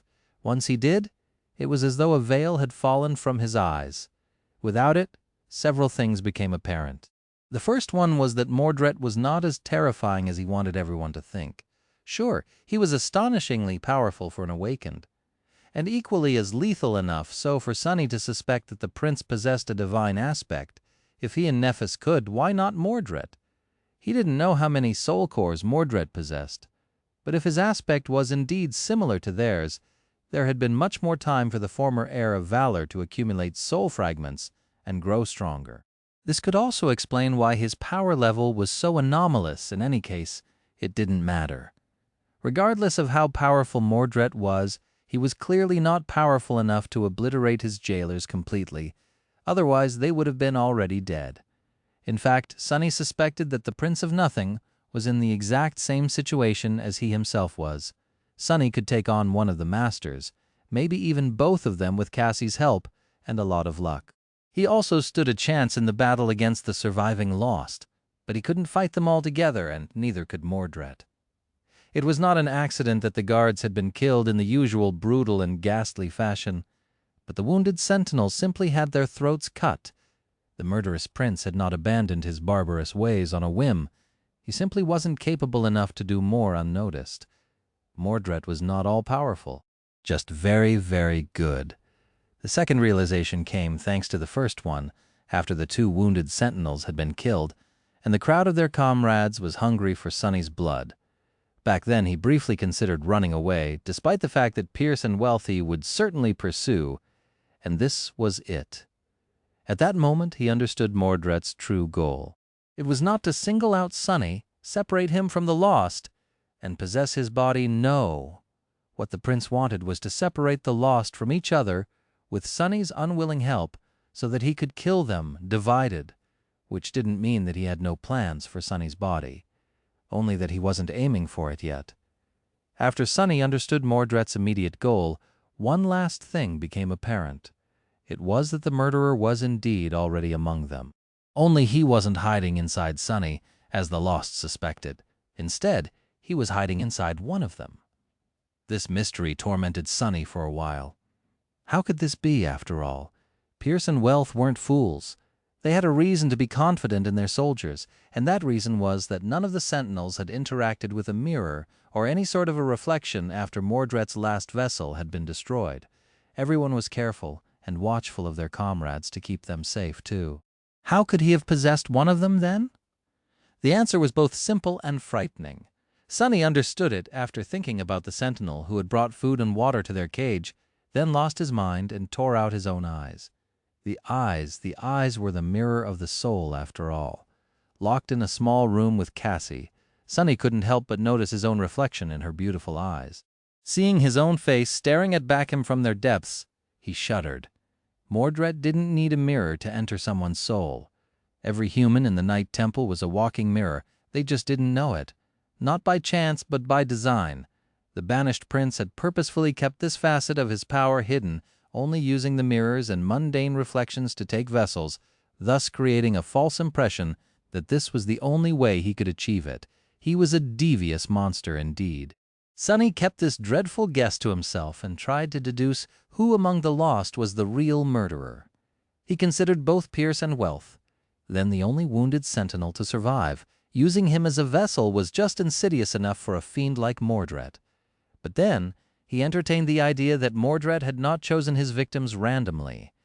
He had the ability to kill people inside the stronghold to a much more terrifying effect, so why target the guards first?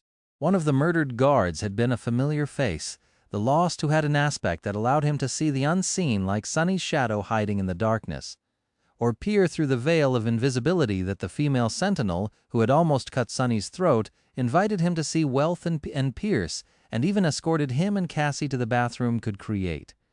Yes, Sunny was almost sure that Mordret was hiding in her body. This was how he had been able to kill the two guards, and later the two wounded, without being seen or heard.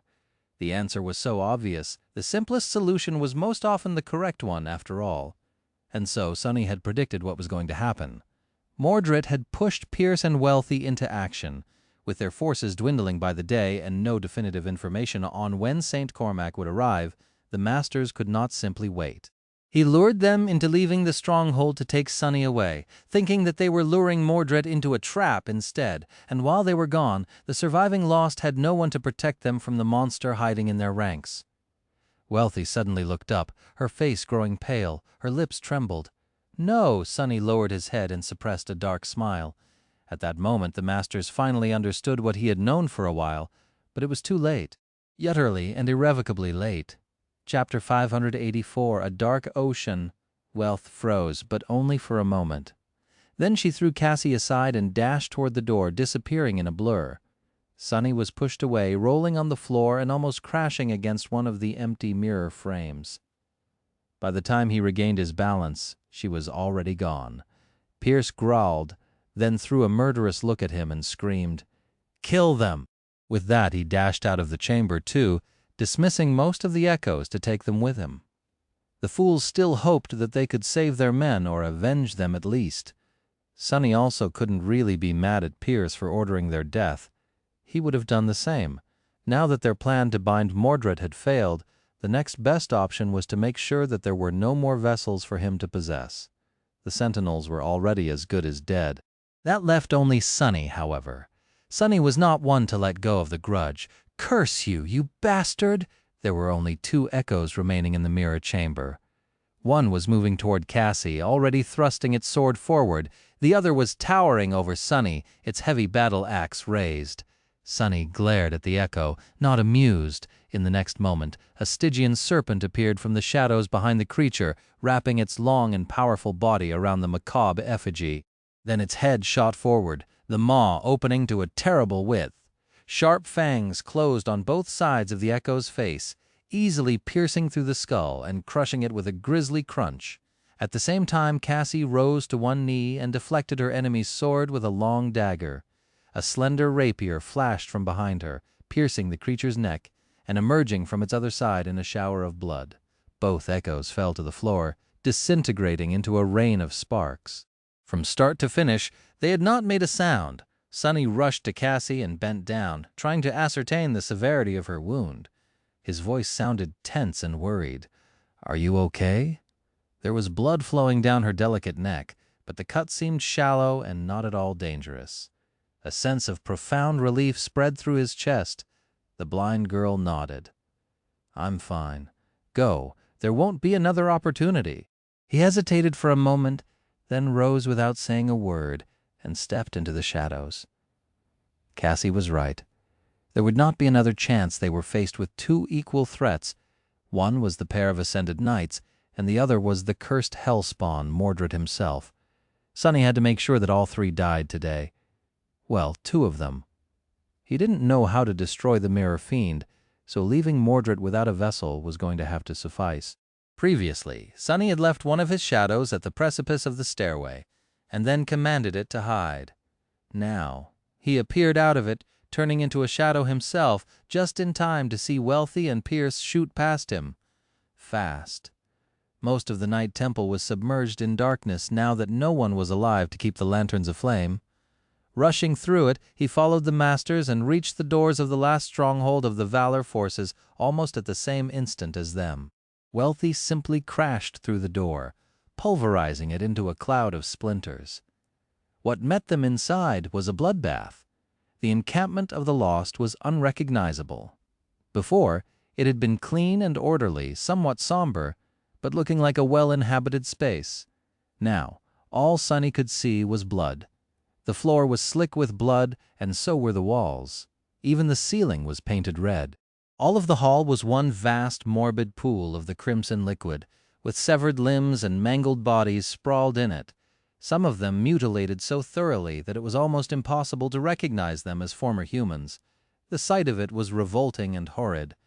And in the center of this vile slaughterhouse, a lone figure was sitting cross-legged, a carefree smile on her lips.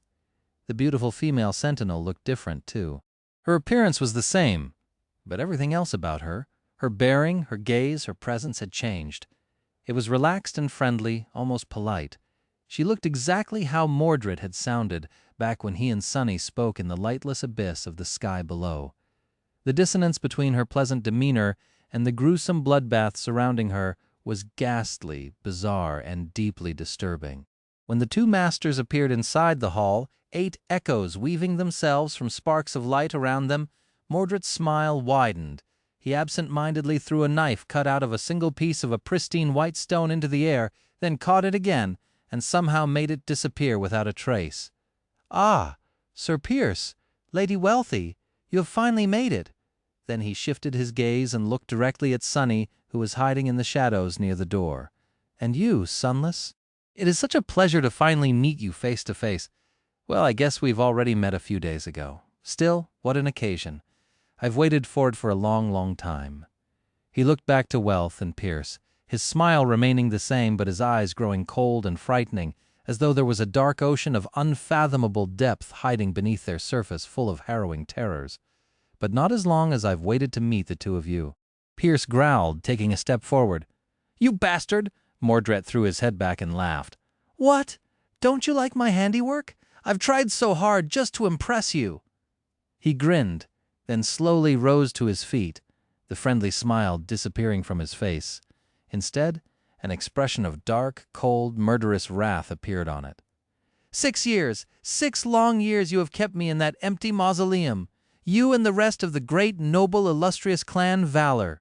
The female sentinel outstretched her hand, summoning a simple sword from the thin air. "You destroyed my body, stole my birthright, you even destroyed my reflections. Ah, but no matter. I had plenty of time to think of ways to repay your generosity. The things I have in store for you?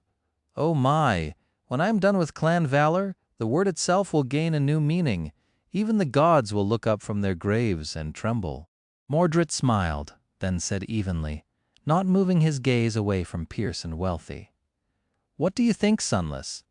You and I have no quarrel well, unless you are still angry about that little deception of mine. I can't really blame you. These two, however, will never let you leave this place alive. Shall we join forces, deal with them, and then escape together?" "Ah, I could be lying, of course. Maybe I'll just use you again, then kill that little oracle of yours and take your body. Who knows?" Sonny lingered for a moment, then stepped out of the shadows, appearing between Mordret and the masters. Wealth glanced at him with a hint of concern. Pierce grimaced, then uttered through gritted teeth, "Don't do anything stupid, boy. This thing isn't even a human. I don't know what was done to him. but he had not been a human for a long, long time. He will consume your soul and wear your body like a suit, and even then it won't be of any use. Once Lord Cormac returns, even that which remains of you will be obliterated. It's not too late. Join us, and together we can stop this demon." Sonny stared at him for a bit, then glanced at Mordret. Finally he sighed, took a few steps, and stopped beside the female sentinel. Saint and the soul serpent appeared from the shadows to his left and his right. Together, the four of them, Sonny, Mordret, and the two shadows, faced the two knights of valor and the 8 human echoes. Sonny smirked. "I'm somewhat of a demon myself, you know." Chapter 585, Clash. As the cruel edge started to manifest itself from swirling dark mist and the helmet of the undying chain was being summoned into existence, Sonny had a moment to evaluate their chances. The result wasn't too good. He didn't know how powerful exactly Mordret was, but the chances that he was considerably stronger than their enemies seemed to be slim enough to be considered non-existent. Otherwise, the banished prince would not have had to rely on his cunning so much. From how they were positioned and the little details of everyone's gazes, Sonny knew that Wealthy was aiming for Mordret and vice versa. That meant that he was going to have to face Pierce, while Saint and the Serpent would be tasked with holding back the echoes. He wasn't too worried for Saint, who was an ascendant and excelled in defense and durability. The Serpent, however, would have to be really careful. Sonny was most worried about himself, though. He was not going to underestimate Pierce. The man was not only a master, but also an elite, a knight of the great clan Valor. He was as formidable as he was deadly. His aspect made Pierce resistant to all sorts of attacks as well. With this in mind, Sonny commanded 2 shadows to wrap themselves around his body, and reluctantly sent one to Saint. Ascended or not, fighting against 8 echoes was going to test the limits of her ability. That was all the time he had to prepare. Long before the cruel edge finished weaving itself from mist, the blood-soaked hall of the somber cathedral exploded with violence and motion. Wealthy's eyes suddenly shone with a hypnotic scarlet light, and Mordret staggered as he was dashing forward. A pained groan escaped from his lips, and his movements slowed down considerably. In the next moment, the body of the female sentinel shimmered and disappeared. Moving with terrifying speed, Wealth lunged forward, then spun, her slender saber colliding against something mid-air. The clashing of blades echoed amid the black stones, and 2 fissures appeared on the layer of blood covering the floor, as if someone was sliding back, pushed away by the force of the impact. At the same time, the 8 echoes attacked. The creatures moved with the frightening precision of soulless machines, coordinating their assault with enough cohesion to make them a fearsome threat. Although their intelligence couldn't compare to actual humans, the morbid effigies retained enough of the skill of their originals to fight almost as human warriors would. Each of them possessed an aspect, too.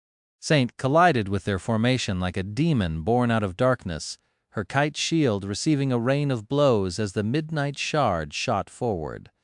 The soul serpent submerged into the shadows and flowed through them, appearing behind the 6 advancing echoes to lunge at the 2 whose aspect abilities allowed them to perform ranged attacks. And lastly, there was Sonny. Pierce descended upon him like a siege ram, bringing down his longsword with enough force to make the whole hall tremble. Even augmented by 2 shadows, Sonny was still unable to compete with the master in terms of physical ability, but the gap between them wasn't large enough for him to be instantly overwhelmed. Sidestepping, he received the edge of the enemy's sword on the vambrace of the undying chain, angling it in a way that allowed for most of the force to be deflected instead of absorbed, and threw his other hand forward, the ghostly blade of the moonlight shard glinting dimly as it appeared out of nowhere, aimed at Pierce's throat. The master simply lowered his head, allowing the tip of the stiletto to slide off the cheek guard of his helmet, and pushed the hilt of his sword forward, trying to deliver a crushing blow to Sonny's chest. Sonny jumped back, not at all disappointed by the failure of his treacherous blow.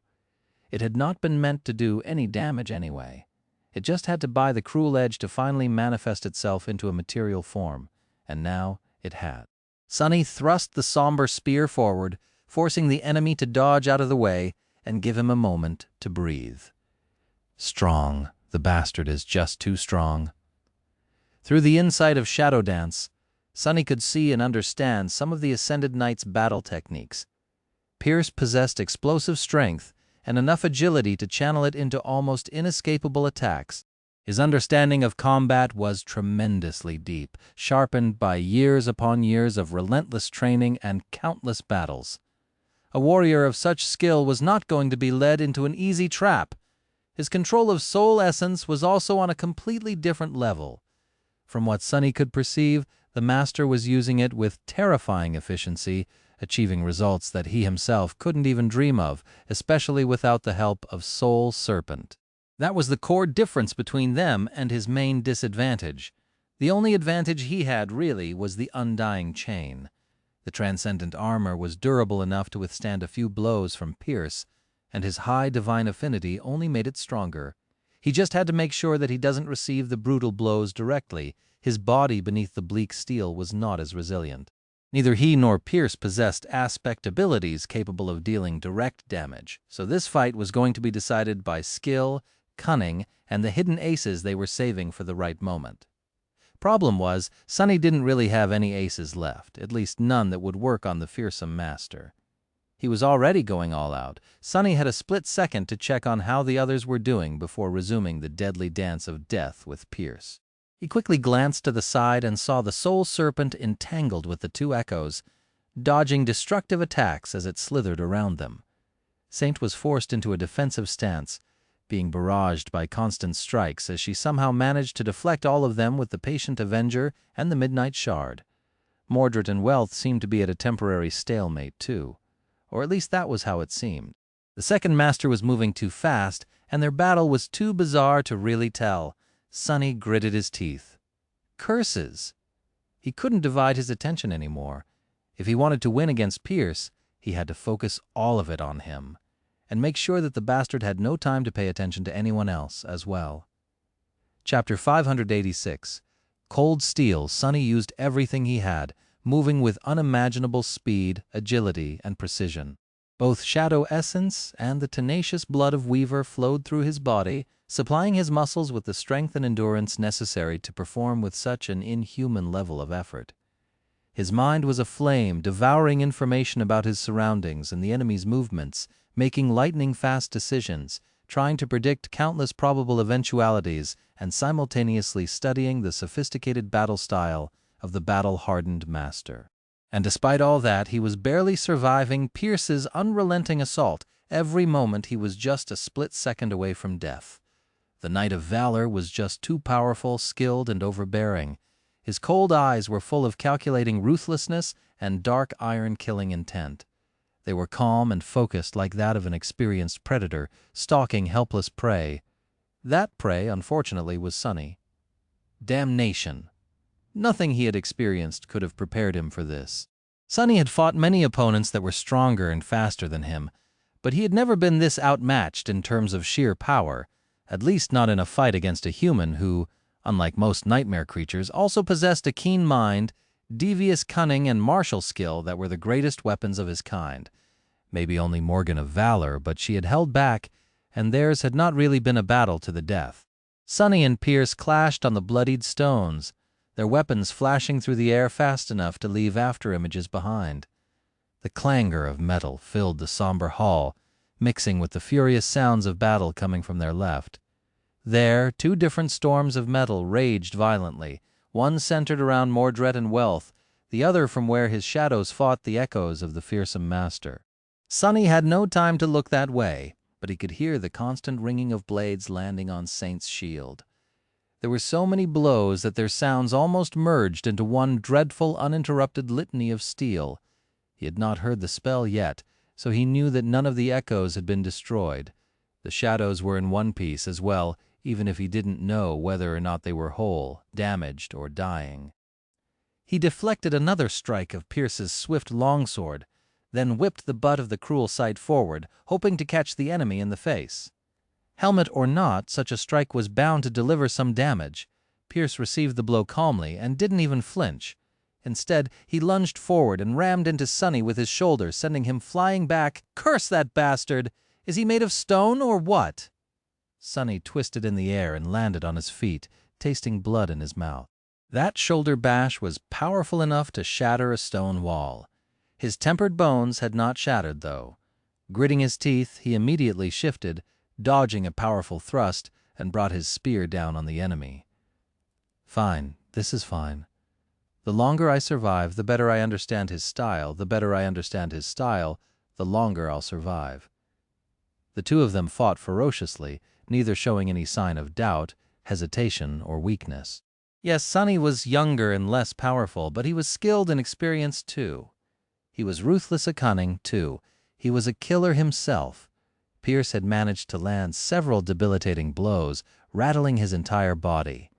The undying chain held, but beneath it, Sonny was bruised and battered. However, he had been able to break through the knight's defense and deliver a few strikes of his own. The results were less than ideal, though.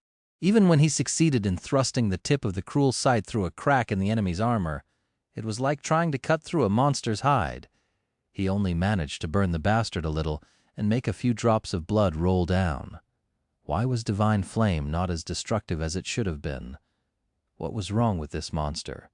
Pierce pushed him away, briefly glanced at the shallow wound and grinned darkly, not showing any indication of being bothered by it. "Is this all you can do? Not enough. Not nearly enough, little rat." Sonny growled. "Shut your mouth! You suddenly have time to waste breath?" With that, he attacked again, this time switching the enchantment of the mirror blade from incandescent flame to invisible, insidious soul damage. Pierce snarled and deflected the blow without too much effort. It was almost time, though. When the master decided to speak, without doubt aiming to distract and agitate the opponent, Sonny had a split second to steal a glance at how his shadows were doing. The serpent was on the verge of destroying one of the echoes and had already wounded another. Saint was doing worse. Faced with 6 opponents, she couldn't launch a successful attack. Some of the echoes surrounding her were severely wounded, but none seemed to be close to death. That was not her task, though. Actually, Sonny preferred that she didn't eliminate any of the echoes. He wanted them all in one piece, constantly attacking the taciturn knight. Landing more and more blows on her shield, the patient avenger. By now its surface was glowing with an angry orange light, as if there were furious flames burning beneath the cold steel. And there were, in a sense. A string of runes surfaced in his memory. Cold steel enchantment description. This shield can store a portion of impact damage it receives to augment another weapon of its wielder, or unleash an immolating wave of fire. Well, by now, the patient avenger received more than enough impact damage to unleash an ocean of flame. A few more strikes, and it was going to overload, sending all that fire outward. Just as Sonny thought that 2 more strikes landed on the shield, and the angry orange glow turned brighter, slowly turning incandescent white. Currently, Saint was wielding the Blood Blossom charm as well. With all the dismembered corpses lying around, its enchantment had long reached its limit, augmenting all the memories the shadow wielded with rampant strength. Sonny blocked Pierce's strike and slid back, his hands trembling from the force of it. At the same time, Saint spun and deflected 2 more swords with her shield. Its surface was almost entirely white now. Almost there, damn! Sonny gave a mental command, and the shadow that had been augmenting Saint flowed from the graceful demon's body onto the furiously shining shield. Another blow landed on the patient avenger. Saint braced, putting her shoulder behind it. Crap! And in the next moment a terrifying explosion rattled the entirety of the inner sanctum. Chapter 587, The Explosion. Just a moment before the patient avenger detonated, Sonny fell backward and dove into the shadow cast by a wide stone pillar.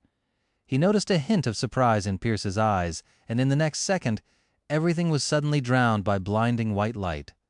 The sound came next, a thunderous roar that would have probably destroyed his ears if he had not turned into a shadow. Then the shockwave arrived, obliterating the pillar and turning it into a mass of flying rubble. Sonny's shelter was destroyed, and he was thrown back into the corporeal world just in time to be engulfed by a terrifying, immolating flame. Luckily, he had summoned the memory of fire at the very start of the fight.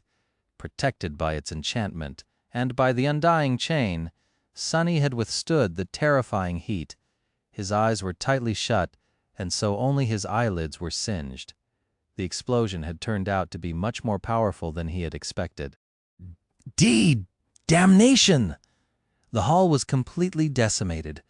The pillars supporting its ceiling had been destroyed, and its walls had cracked, some sections crumbling completely. The bodies of the murdered lost were practically erased from existence, and everything was obscured by a cloud of stone dust mixed with thin crimson mist which had appeared after the pool of blood had evaporated. In all this mayhem, Sonny was able to sense a few familiar shapes. The serpent had merged with the shadows before the explosion had hit, too, so it was unharmed. Saint, however, was not as lucky. Her entire left arm had been torn off at the shoulder, the onyx armor mangled and revealing scorched alabaster skin. Fine ruby dust was flowing from the terrible wound, falling to the floor like a stream of a morbid hourglass, as if counting off how long she had left to live. That was the result of augmenting and overloading an ascended memory. Even the wielder was not safe from the consequences, as it turned out. Sonny's mouth twitched, and he immediately dismissed the taciturn knight, then called back his third shadow. In the short moment before it reached him and wrapped itself around his body, he managed to sense the rest of the devastated hall. The echoes seemed to be obliterated. Wealthy was kneeling at a distance, shaken and superficially wounded, but still alive. Mordret was sprawled on the floor, seemingly thrown out of his invisibility. Only Pierce was still on his feet, as if not affected by the explosion at all. His armor was battered and scorched, wisps of smoke rising from the cracks, but the master himself appeared unperturbed. In fact, his murderous intensity only grew more suffocating. He was like an impregnable stone cliff that could never be brought down by the raging winds. Not wishing to reveal himself, Sonny suppressed an infuriated growl and silently dashed forward. The silver blade of the cruel sight whistled quietly, shooting toward the bastard's heart. However, at the last moment, Pierce shifted and easily deflected the blow with his sword, throwing the spear off course. His armored fist flashed, flying toward Sonny's head. When the blow connected, Sonny was blinded for a moment. His eyes were still closed, but it was as if something exploded behind his eyelids, and at the same time, his mind blanked. He only felt the world spinning. Disoriented, Sonny continued his lunge and collided with the fearsome master. The impact threw them both to the ground in a clatter of metal. They flew back, then collided against the stone floor. Pierce grabbed Sonny by the throat and drove a knee into his abdomen, causing another explosion of pain to spread through his body and sending him rolling over his head and away. But not before Sonny's free hand snaked toward one of the cracks in the ascended knight's armor and planted something deep into his flesh. A long, narrow needle forged out of black steel, with gold wire wrapped around one of its ends. Driven with all of Sonny's strength, the heavenly burden sunk into Pierce's flesh almost entirely, with only a few centimeters sticking out of his skin and barely visible in the narrow fissure marring the surface of the knight's armor. Of course, such a tiny needle was not going to wound a master seriously or even slow down his movements, but damage was not what Sonny used it for. Rolling on the ground, he twisted and landed on his knees, sliding a few steps back and almost instantly regaining his balance. A few meters away, Pierce was already rising to his feet too. His eyes were brimming with killing intent, and his long sword was glistening as it reflected the flames burning around them. He was ready to finish this fight. But then, something strange happened. The fearsome master suddenly swayed, a confused expression appearing on his face. A moment later, the soles of his armored boots separated from the stone floor and rose into the air. The heavenly burden was the memory Sonny had exchanged for contribution points, after helping Master Jet put down the demented awakened Shadowblade Kurt. Its single enchantment was simple and straightforward. Living beings pierced by the needle would float up and up and up until it was removed. Sonny had acquired it to combine the enchantment with a dark wing and receive the ability to fly out of the sky below, if need be. Which did not mean that it had no other uses. Pierce was rising into the air, his feet already a full meter above the floor. His initial confusion was gone, and he swiftly looked down at the tip of the needle buried in his flesh. The master's hand shot toward it, but the fingers of his armored gauntlet were too thick and clumsy to dig the needle out on the first try. Sonny had no doubt that he would manage soon. He was also fairly certain that the Ascended Knight possessed at least one memory in his arsenal that would be able to help him either counteract or control the effect of the heavenly burden. However, both of these options were going to require some time, no matter how short. The time that Sonny wasn't going to give him. He thrust his hand forward, sending the moonlight shard flying toward Pierce's eye. Without anything to use as purchase, the knight was deprived of the very foundation of combat ability, the warrior's connection to the ground. He couldn't move to dodge, couldn't control the distribution of his weight to mount an effective defense, and couldn't even use most of his strength. However, Pierce still managed to deflect the ghostly stiletto with his sword, which left him open and defenseless to Sonny's true attack. As soon as the moonlight shard left his right hand, Sonny brought his left up and behind him, used all of the strength the three shadows gifted him, sent a flood of essence into his muscles, and cast the cruel sight forward. His throw was performed with perfect form, just like Effie had taught him. At the last moment, the three shadows flowed from his fingers and wrapped themselves around the somber spear's silver blade. Pierce's eyes widened. The cruel sight shot through the air like a black comet and sunk into the fearsome knight's chest. The force of the throw was so great that it went right through his damaged armor, his tough skin and bones, and then his heart. Still affected by the heavenly burden, the master's body was sent flying up with terrifying speed and impaled on the stones, hanging lifelessly from the tall ceiling of the devastated hall. A stream of blood fell down like crimson rain. Sonny staggered, then supported his weight with his hands and let out a shaky breath. Come on! A moment passed in silence, and then he finally heard the painfully familiar voice. This time, the spell's whisper sounded like beautiful music to his ears. You have slain an ascended human, Pierce. Your shadow grows stronger. Gods, I actually did it. Sonny smiled darkly, allowed himself a second of rest, and then rose to his feet. Knowing that the battle was not other, Mordret and Wealth were still there, both as deadly as the damned bastard he had just killed. He dismissed the cruel sight and immediately summoned it again, simultaneously checking on his reserve of shadow essence. Sonny had spent a lot, but not so much as to worry yet. The soul serpent appeared from the shadows and slithered onto his skin, turning into an intricate tattoo. Still keeping his eyes closed, partially out of caution, and partially because his eyelids were burned and hurt like hell, Sonny extended his shadow sense forward and tried to understand what was happening to the other two participants of this hellish battle. Wealthy was standing some distance away from him, swaying. Her hands were pressed against her face. Meanwhile, Mordret, Sonny froze, the female sentinel, was dead. He had not noticed it before, but she was laying lifeless on the floor, her neck twisted at an unnatural level. How can this be? Something was not adding up. How could Mordret lose his only vessel so easily? He had only fought one of the masters. Surely he had the ability to defeat Wealth one-on-one. Otherwise, what had he been planning to do if Sonny allied with the Knights of Valor? How had he planned to resist both of them, let alone with a third enemy added into the mix? The Prince of Nothing could not have been that weak. Suddenly, a small detail attracted Sonny's attention. One of the sentinel's hands was clenched in a fist. Something dangling from it. A piece of a torn chain. Didn't that chain feel awfully familiar? A cold, uneasy feeling appeared in Sonny's chest. He turned his head slightly and concentrated on the last survivor of the Valor forces, searching for Wealth suddenly laughed. Her voice sounded strange and different, and her amulet. The anvil amulet was gone. The master lowered her hands and smiled. Ah, that is much, much better. Chapter 588. Trust Elseuse. Mordret, he has taken Wealthy. Sonny shifted, lowering the cruel sight and slightly turning its blade. His heart was full of unease, his mind in the throes of a dark premonition. The banished prince had already been monstrously powerful. How much more deadly would he become in a body of a master? A few things were now clear, at least.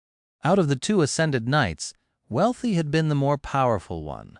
Her aspect possessed abilities that could debilitate her enemies, all the while enhancing her own physique. That was why she had been the one to sap Mordret of a large portion of his strength and attack him. And yet it was strange to see that the Prince of Nothing had struggled to defeat her so much and for so long. If he couldn't win against one of the masters, how had he ever planned to face both? However, if he had decided to take Wealth's body and thus couldn't harm it too much, that would explain his tardiness. Fighting an ascended elite while not being allowed to wound her was a dreadfully harsh task. Had Mordred been aiming for Wealth's body from the start, or had he changed his plans on the fly when the opportunity presented itself? Was his intention to take Sunny as his vessel just a ruse, a misdirection, or was Sunny still in danger? No way. He already has a body of a master. There is no reason to abandon it for the sake of mine, right? Ah, that is much, much better. Mordret straightened, then stretched, looking at his own arms with curiosity. He clenched Wealthy's fists, then grimaced slightly and let his hands relax. Finally, the Prince of Nothing turned slightly and looked at Sunny with a smile. "Wouldn't you say, Sunless?" Sunny lingered for a moment, then nodded cautiously. "I guess. How does this work exactly? Are you an Ascended now?" Mordred's smile widened a little. "So curious. Your inquisitive nature is truly worthy of an Academy researcher. Dodging the questions like always, huh?" Sunny sensed the slender saber laying by the former master's feet, then concentrated on the corpse of the female sentinel for a moment. "So, what now? How are we going to escape this place before the saint arrives?" The Prince of Nothing bent down, picked up the saber, and sighed. "Oh, don't worry, I do have a plan. It's just, I'm not sure that you're going to like it very much, Sunless." Sunny felt cold shivers running down his spine. Mordred's tone was still friendly, but the implication behind his words did not promise anything good. Bastard! He's going to double-cross me, isn't he? Well, it's not like Sunny had not been planning to do the same. He gritted his teeth, then said somberly, "We don't have to do this, you know. It is just like you said, there's no quarrel between us. We can just go our separate ways, maybe even work together, for a bit. Let's be friends." Mordret chuckled. "Oh, I would like that very much, but Sunless, if you really want to be my friend, why do you still have your eyes closed?" He took a slightly awkward step forward, as if not yet entirely used to his new body. "It's hard to trust someone who refuses to look you in the eye, you know. Why don't you look at me, huh, Sunless?" Sunny paled, then backed away a little. I'd rather not. My eyelids hurt." Mordret grinned. "That is a pity. But oh well, to tell you the truth, we wouldn't have become real friends anyway." Sunny took another step back, then asked tensely, "Oh yeah, why is that?" The Prince of Nothing stopped smiling. When he spoke, Wealthy's voice sounded cold and insidious, full of endless darkness. "Do you take me for a fool? Did you really think that I would not smell the stench of Dreamspawn on you, huh? You better tell me, Sunless. Why did Astrion send you to the Chained Isles? Why hunt down my beast? What is that abomination scheming now?" Sunny scowled. "What?" He was genuinely confused. If his eyes weren't closed, he would be blinking in surprise right now. "Did Mordred really lose his mind? I have no idea what the hell you are talking about. What stench? Why would I be sent by Asterion? I've never met anyone by that name, let alone knowing anything about their schemes. Are you hearing yourself, you lunatic?" "Wait a minute, the Prince the Dreamspawn, could it be?" Mordred froze, then tilted his head a little. "Huh, how curious. You can't lie, so this must be the truth. But have you never met Asterion? Why do you reek of Dreamspawn?" Sunny grimaced, not wishing to answer. However, he had no choice. Surrendering to his flaw, he uttered through gritted teeth, "I may have met another Dreamspawn." The Prince of Nothing raised his eyebrows, surprised. "Really? Who? God damn it." Sunny clenched his fists, then said darkly, "Nephis?" Mordret frowned. "Nephis? Nephis of the Immortal Flame Clan? Wait, she is still alive?" Sunny nodded, and the banished prince threw his head back, laughing. Oh my, so there is another Dreamspawn walking the dream realm, and she is the daughter of Smile of Heaven and Broken Sword. This must be fate, ah. I wonder if the old bastard knows." While Mordret was laughing, Sunny was feeling cold all over. Not because of this sudden outburst, but because of what the Prince of Nothing had said right before. "You can't lie. So this must be the truth. H, how does he know that I can't lie?" Since when had Mordret known about his flaw? Had he simply figured it out after watching Sunny for a few months? No, that wasn't possible. Sunny had not spent that much time in the dream realm after escaping the sky below, and especially not communicating with a lot of people outside of selling them real-world items. He had not done anything to compromise himself. What? What was going on? Chapter 5089, Dark Mirror. For a moment, Sunny's heart grew heavy, his mind consumed by murderous darkness. He thought that he had been betrayed again. There were very few people in the two worlds who knew the secret of his flaw. Nephis was one, but she was far away. Kai and Effie probably had their guesses, however, they chose to remain silent out of respect for his unwillingness to speak about this matter. That left only Cassie. Cassie, who was right here in the Night Temple and had already turned on him once. But after thinking about it a little, Sunny realized that there had been another being who possessed the knowledge of his aspect. The problem was that it had been dead for a long, long time. The Mirror Beast. The ascended reflection had mirrored his aspect, so it had to have glimpsed it somehow, and it was connected to Mordret far more thoroughly than Cassie ever could be. The Prince of Nothing had not known everything about the Shadow Slave aspect before. Sunny was sure of it. Back in the abyss of the sky below, Mordret had expressed genuine curiosity and surprise about things that he would have already learned otherwise, which meant that he had most likely only received that information after the mirror shard was brought into the Night Temple. It also meant that he was only informed about what the Mirror Beast had learned and what had been true then. If this guess was correct, maybe Sunny would be able to use a gap in Mordret's knowledge to his advantage. Or he was wrong, and Cassie had really betrayed him again. A lot of things depended on whether or not he was ready to trust her again. His very life, most likely. Sunny frowned, then said, his voice even, "You seem to be having fun.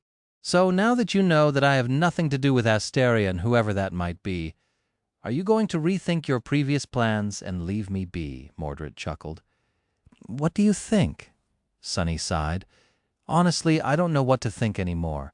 Not when it comes to you. At least you really are a devious bastard. You know that, right? Oh, don't take it as an insult, by the way. Coming from me, it's actually a compliment." The Prince of Nothing shook his head, then took another step forward.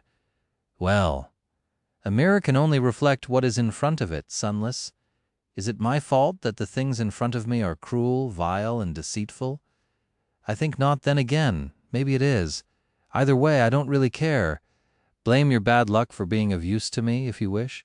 His eyes ignited with a hypnotic scarlet light, and although Sunny's own were closed, he suddenly felt slow and sluggish, strength draining from his muscles.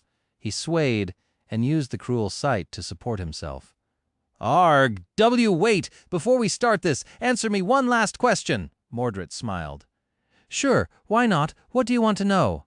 Sunny strained as if trying to speak. His mouth opened, but instead of saying anything, he simply attacked. The Prince of Nothing laughed, amused by this little deception. His saber flashed forward to meet the blade of the cruel sight. A moment later, though, his laugh abruptly stopped. Sunny had no illusions about his chances in the fight against Mordret, not when the bastard occupied the body of a powerful master, one whose aspect allowed him to weaken his enemies and strengthen himself, no less. But then again, when had Sunny ever fought fairly? From the start of it, he had been subtly manipulating the banished prince. Every step back he had taken was meant to bring them into the right positions. The angle at which he held the cruel sight had been calculated so that the mirror blade only reflected what Sunny wanted Mordret to see, or rather, so that it didn't reflect what Mordret was not supposed to see. And at the moment of his attack, his efforts finally paid off. Because in the end he had chosen to trust Cassie after all. The blind girl silently appeared at the entrance of the hall behind the banished prince. Her eyes were hidden by the silver half-mask, but the polished steel armor and the midnight blue coat were gone.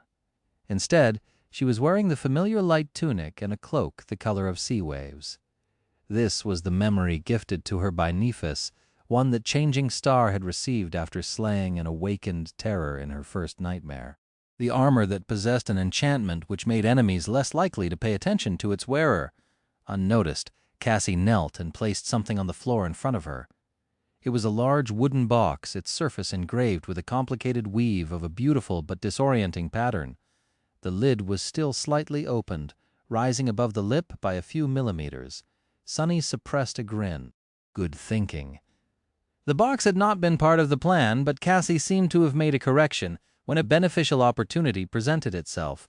The moment the blade of the cruel sight met Wealthy's saber, the blind girl grabbed the lid, threw it open, and then poured her soul essence into the box.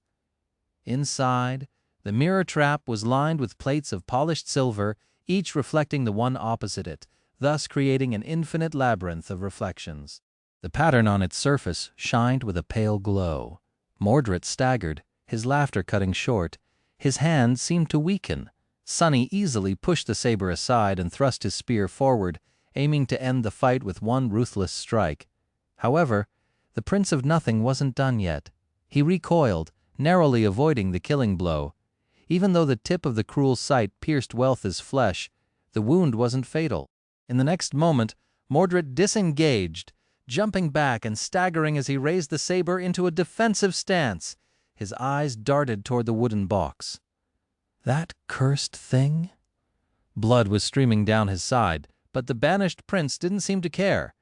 Neither did Sonny. He dashed forward, feinting a downward slash, then turning it into a swift thrust. Who knew how long Mordret would be slowed down by the mirror trap? It hadn't helped the forces of valor. He had to finish this fast. Mordret barely deflected the attack, moving with visible strain. His mouth twitched. "Hey, Sunless, why don't you go and destroy that box?" Sonny pushed forward, closing the distance between them and simultaneously turning the cruel sight into a sword. It flashed through the air, but was deflected once again. Even with his powers reduced so direly, the prince was still a formidable fighter. Mordret bared his teeth. "No? Ah, but I must insist. Why don't you go and kill that little oracle of yours?" His eyes gleamed with vicious amusement. "Lost from light? That is your true name, is it not? Do it!" Sonny froze. His sword trembled. Then, as his face became pale as a ghost and his pupils widened in horror, he slowly turned, facing Cassie. A strange sound escaped from his lips. Mordret smiled, slightly relaxing his guard. It was at that moment that the cruel sight shot toward his body, easily sliding past the slender saber. Sonny scoffed. "Why don't you go to hell? I already have a master." Chapter 590, The Host. Indeed, it was as Sonny had thought. Mordret had learned his secrets from the mirror shard left behind by his beast. He didn't really know of his aspect. He only knew of its reflection, and that reflection was incomplete. That was why the cunning prince had assumed that he would be able to enslave Sonny by using his true name. Of course, Mordret would have been careful, taking the possibility that Lost from Light already had a master into account. But Sonny was half a step ahead. He had doused that caution by being ready to pretend to be enslaved and then attacked. The cruel sight shot forward, narrowly avoiding the mirror fiend's saber and sinking deep into his flesh. It cut through the enchanted black tunic, pierced Wealth's body, and emerged from her back. Mordret's face contorted, his eyes full of shock and pain. Sonny, of course, couldn't see it. Since he was still relying on shadow sense to navigate the world, all he felt was a tremble that went through his enemy's body. A moment later, the Prince of Nothing groaned, a stream of blood escaping from his mouth. Then he lashed out with the saber, forcing Sonny to stagger back. The cruel sight slid out of the terrible wound, wreaking more damage on its way back. Sonny was slightly disappointed that he had not been able to end the fight right there and then, but it hardly mattered. The wound he had delivered was not immediately fatal, but deadly nevertheless. Now, all he had to do was wait for the enemy to bleed out. Even a master's body was not resilient enough to stem the flood of blood he had caused. Mordret, it seemed, realized the same, and dashed forward in a desperate attempt to kill Sonny before the blood loss made him too weak. Or so Sonny thought. What? Instead of attacking with the saber, the Prince of Nothing used it to push the cruel sight aside and continued to move forward, eventually colliding with Sonny and grabbing him by the throat. Is he crazy? At such a close distance, Sonny had all the advantages. Mordret couldn't slash with the saber, but he could easily bring his short sword back for a killing thrust long before anyone would have been able to strangle him. This attack made no sense. However, in the next moment, he felt that something was wrong. And then his chest was pierced by a blinding explosion of pain. Sonny screamed and staggered back, falling to the floor. Somehow, against all logic, the Prince of Nothing seemed unscathed again, the bloody gash on his torso gone. Instead, it was as though Sonny had run himself through with a sword. He could feel a deep wound in his chest, even though the surface of the undying chain remained unbroken. Curses fighting through the pain, he rolled away, dodging the descending saber. Luckily for him, Mordret did not pursue, instead choosing to dash toward Cassie and the mirror trap. Damned wealth, although Sonny was not entirely clear on what had happened and how he had ended up with a hole in his chest. He had an inkling. Wealth's aspect seemed to be all about devoiding the enemy of their power while enhancing your own, almost as if transferring it. A master had 3 aspect abilities was her third ability capable of transferring wounds from her body to that of others. If so, was he going to die by his own sword? No, he wouldn't. Unlike Mordret's, Sonny was not going to bleed to death. In fact, he was barely bleeding at all. His body was pierced and heavily damaged, but fortunately, blood loss was one of the 2 causes of death he was practically immune to, the other being broken bones. The evolved weaves of his body would not allow such a thing to happen. Arg.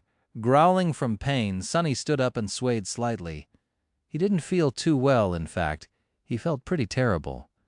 Every breath was torture, and his heartbeat was strange and irregular.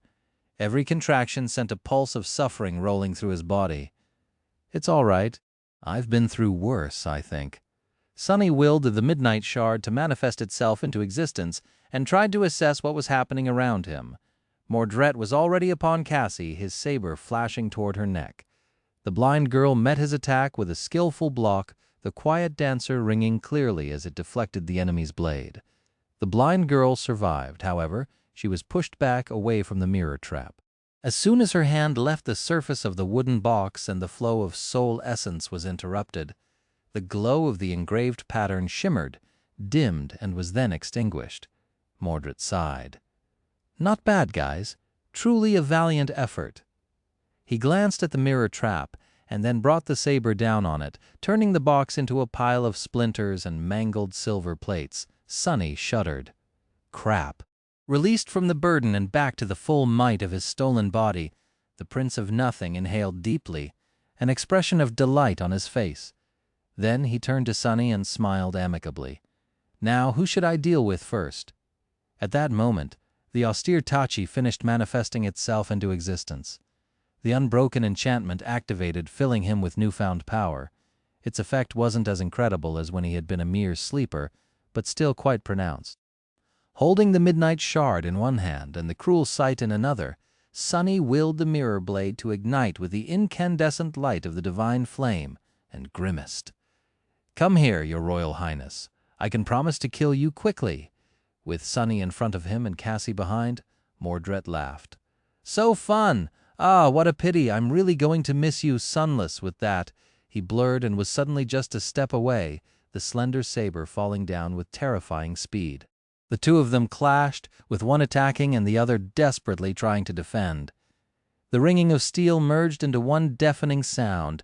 Sonny cursed. Although it seemed like an eternity, in fact, just a second had passed. The quiet dancer had not even had time to reach them from the other end of the hall to help, and he really needed help. Perhaps if he had not been wounded and under the debilitating effect of Wealth's aspect, Sonny would have been able to hold his ground against the deadly prince. With 3 shadows wrapped around his body and the gift of the unbroken, his prowess would not have been much less than that of a master. But as things stood currently, fighting against Mordret was like trying to fend off a tornado. He barely managed to deflect the killing blows, but couldn't do anything against the rest of the rain of ruthless strikes. The Prince of Nothing fought with terrifying skill and purpose, not leaving Sonny any chances to retaliate. Well, what else did he expect from the heir of War God? The bastard truly lived up to his lineage. The undying chain held for now, but Sonny knew that it wouldn't be able to protect him much longer. Even when the quiet dancer joined the fray, things didn't change much. Sonny thought feverishly, trying to come up with some trick, some way for him to survive and prevail. But no matter how hard he tried, he couldn't think of anything he could do to win this fight. It all seemed hopeless. Slowly, a creeping fear settled in his heart.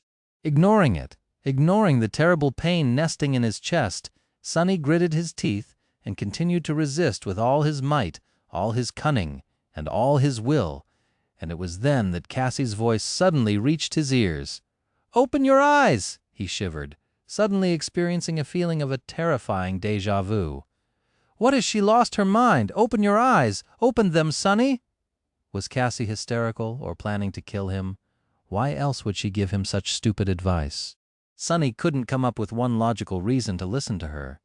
In the end, it all came down to a question of blind trust. He sighed, then strained his singed eyelids and slowly opened his eyes. Mordret's figure came into focus, a surprised and joyful expression on his stolen face. Sonny saw his reflection in Wealthy's eyes, clad in the bleak steel of the undying chain. No, it wasn't him. There was another reflection hiding even deeper, almost lost in the darkness, and then it was gone.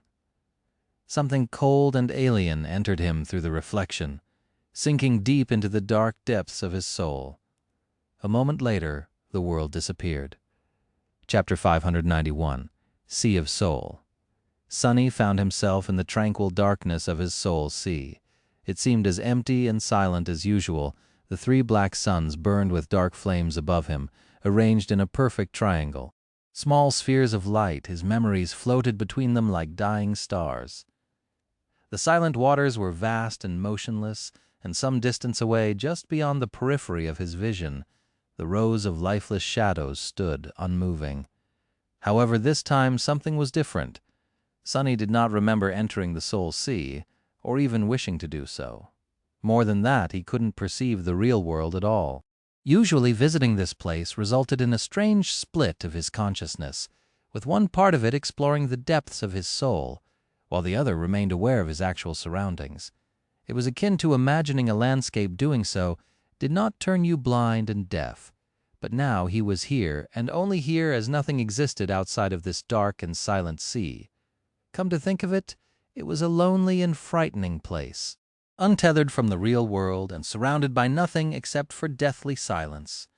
Sonny did not feel as calm and comfortable as he usually would, and he wasn't really alone in the darkness. What a strange soul you have. Hearing those words, Sonny flinched, then turned around. The voice that had spoken them did not belong to Wealth. It was familiar and pleasant, just like it had been in the lightless abyss of the sky below. Mordret was speaking with high, real voice once again. The Prince of Nothing stood some distance away, looking up with a curious smile on his face. Now, for the first time, Sonny saw how he must have looked before his true body was destroyed. Mordret was tall and slender, with pale skin and raven-black hair. He seemed to be in his 20s, older than Kai and Effie by a couple of years. His face was sharp and thin, not exactly handsome, but at the same time charming and strangely beautiful. His most striking feature, though, were his eyes, which didn't seem to possess a color of their own and instead reflected the world back on itself like two pools of liquid silver. Currently they were as dark and lightless as the endless abyss of the void. Mordret was dressed in a simple tunic, its fabric long devoid of any color. He wore no armor and didn't seem to bear any weapon. However, Sonny could feel immense pressure radiating from his slender figure and knew that he was in mortal danger. What surprised him, however, was that Mordret's face seemed familiar. In fact, he looked exactly like a slightly older male version of Morgan of Valor. The resemblance was too striking to be a coincidence. It could only be shared by siblings. And there was another thing that Sonny saw which made him tense and apprehensive. All around the Prince of Nothing, he could see a pale golden glow, the same kind of beautiful radiance that hid in his own blood, and surrounded Nephis, the light of divinity, curses. Mordret studied the three cores of Sonny's soul curiously, then looked at him with a friendly smile. "I have never seen anything like it. How kind it was of you to invite me inside, Sunless. I really do wonder what your little friend was thinking, though. Does she perhaps think that you will be able to resist me?" Sonny stared at the invader somberly, then shrugged. "How would I know what she is thinking? Trying to understand an oracle is a fool's errand, you know." Mordret chuckled. "Ah, wiser words have never been said. Well, I guess we will find out soon." Sonny shifted slightly, then asked, his voice gloomy, "Why would you even want to possess my body anyway? Didn't you get wealthy already? What's so great about it that you would rather have me than a master?" The Prince of Nothing smiled. "Who says I can't have you both?" That seemed like an answer, but actually it wasn't. Sonny had already experienced Mordred's habit of dodging questions to be misled this way. He frowned and glared at the mirror fiend, unamused. The invader laughed. "So serious, don't sell yourself short, Sunless. You might be just and awakened. But then, who else should I make a vessel if I wish to ascend myself? Plus, your body suits my current needs perfectly. You have an aspect that gifts you both stealth and teleportation abilities, a perfect combination for someone who wishes to escape a saint, don't you think?" He took another step forward and continued, "I also have never met or heard of anyone else who possesses a divine aspect. Imagine my surprise when I found out that you were just like me. And that thing you have, I am very curious to find out what it is that allowed you to make me blind back in the Ebony Tower. Such a powerful anti-divination artifact will make my life much, much easier so. You see, although I'm not too happy about it, taking you as a vessel is a regretful but inevitable choice I had to make." Sonny narrowed his eyes, trying to understand what Mordret was talking about, making him blind back in the Ebony Tower. Sonny had worn Weaver's mask to read the harrowing runes on the 5th level of the stronghold of the ruler of the underworld. Was that what the mirror fiend meant? So the mask had been able to hide Sonny from his spying as well, and more than that, the mirror beast had not managed to glimpse its secrets. So, Mordret did not know what it was, just that there was something in Sonny's possession that could prevent him from being tracked and seen by otherworldly means. When he narrowed his eyes, though, something else happened. Sonny didn't expect it, so he almost lost his composure. He had not known that he possessed such an ability, but it seemed that the evolution of the blood weave had enhanced his eyes as well. Suddenly, he was able to peer beneath the surface of Mordret's soul, just like he was able to peer beneath the surface of memories and echoes to study their weaves, and what he saw there made him tremble. Crap. As a living soul, the Prince of Nothing did not possess a spell weave, of course. However, what he did possess were soul cores, 6 of them. Mordret was a terror, and that terror was getting closer and closer to Sonny. To tell you the truth, Sunless, your body fits me so perfectly that I even thought, for a second, that the old man had sent you to me as a gift. Gods know he has a lot to apologize for, to think that he had nothing to do with it, and all of this was just a coincidence. That funny attribute of yours is really something, isn't it? Sonny gritted his teeth, and then said in a grim tone, "That is really wonderful. I'm very glad for you, pal. However, what exactly happens now? You don't really expect me to just surrender my body to you, right?" Here in the Soul Sea, Sonny wasn't bound by his flaw, since his words were nothing more than thoughts. It was actually a bit of a relief. Mordret stopped, now just a few steps away from him, and smiled. "Now? Why? What else now? I'm going to destroy your soul, of course." Chapter 592, Soul Slayer. Sonny looked down on himself, evaluating his own state. The wound in his chest was gone. However, it wasn't as though he was unscathed. His body, or at least this manifestation of it, seemed battered and beaten.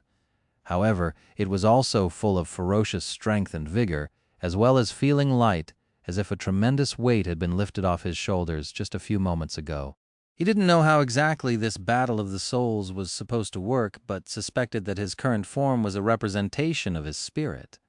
He had endured a lot in these recent weeks. Enough suffering and fear to crush someone with a lesser will. Sonny, however, had survived far worse, so his strength was not diminished by much. He was still clad in the bleak steel of the undying chain and holding his weapons.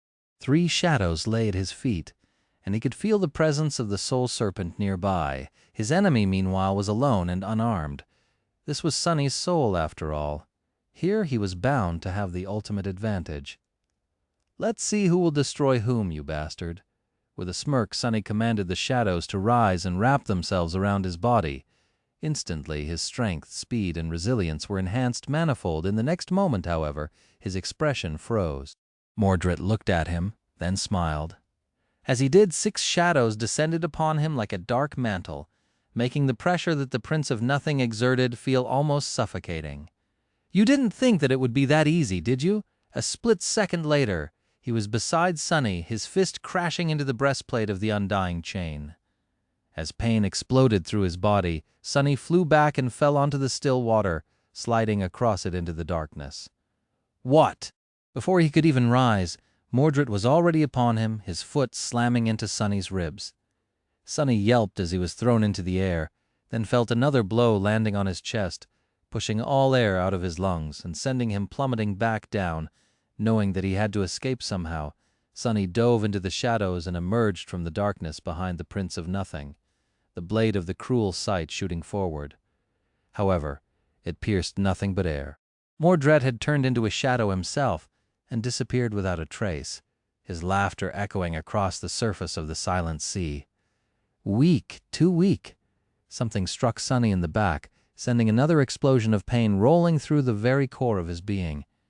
He groaned and tried to slash with the midnight shard, but the enemy was already gone. A moment later he was kicked in the abdomen, then ruthlessly slammed across the face. Mordret's fist felt like a sledgehammer, no, like a mountain descending, half-blinded and disoriented. Sunny fell to his knees, spitting blood. What the hell?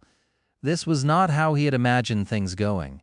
The damned mirror fiend clearly had to weaken his prey before attacking, so his victory was not set in stone. There was a way to defeat him somehow, and since Sunny's spirit had not been broken, he had expected to be able to prevail. However, the bastard was just too powerful. How was he supposed to resist such terrifying force? Worse than that, Mordret seemed to be able to mirror all of his powers. Bastard, lost from light, stop! The Prince of Nothing laughed again, then struck Sunny in the side of his head, almost blinding him. Sorry to say this, but that trick is not going to work. This is an entirely different situation, you know. Hurting and hoping to escape the next blow, Sunny turned into a shadow again. This time, however, he wasn't in a hurry to attack and remained incorporeal, thinking before he could form a single thought. However, another shadow lunged at him from the darkness, and suddenly he was in the throes of indescribable agony, his very soul damaged and cracked. With a stifled shriek, Sunny escaped the shadows and assumed his human form again, only to be ruthlessly struck down a moment later. He fell on his back and desperately gulped for air, but his lungs seemed to be paralyzed. All he could do was try to block the next blow, only for it to fail, and another wave of pain spread through his body. God damn it! Sunny used Shadow Step to disengage, but his enemy simply followed. He deflected one strike, almost managing to cut Mordret's forearm open, but the mirror fiend was just too fast, strong, and skilled. No matter how hard Sunny fought, it was all useless. No matter what strategy he tried to implement, Mordret saw right through it. Fighting against the Prince of Nothing was like fighting against death itself. He was terrifying, inevitable, and final. There was no escape, but Sunny was not going to give up. At this point, he wasn't even sure that he knew how. He gritted his teeth, endured the pain, and fought. After what seemed like an eternity, beaten and bloodied, Sunny was thrown down again. The helmet of the undying chain was bent and deformed, pressing into his temple and obstructing his vision. He dismissed it and raised a hand to defend himself, but it was easily wrestled down. Mordret had a few bruises of his own, but looked infinitely better than Sunny. Grabbing him by the throat, the banished prince inhaled deeply, and then asked in a somber tone, "Haven't you had enough? Why don't you just surrender? I am not enjoying this one bit, you know." Sunny looked at him through the red haze and grinned, his teeth painted red by blood. Really? Ah, too bad, 'cause I'm actually having the time of my life." With that, he lowered his head and tried to sink his teeth into Mordret's hand. The Prince of Nothing sighed, then hit Sunny in the face, sending him rolling away. Crap, that one? Really hurt. Sunny slid a few meters and came to a rest just beyond the rows of silent shadows. He tried to stand up, but the world suddenly spun around, making him fall back down. A quiet groan escaped from his lips. Mordret shook his head dejectedly and then walked over to the cruel sight which lay on the surface of the tranquil waters where Sunny had dropped it. He bent down to pick it up, but the somber spear simply turned to tenebrous mist, dismissed by its master. The mirror fiend remained unperturbed. He lowered his fingers into the water and caught the reflection of the fearsome memory before it fully dissipated, then brought it up, ending up with the exact same spear in his hand. To think that the spell would make it anew and return it to me, it's fitting, I guess. He studied the cruel sight for a moment, then turned to Sunny, a dark look in his eyes. Let's end this now, no matter what you may think. I don't enjoy torturing people. Unless they deserve to be tortured, of course. Sunny finally managed to rise to his knees and glanced at the approaching prince with a grim expression. One of his hands reached toward the hilt of the midnight shard, which lay some distance away, while the other was pinned awkwardly behind him. In it, a ghostly stiletto silently appeared, its transparent blade hidden from sight by Sunny's body. Whatever you say, Mordret willed the cruel sight to extend to its full length, then lunged forward, thrusting it toward Sunny's heart. Sunny tensed, preparing to dodge, but before he had a chance to, he was suddenly covered by a massive shadow, and a long, multi-jointed arm appeared from somewhere above, blocking the blade of the spear with its terrifying bone claws. Sunny blinked. Mordret froze too, and then slowly looked up. As he did, Sunny mirrored the movement. Towering above him, the shadow of the Mountain King stood silently, one of its four arms extended forward. For a moment, nothing happened, and then another shadow moved slightly, clicking its chitinous claws. One of the carapace scavengers took a small step forward. Like a chain reaction, a wave of movement spread through the ranks of the silent shadows, bringing them to life. All of them shifted, their gazes focusing on Mordret. Members of the Carapace Legion, dwellers of the Crimson Labyrinth, horrors of the Dark City, inhabitants of the Chained Isles. There were monsters of all shapes and sizes, each more terrifying than the other. A horde of creatures that Sunny had slain. There was an abominable spire messenger, a nest of slithering vines, a tall knight in a heavy suit of intricate armor, a strange creature with a chest in place of a head, and many, many more. For the first time, confidence drained from Mordret's face, and he paled. Taking an involuntary step back, the Prince of Nothing hesitated, then said evenly, "Sunless, my dear friend, tell me, why is there an army of dead nightmare creatures hidden in your soul?" Sunny finally managed to grab the midnight shard and slowly rose to his feet, using the tachi as support. His teeth flashed in a dark smile. "Oh, I have human souls here too. So don't you worry, Mordret. When I kill you, you'll have good company, at least." The mirror fiend chuckled nervously, then slowly brandished the reflection of the cruel sight.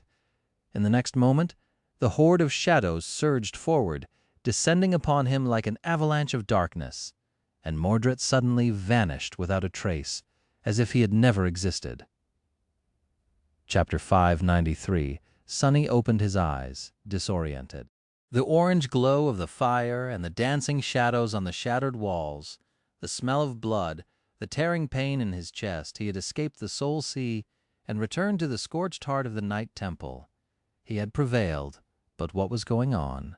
It felt as if he was falling. Why was he falling? Sunny crashed onto the cracked stone plates of the floor and heard Wealth's body falling somewhere nearby. A tortured groan escaped from his lips, and then a stifled curse. What the hell? Although his battle with Mordret had lasted for a while, it seemed that just a single moment passed in the real world. That time had not even been enough for Sunny to properly fall down. The quiet dancer was still in the same position, and Cassie was still rushing over, dagger in hand. I survived, however. Why did it feel like he was forgetting something? Sunny strained his wounded body, trying to sit up. He felt exhausted and weak, both from his physical injuries and the damage his soul had sustained in the harrowing battle against Prince of Nothing. What was it? Cassie was already by his side, reaching out to help him sit. Her rapier hovered in the air and then turned, the tip of its blade aiming at Wealthy's unmoving form. Oh, right. Where did Mordret disappear to? Suddenly his eyes widened. Sonny raised his head, pointing at Wealthy. "Kill her." The quiet dancer was already flashing through the air, reacting faster than its master. Cassie frowned. "What? Isn't he? But it was too late." Wealthy suddenly moved, her hand shooting forward to catch the flying rapier by the blade. The sharp point stopped just a few centimeters away from her throat. No, Mordret wasn't dead. He had simply run away, retreating from a fight that he knew he wouldn't be able to win. Back to his previous vessel. Cassie stared at the Prince of Nothing in shock, and then shrieked when thin cracks appeared on the blade of the graceful rapier. She hurriedly dismissed the echo, saving it from the crushing grip, and pulled Sonny to his feet. What do we do now?" Sonny saw the body of the ascended knight stirring, as if slowly coming back to life. Her hollow eyes suddenly glistened, becoming full of dark will and lethal intelligence once again. His heart skipped a beat. Now that Mordred had failed to both enslave and possess Sonny, there was only one use for him left: torture the Weaver's mask out of him, and then dispose of what was left. With that fiend wearing a master's body, what were they supposed to do, indeed? Actually, Sonny had a perfect answer. He glanced at Cassie with a determined expression and then screamed, "What else? Run!" Mordred wasn't the only one who knew when to remove himself from a hopeless situation. Pushing the blind girl toward the large hole in the wall of the former stronghold of the Valor forces, Sonny turned his back on Wealth, who was slowly rising to her feet, and sprinted away as fast as he could. His eyes were tightly shut, so that the bastard couldn't spy on them through the reflections. The Night Temple was a large place. With some luck, they would be able to play cat and mouse, or rather mice and tiger, with the damned prince for a few days. Hopefully, St. Cormac would arrive soon. As he was diving through the breach in the wall, a mocking voice assaulted him from behind. "What? Leaving so soon?" Feeling Mordret taking a step forward, Sonny dismissed the heavenly burden, Pierce's corpse, which was still pressed against the ceiling, suddenly plunged down and crashed right in front of the mirror fiend, forcing him to jump back and slow down a little. Without turning his head, Sonny threw the broken oath behind him, then sent the ordinary rock flying into the depths of a random corridor and ran in the opposite direction with Cassie. As they rushed away, the rock ricocheted off the walls and screamed loudly in Sonny's voice, "Run! Run! Run!" Sonny didn't expect his tricks to slow down Mordred for long, but with enough of a head start, they were bound to be able to disappear into the confusing labyrinth of the great cathedral. They just had to get out of the inner sanctum in time once outside. Catching them would be much harder. He might not have been a match for the Prince of Nothing in direct combat for now. But when it came to stealth and traversal, Sonny had a decisive advantage. Not only could he use shadow step to jump across large distances, but he could also use his shadows and senses to scout, spy on the enemy, and navigate in the darkness. Mordret, meanwhile, was only able to see through reflections, which were few and far between in the Night Temple. Hiding from him was not an impossible task, especially with the help of Cassie and her uncanny intuition. The blind girl was going to slow Sonny down somewhat, but at the same time, having her with him was a boon. Just as he thought that, Cassie suddenly pulled him into a barely visible mouth of a narrow corridor, which then led them to a small staircase. They ascended it and ran through a circular hall, sliding down the domed floor and then climbing back up. As they did, an echo of a deafening crash reached their ears, announcing that the Prince of Nothing was not too far behind. What was the bastard doing, breaking through stone walls instead of searching for a path? The interior of the citadel was bizarre and confusing, so Sonny quickly lost his sense of direction. All he knew was that they weren't moving toward the familiar exit out of the inner sanctum, nor were they approaching the central bell tower. His doubts were dispelled, however, when Cassie opened a narrow wooden door and cold wind hit him in the face. Somehow, they had reached the grand hall of the cathedral, where the broken gateway stood in the center of the vast basin of the craterous dome.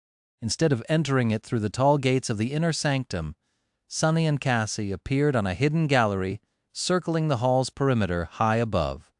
Almost at the same time, a familiar figure emerged from the gates far below. Chapter 594. Mordret was right below them, walking out into the great hall of the somber cathedral at a relaxed pace. Above his shoulders, a dozen blinding orbs of light hovered in the air, throwing white reflections of the dark stones. Sonny silently stepped back, pulling Cassie with him, pressed against the back wall of the gallery and safely hidden in the deep shadows. They slowly moved away. Below, the spheres of light suddenly shot in different directions, illuminating a large portion of the dark nave. Luckily, their radiance did not reach the hidden gallery, be it just barely. What it did reach, though, were the hundreds of mirror shards scattered around the vast expanse of the inverse hall. Each of them shone, reflecting the white light. It was as though countless stars suddenly ignited in the darkness. Sonny silently cursed, knowing that those shards served Mordret as eyes. Who knew how many more were hidden throughout the cathedral?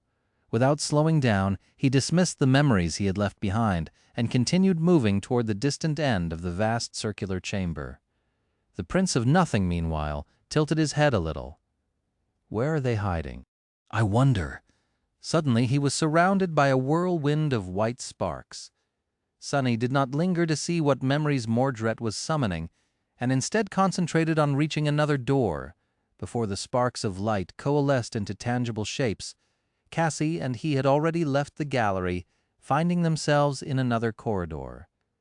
They had successfully left the sanctum behind and were now in the main structure of the citadel. It was a large and convoluted space, so finding them here was not going to be easy from where they stood now, just outside the nave. They could go anywhere in the temple proper, exit into the outward ring, or descend into any of the 6 belfries. They could even circle back and try to hide in the 7th, the main bell tower, hoping that the mirror fiend would not expect them to return. However, somehow, Sonny doubted that escaping Mordret would be that easy.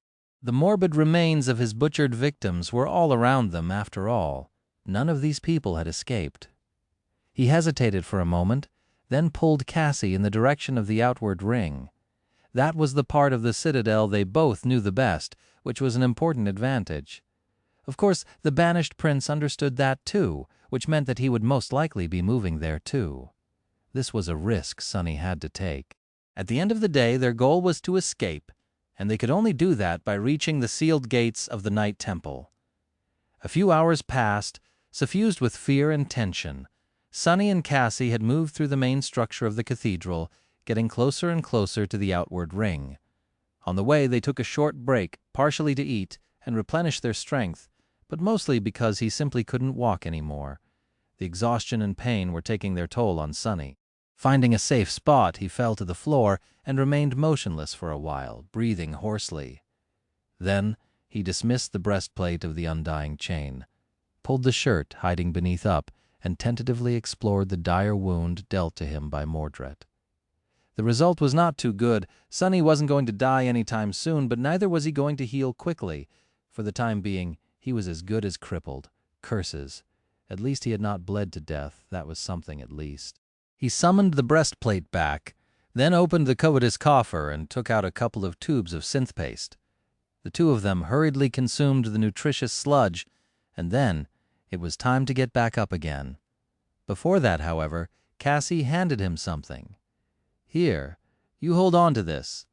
Sonny took the item and raised his eyebrows, recognizing the shape. It was a small piece of cold steel, shaped into a semblance of an anvil. His fingers, though, could feel that the thing was not at all simple. In fact, it seemed like one of the most potent artifacts he had ever held. Welthy's amulet? When did you grab it? The blind girl sighed. After you opened your eyes? I should have tried to reach his body in time instead. If only I had more essence, I could have seen, could have done something differently. Sonny hesitated for a moment, then threw the amulet into the maw of the covetous coffer. Why are you so down?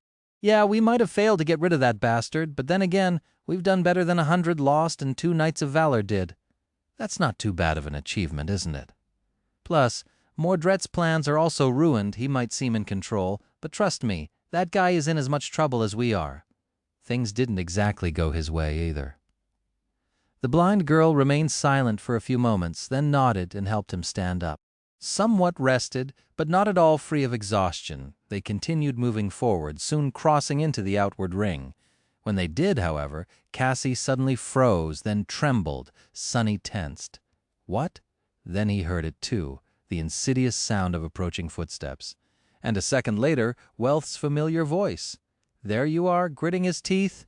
Sonny grabbed Cassie's hand and ran in the opposite direction. Damn it! Damn it! Damn it! His chest was burning, pulsating with excruciating pain.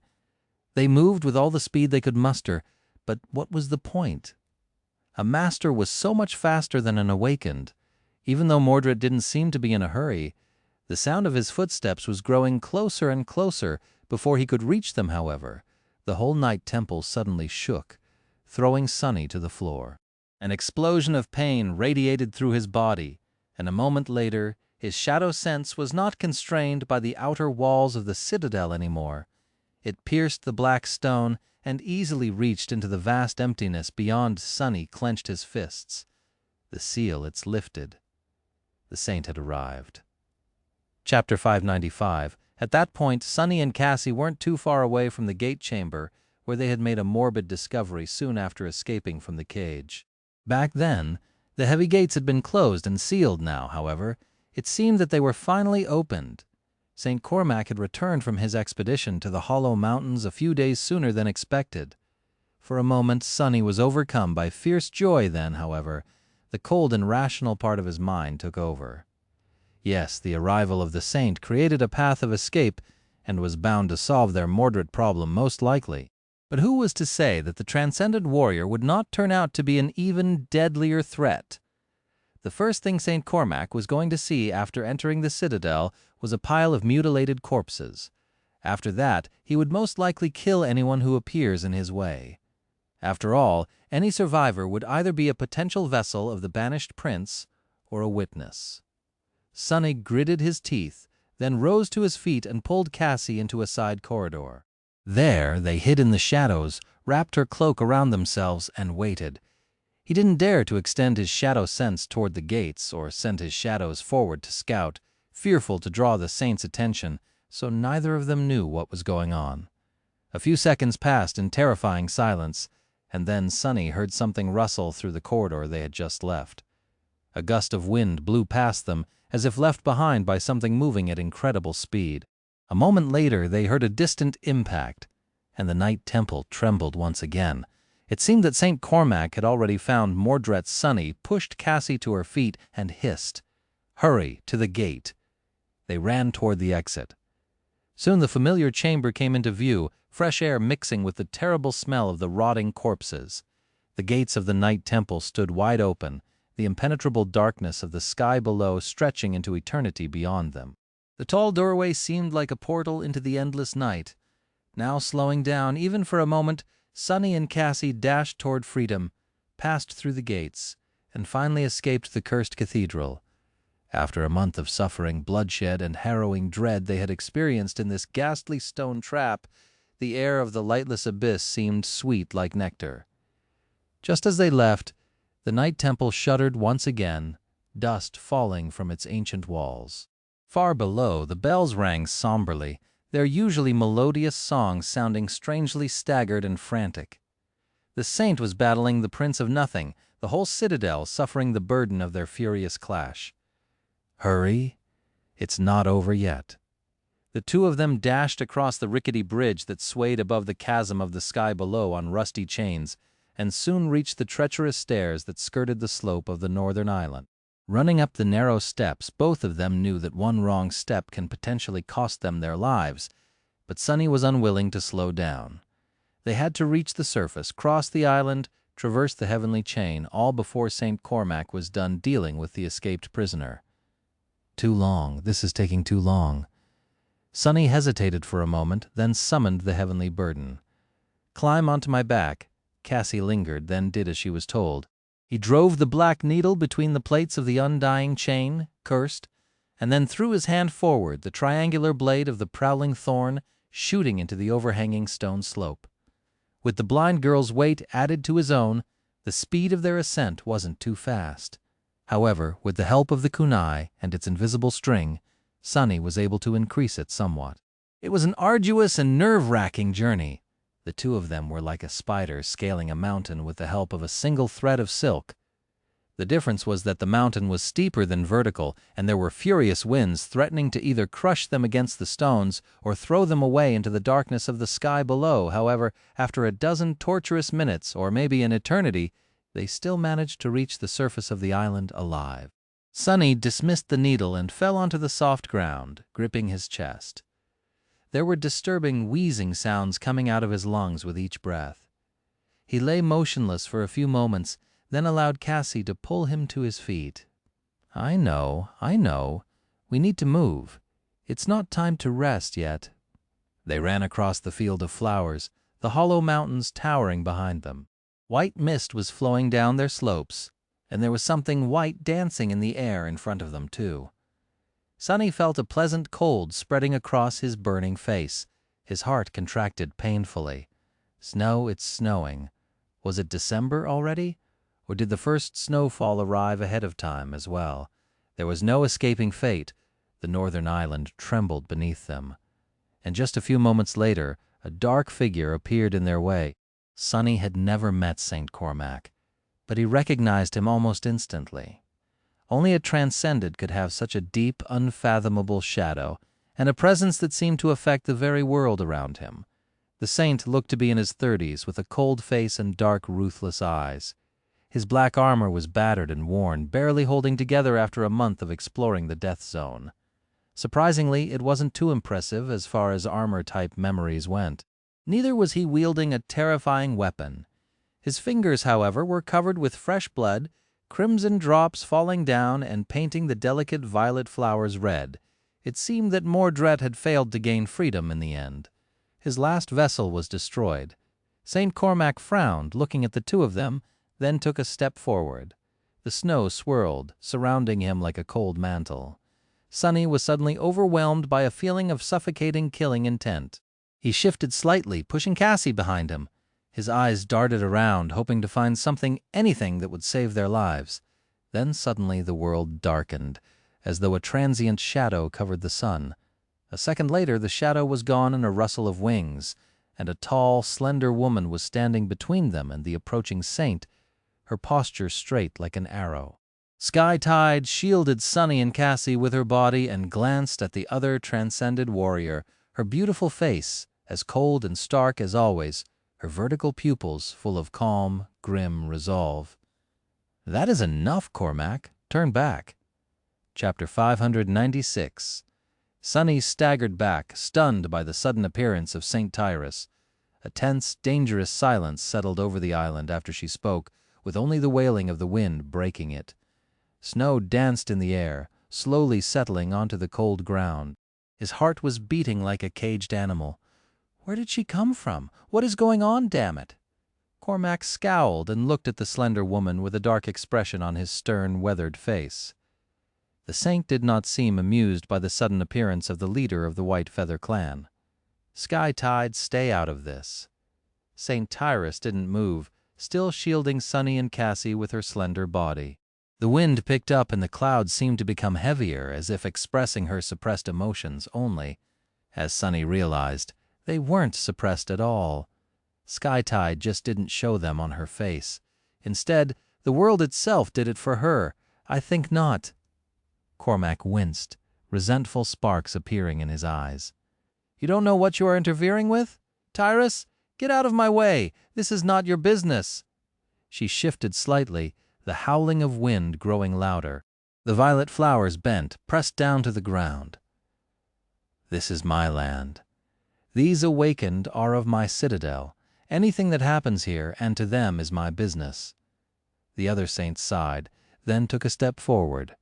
The entire garrison of the Night Temple was wiped out. These two are the only witnesses. Are sure that you want to make their fate your burden? Sky Tide frowned, then spoke, her voice even.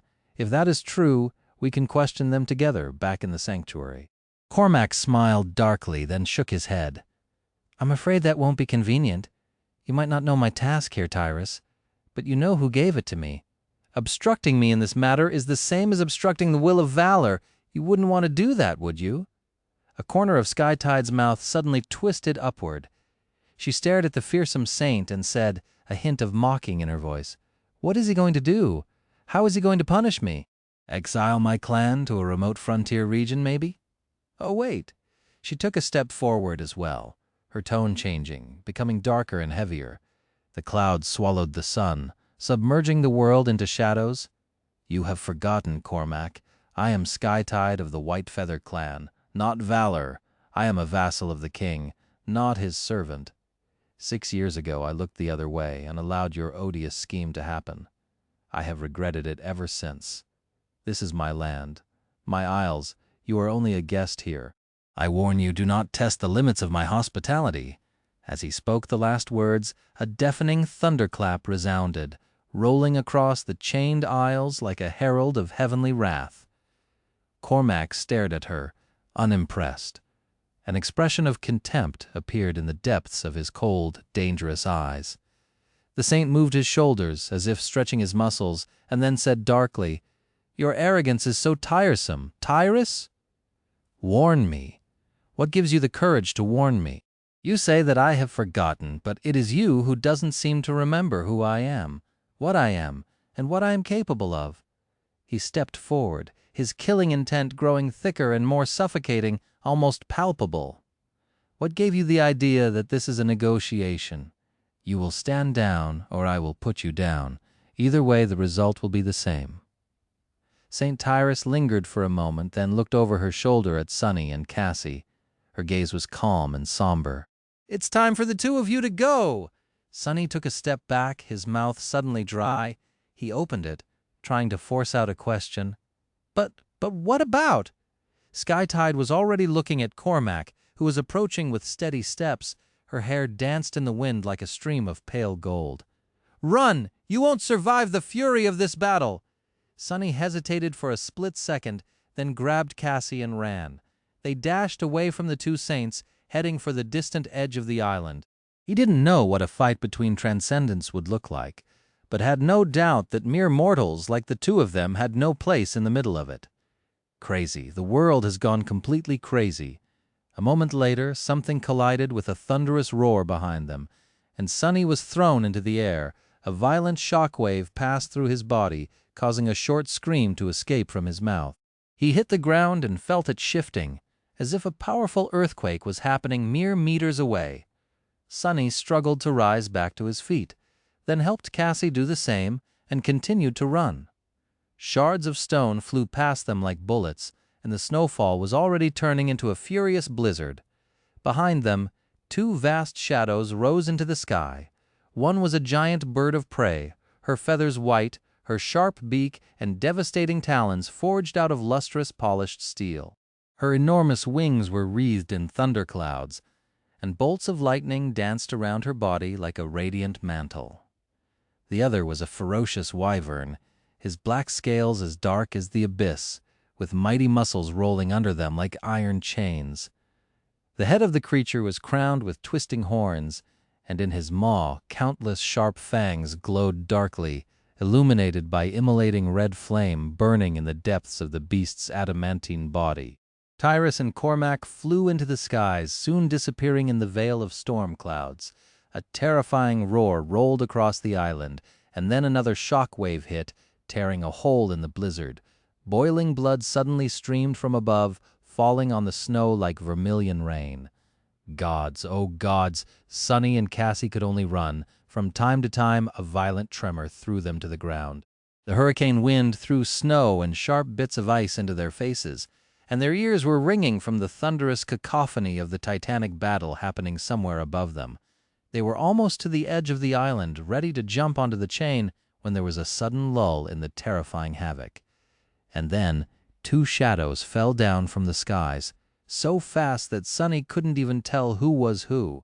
The saints collided against the center of the island with such force that its surface swayed like water.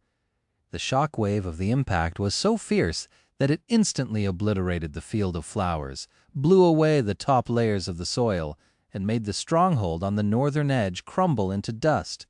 The ground itself split open, a wide crack spreading to both ends of the isle, cutting it in two. The northern island shuddered and then crumbled, large pieces of stone breaking off and flying into the darkness as more and more cracks appeared, and the tension of the heavenly chains tore the island apart. Sonny, of course, could not appreciate the full scope of the disaster. All he could sense was that they were sent rolling down once again, this time even more violently than before. Only this time, instead of soil or stone, what they found beneath them was nothing.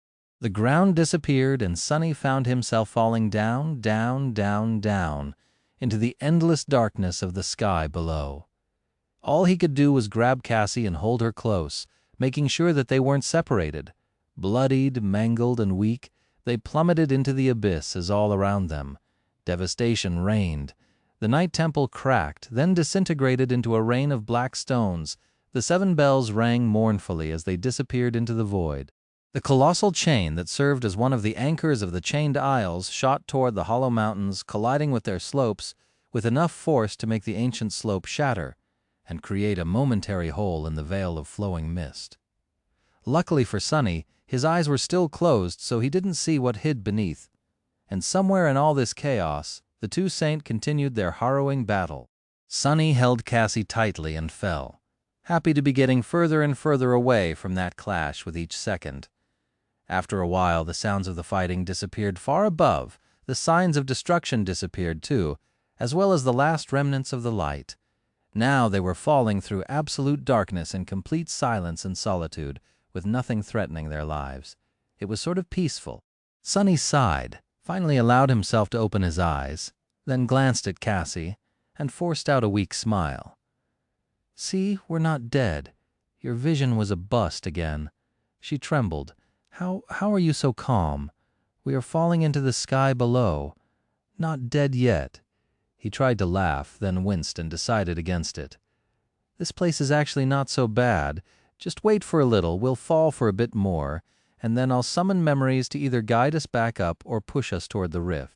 We have food and water. At least you won't believe what I had to eat the last time." Remembering the dead mimic, Sonny shivered. "Yeah, this is definitely not bad. Believe me, it could have been so much worse, however. As soon as Sonny said that, something changed in the lightless void. A swift shadow shot toward them, surrounded by a circle of furious light. What? Before Sonny could even react, 2 hands extended toward them, one grabbing him, the other closing around the nape Cassie's cloak. With nothing to stand on, they were as defenseless as Pierce had been moments before Sonny killed him. Damna. "Oh, thank gods. I found you." He blinked. That voice, why did it sound familiar? Sonny stared into the light, his eyes slowly adjusting to it. Soon he was able to see the shape of a paper lantern that floated in the air, just above the shoulder of a tall, infuriatingly handsome young man in a needlessly fashionable armor. Sonny opened his mouth, then closed it, then opened it again. "Kai, what the hell are you doing here?" The charming archer smiled, an expression of joy and profound relief appearing on his face. "What else? Rescuing you, of course." Chapter 597. Hold on for a bit more. The archer strained a little, bearing their weight as he darted through the abyss, his flight swift and effortless. Illuminated by the paper lantern, the 3 of them traveled through the darkness like a small comet, moving faster and faster. The wind whistled in Sonny's ears. He remained silent for a bit, dumbfounded, then asked, "Wait, was it you who brought St. Tyrus here?" Kai smiled, looking somewhere far away. "Of course. When you and Cassie didn't return to the real world, we knew that the negotiation with the representatives of Clan Valor must have failed. But when you didn't arrive at Shipwreck Island by November, as the plan had been, it was clear that something went wrong. So Effie and I waited for a bit, then went to the White Feather clan for help." He paused for a moment and then added, "Eventually we decided to come to the Night Temple ourselves. That was a week ago. We have just arrived yesterday." But the citadel was sealed. Sonny frowned, suddenly catching an inconsistency in Kai's words. "Wait, a week ago? How did you cross the chained isles so fast?" The archer smiled brightly. "Look ahead. What does he?" Sonny glanced forward and froze. They were swiftly approaching another source of light, this one much, much larger. Or rather, it was moving in their direction even faster than Kai was flying. A few moments later, a graceful shape of a resplendent wooden ship became visible, flowing through the darkness of the sky below as though on water. Its sails were pristine white, and around the main mast a young tree was growing, its branches brimming with vibrant green leaves. The firekeepers had succeeded in repairing the ancient vessel after all, it seemed. It looked elegant and swift, its hull devoid of the cracks and breaches that had marred its surface before. A patchwork of replacement boards still stood out on the polished wood, and here and there the structure of the ship seemed rickety and slapdash, especially near the bow, which had been previously almost destroyed. However, overall, the vessel was a magnificent sight to behold. There was a battery of light memories illuminating the ship, an especially bright one burning at the tip of a long and sharp bowsprit. Human figures could be seen on the deck, moving around in a hurry. Sonny stared at the swiftly approaching ship, stunned by the sight of it. It was hard to believe that this had been the same abomination-infested wreck he knew.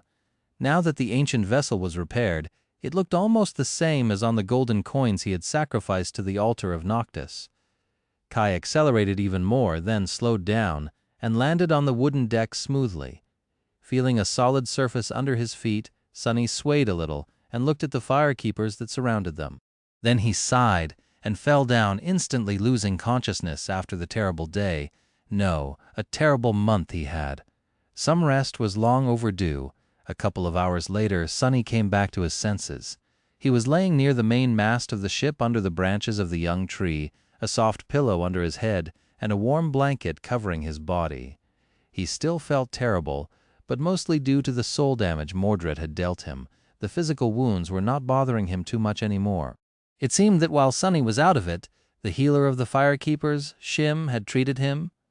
"I am actually alive. What a miracle." He grimaced and sat up, then stared into the darkness for a bit. The ancient vessel was swiftly flying through the abyss, descending into its depths. Due to that, his body felt nice and weightless. Sonny dismissed the outer layer of the undying chain and studied his chest where the terrible wound had already closed, be it just barely. Now that he was conscious, he would be able to stitch it up or at least cover the gash with a bandage, as well as properly take care of the countless smaller injuries on his body. Satisfied with his state, Sonny looked around, noticing Cassie sleeping nearby. Her face was calm and peaceful. He remained still for a few moments, coming to terms with the fact that their harrowing adventure seemed to be over. Of course, in the future he was going to have to deal with its consequences, and even before that, the second nightmare awaited, perhaps much more terrifying. But at least they were free of the damned Night Temple. What a fiasco. He didn't get to dwell on his frustration for long, however, because a delicious smell suddenly reached his nostrils, and a few moments later Effie appeared nearby, carrying 2 plates of somewhat that seemed like real freshly cooked food. Sonny's eyes glistened, and his mouth instantly watered. The huntress grinned and handed him a plate. "Here you go, doofus. Welcome aboard." He flashed her a smile, and then attacked the food like a ravenous beast.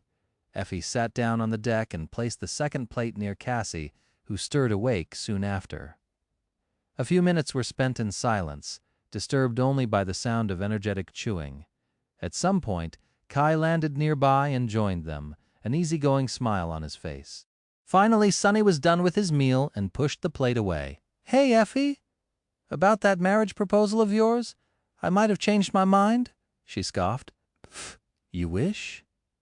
He chuckled, then glanced into the darkness that surrounded them from all sides. "From the fact that we're descending, I get it that we are going toward the Ebony Tower?" Kai nodded. "Yes, we are moving down and toward the tier as fast as we can. You will have to guide us to the rift in the flames once we reach them. Whatever had happened in the Night Temple, we thought that ascending should take priority. Not to mention that facing the fallout as masters might change everything." Sonny remained silent for a bit, then smiled crookedly. Good thinking. As soon as he said it, though, his face darkened. Sonny suddenly looked up and then paled a little. "Get ready. Something is approaching." They hurriedly stood up and summoned their weapons. The firekeepers did the same, staring into the darkness with tense faces. A few moments later, something landed on the deck with a wet thud. Sharp fangs glistened, reflecting the light of the lanterns. It was the head of a giant black wyvern, torn viciously at the neck. Its eyes were glassy and empty, and its tongue hung lifelessly out of the terrifying maw, the red flames that had once burned within it gone. St. Cormac was dead.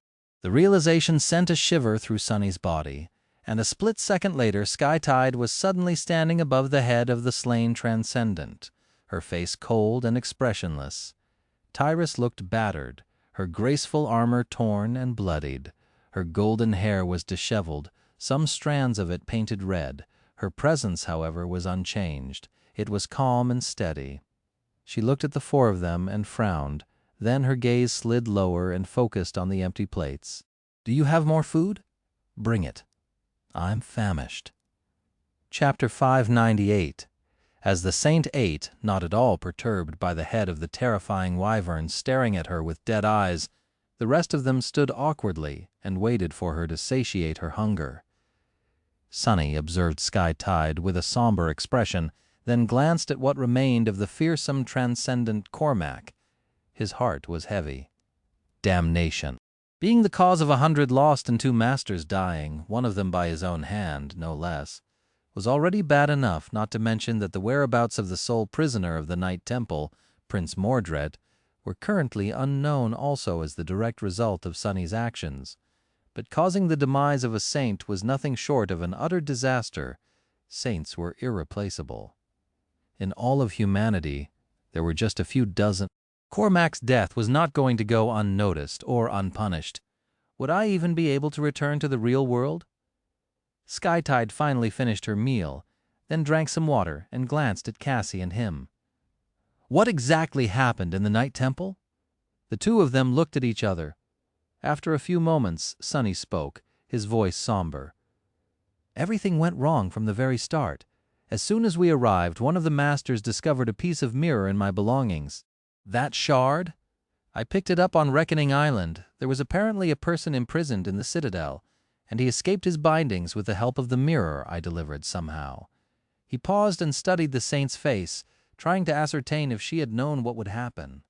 Tyrus certainly knew of the mirror beast, however. She could not have known that Sunny used to carry the mirror shard the creature had left behind. His attempt to read anything on her face failed, so he was left without an answer. With a sigh, Sunny continued. The masters destroyed the gateway and sealed the temple. After that, the escaped prisoner slaughtered the lost and took possession of a master's body. He even stole the knife from the shattered altar. In the end, it was just the 3 of us left alive, and he would have probably killed us, too. But St. Cormac arrived just in time. You know the rest. St. Tyrus stared at him for a few moments, then shook her head. So the prince still lives? How could this be? She frowned and looked straight at him. Where is he now? Sunny shrugged. That we don't know. St. Cormac must have destroyed his body, but as to where his soul went, your guess is as good as mine. He is probably hiding in one of the mirror shards, falling into the sky below with the rest of the Night Temple as we speak. Skytide remained silent for a while, then sighed. I see. You did well to survive. Don't worry about the rest. There are no witnesses left, and even the Citadel itself is gone. I will deal with the fallout as well as I can. However, it will be good for the 2 of you to disappear for a while. Proceed to the Seat of Nightmare as you have planned and challenge it. By the time you return, if you do, the worst part will be over. The situation will be different, too. She rose and glanced into the darkness of the sky below, a somber expression on her face. Now that the Hollow Mountain's anchor is no more, the chained isles will shift and change position. That will cause a mass migration of the nightmare creatures, both those from the surface and those from the dark side. Even some of the corrupted abominations might move to new hunting grounds. I will have my hands full for the foreseeable future, so we won't see each other again for a long time. Good luck to you. Sunny stared at the beautiful saint, then at the head of the wyvern. He cleared his throat. I am sorry, Lady Skytide, but won't you be in trouble? Killing a saint is not something that can be simply forgiven, no matter your status, right? Tyrus lingered, then shook her head. I will be punished, sure, but not too severely. Do you understand why? Sunny glanced at his friends, who had the same confused expressions. "Not really," she sighed. "Were 12 saints who swore loyalty to the great clan Valor, one less than those who are sworn to the great clan Song. Now there are 11, while Song still has 13. With Song Seishon back from the Forgotten Shore, that number will soon increase even further, while Lady Morgan is still too young and lacks the experience to challenge the third nightmare. The balance of power will be broken." Sunny listened to her words attentively. "So, the great clans are at odds with each other. 2 strongest are, at least, makes sense." Skytide frowned, remained silent for a few moments, and then said, "With the gap widening so drastically, Valor can't allow to lose me, or any more of their saints, so I will be fine, more or less. That is also the reason why you will be, too." He raised an eyebrow. "Us? What do we have to do with any of this?" Tyrus smiled slightly, looking at him, Cassie, Effie, and Kai. "Right now, the 4 of you are just people who have raw potential. You are valuable, but not irreplaceable. However, should you survive the second nightmare and ascend, you will prove that you have the courage, skill, and determination to realize that potential. You will prove that you can be saints and thus become precious. When you return, the great clans will not only be unwilling to eliminate you, they'll be fighting for the right to have you." Sunny scowled, connecting that statement with what Master Jet had told him before. His eyes grew bleak. "What if we don't want to be had?" Skytide looked at him for a while, then turned away. Her voice sounded even. "Then you're out of luck." With that, she jumped up. A gust of cold wind suddenly enveloped the deck of the flying ship, and a moment later, a massive shadow separated from it and shot upward, soon disappearing into the distance. Sunny, Cassie, Effie, Kai, and the firekeepers we left standing in the darkness alone. After some time, the huntress shifted and sighed heavily. She ate all my food. What a disaster. What a tragedy." Chapter 599. The flying ship soared through the darkness, descending deeper and deeper into the empty void. After St. Tyrus had left, nothing much happened for a long time. They were surrounded by nothing, and nothing bothered them. This was the oppressive nothingness that Sunny was familiar with all too well. However, now, things were different. The first time he had fallen into the sky below, he was alone and desperate, without any way to escape and no certainty of what awaited him below.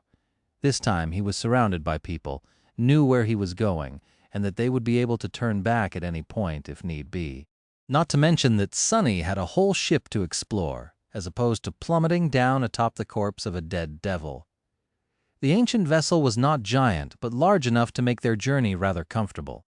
There was an upper deck, the main cargo hold, the lower deck stretching from the bow to the middle point of the ship, the auxiliary cargo holds beneath it, and various compartments near the stern, including living quarters for the crew, 2 separate mess decks, a spacious captain's cabin, several smaller cabins that seemed as though they were meant for either guests or officers, a large war room, and a few service compartments.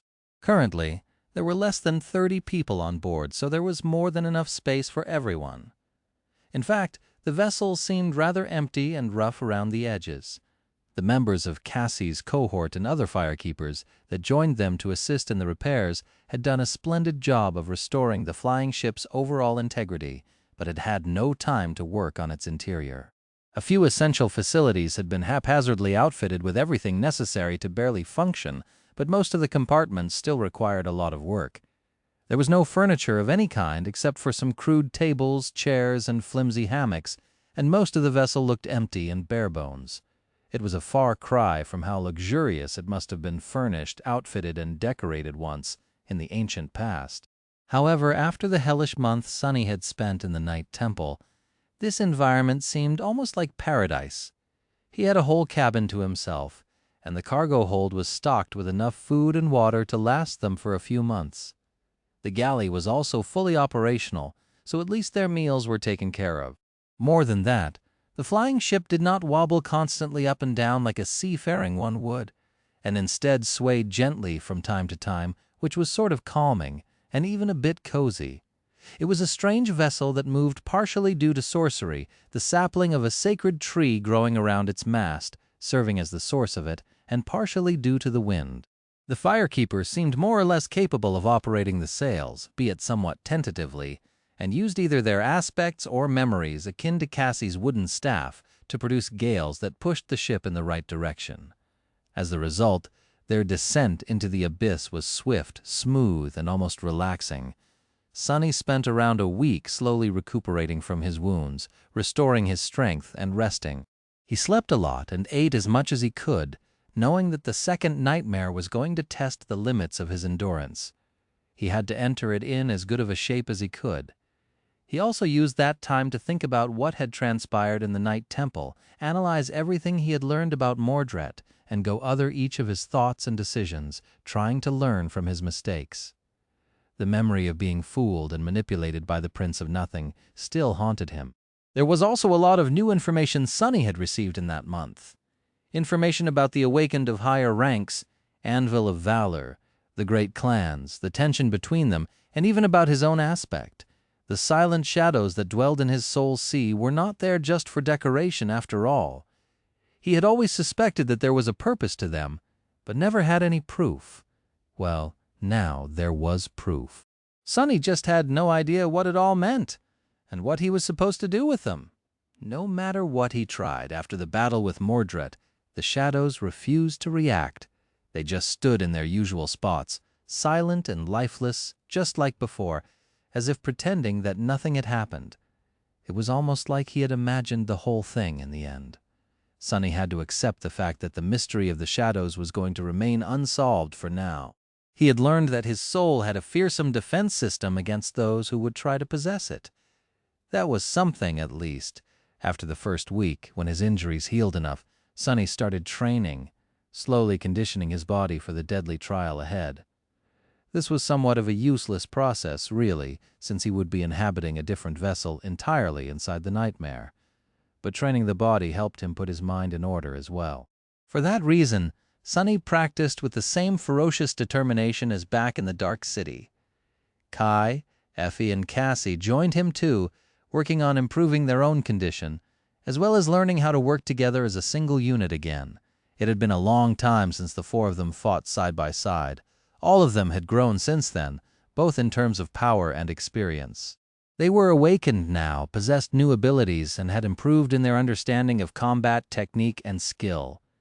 They needed to find new and better ways of enhancing each other's strengths and shielding each other's weaknesses, as well as cooperating seamlessly to achieve a common goal. Without the guiding hand of Changing Star, it was much harder than they had remembered. None of them was really a natural leader, let alone one as talented and gifted in the art of battle as Nephis had been back on the Forgotten Shore. Only now, faced with her absence, did Sonny understand how hard it actually was to build a powerful, cohesive, and effective cohort. Still, they did their best. A few days before they reached the rift in the divine flames, with the air outside of the flying ship already growing sizzling hot, Sonny woke up and stared into the darkness for a bit, then sighed and went to the galley to find something to eat. The food was tasty, but not very luxurious. And once again, he failed to meet this day by drinking a cup of coffee with a lot of sugar, and maybe even real milk, as he had wished to do once, a long time ago, in the cafeteria of the Awakened Academy, before venturing into the dream realm for the first time. Today was the day of the winter solstice. Sonny had turned 19. Last time he celebrated his birthday in a blood-soaked castle standing in the middle of a cursed city. This time, he was going to celebrate it aboard an ancient ship that flew through a lightless abyss, descending toward an ocean of flames. It is somewhat of an improvement, I guess. Chapter 600. Sonny was not going to do anything special on that day, more so because the whole crew was in a bit of a melancholic mood.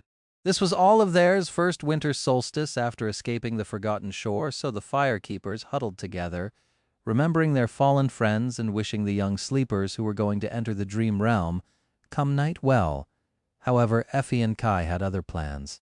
It seemed that Cassie had told him that this was his birthday, so the huntress cooked up something special, and the four of them had a comparatively lavish dinner on the smaller mess deck, sharing the tales of what had happened to them in the past year, and laughing about this and that.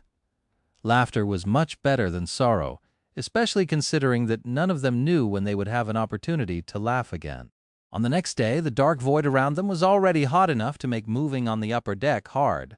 All of them dismissed most of their armor and worked the sails, their bodies glistening with sweat. Everyone worked together to keep the ship afloat and moving in the right direction, divided into 2 shifts.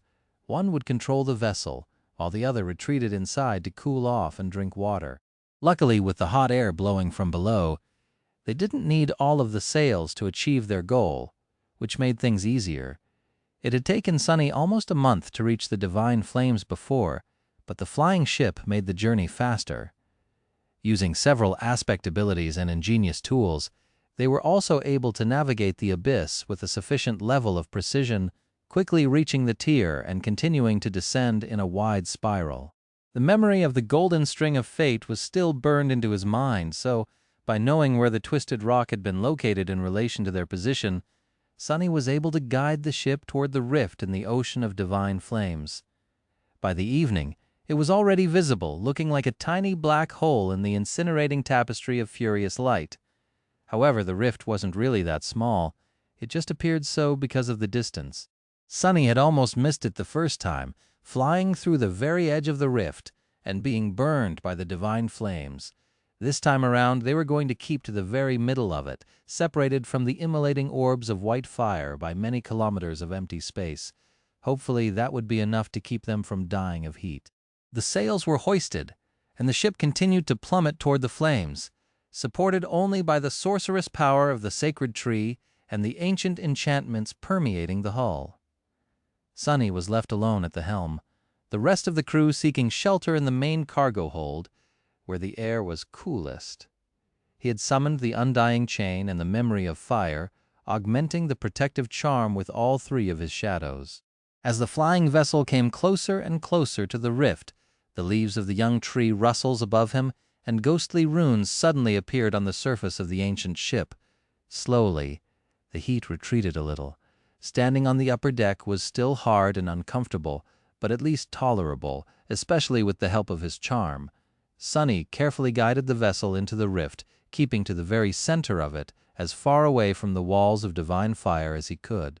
It was as though he was guiding the ship through a vertical tunnel that twisted slowly, moving left and right, forward and back. Luckily, descending didn't require a lot of skill from the helmsman. Sunny was barely acquainted with how to steer a boat, let alone a flying one the size of a frigate, so he wouldn't have been able to do much if things went wrong.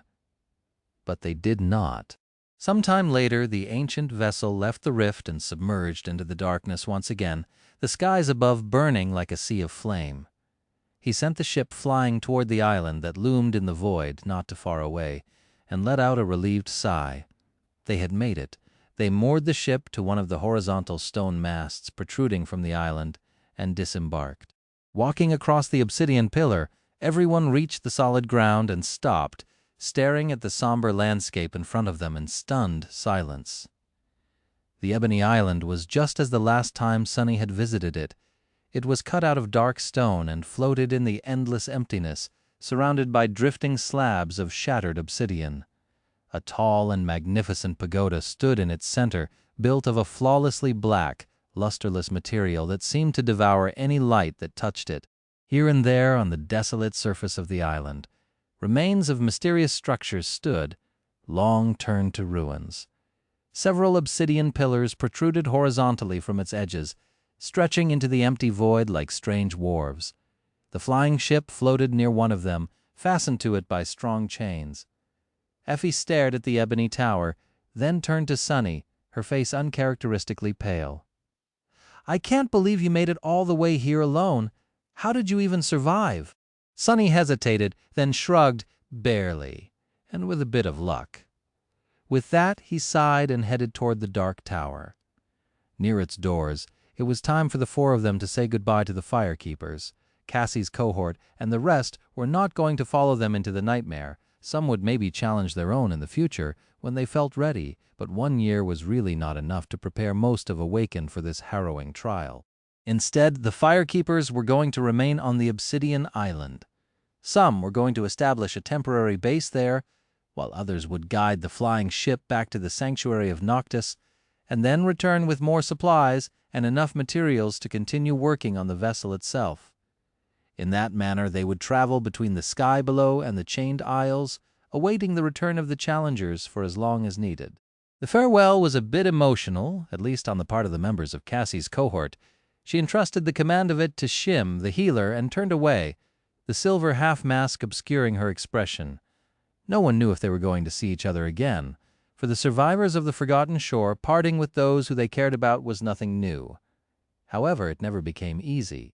Sunny opened the gates of the Ebony Tower and guided the others into its dark halls, ascending one level after another. Effie and Kai were looking around, curiosity mixing with fear on their faces. Cassie paled terribly on the second level, where the harrowing rot had once grown from the severed arm of a deity, but did not say anything. The Hall of Runes affected her even worse.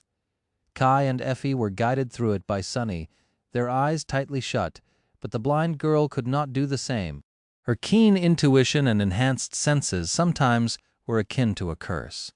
However, for that very same reason, her mental resilience was also unmatched.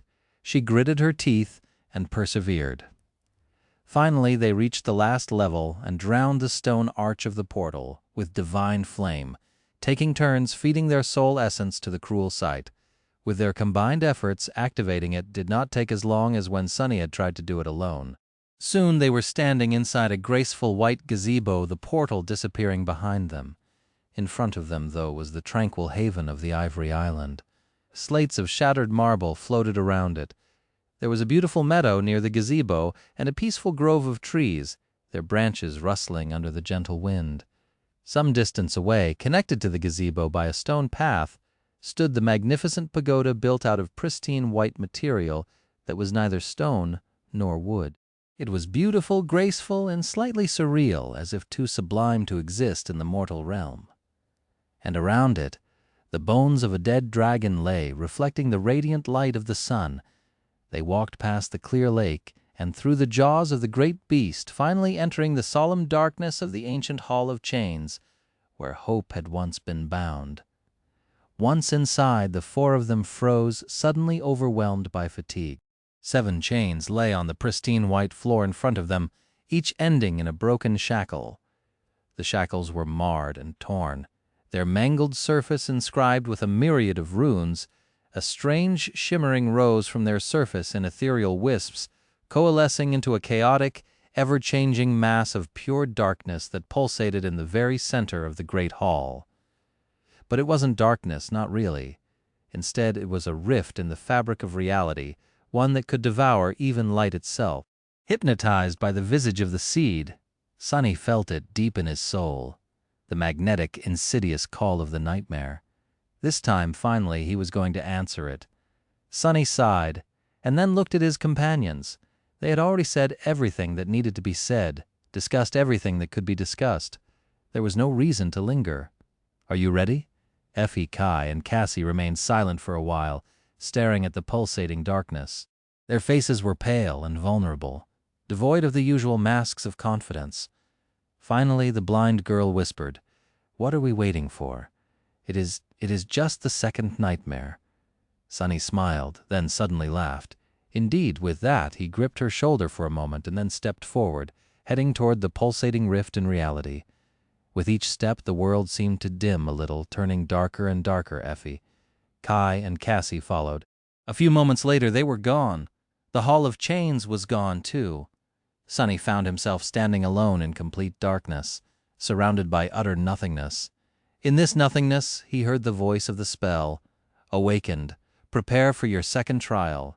He smiled darkly. "Just like the first one? Well, let's see where I land this time." "I doubt that it can be any worse than before." The voice of the spell thundered again, making him shiver. "5 brave ones, welcome to the nightmare." The darkness moved, turning into something else, something different. Sunny, however, was not paying attention. "Wait, 5? Did it say 5? Who's the 5th one? What?" He didn't get to finish that thought, though. His vision cleared, revealing, end of Volume 3, Chained Isles. And that's the end of today's episode. Thank you so much for spending your time with me and for continuing this incredible journey through Shadow Slave. If you enjoyed the episode, don't forget to leave a like, subscribe to Kevin Audiobook TV, and share your thoughts or theories in the comments. I always love hearing what you think about the story and what you believe might happen next. Take care of yourselves and your loved ones. Stay healthy, and I'll see you in the next chapter. Until then, happy listening.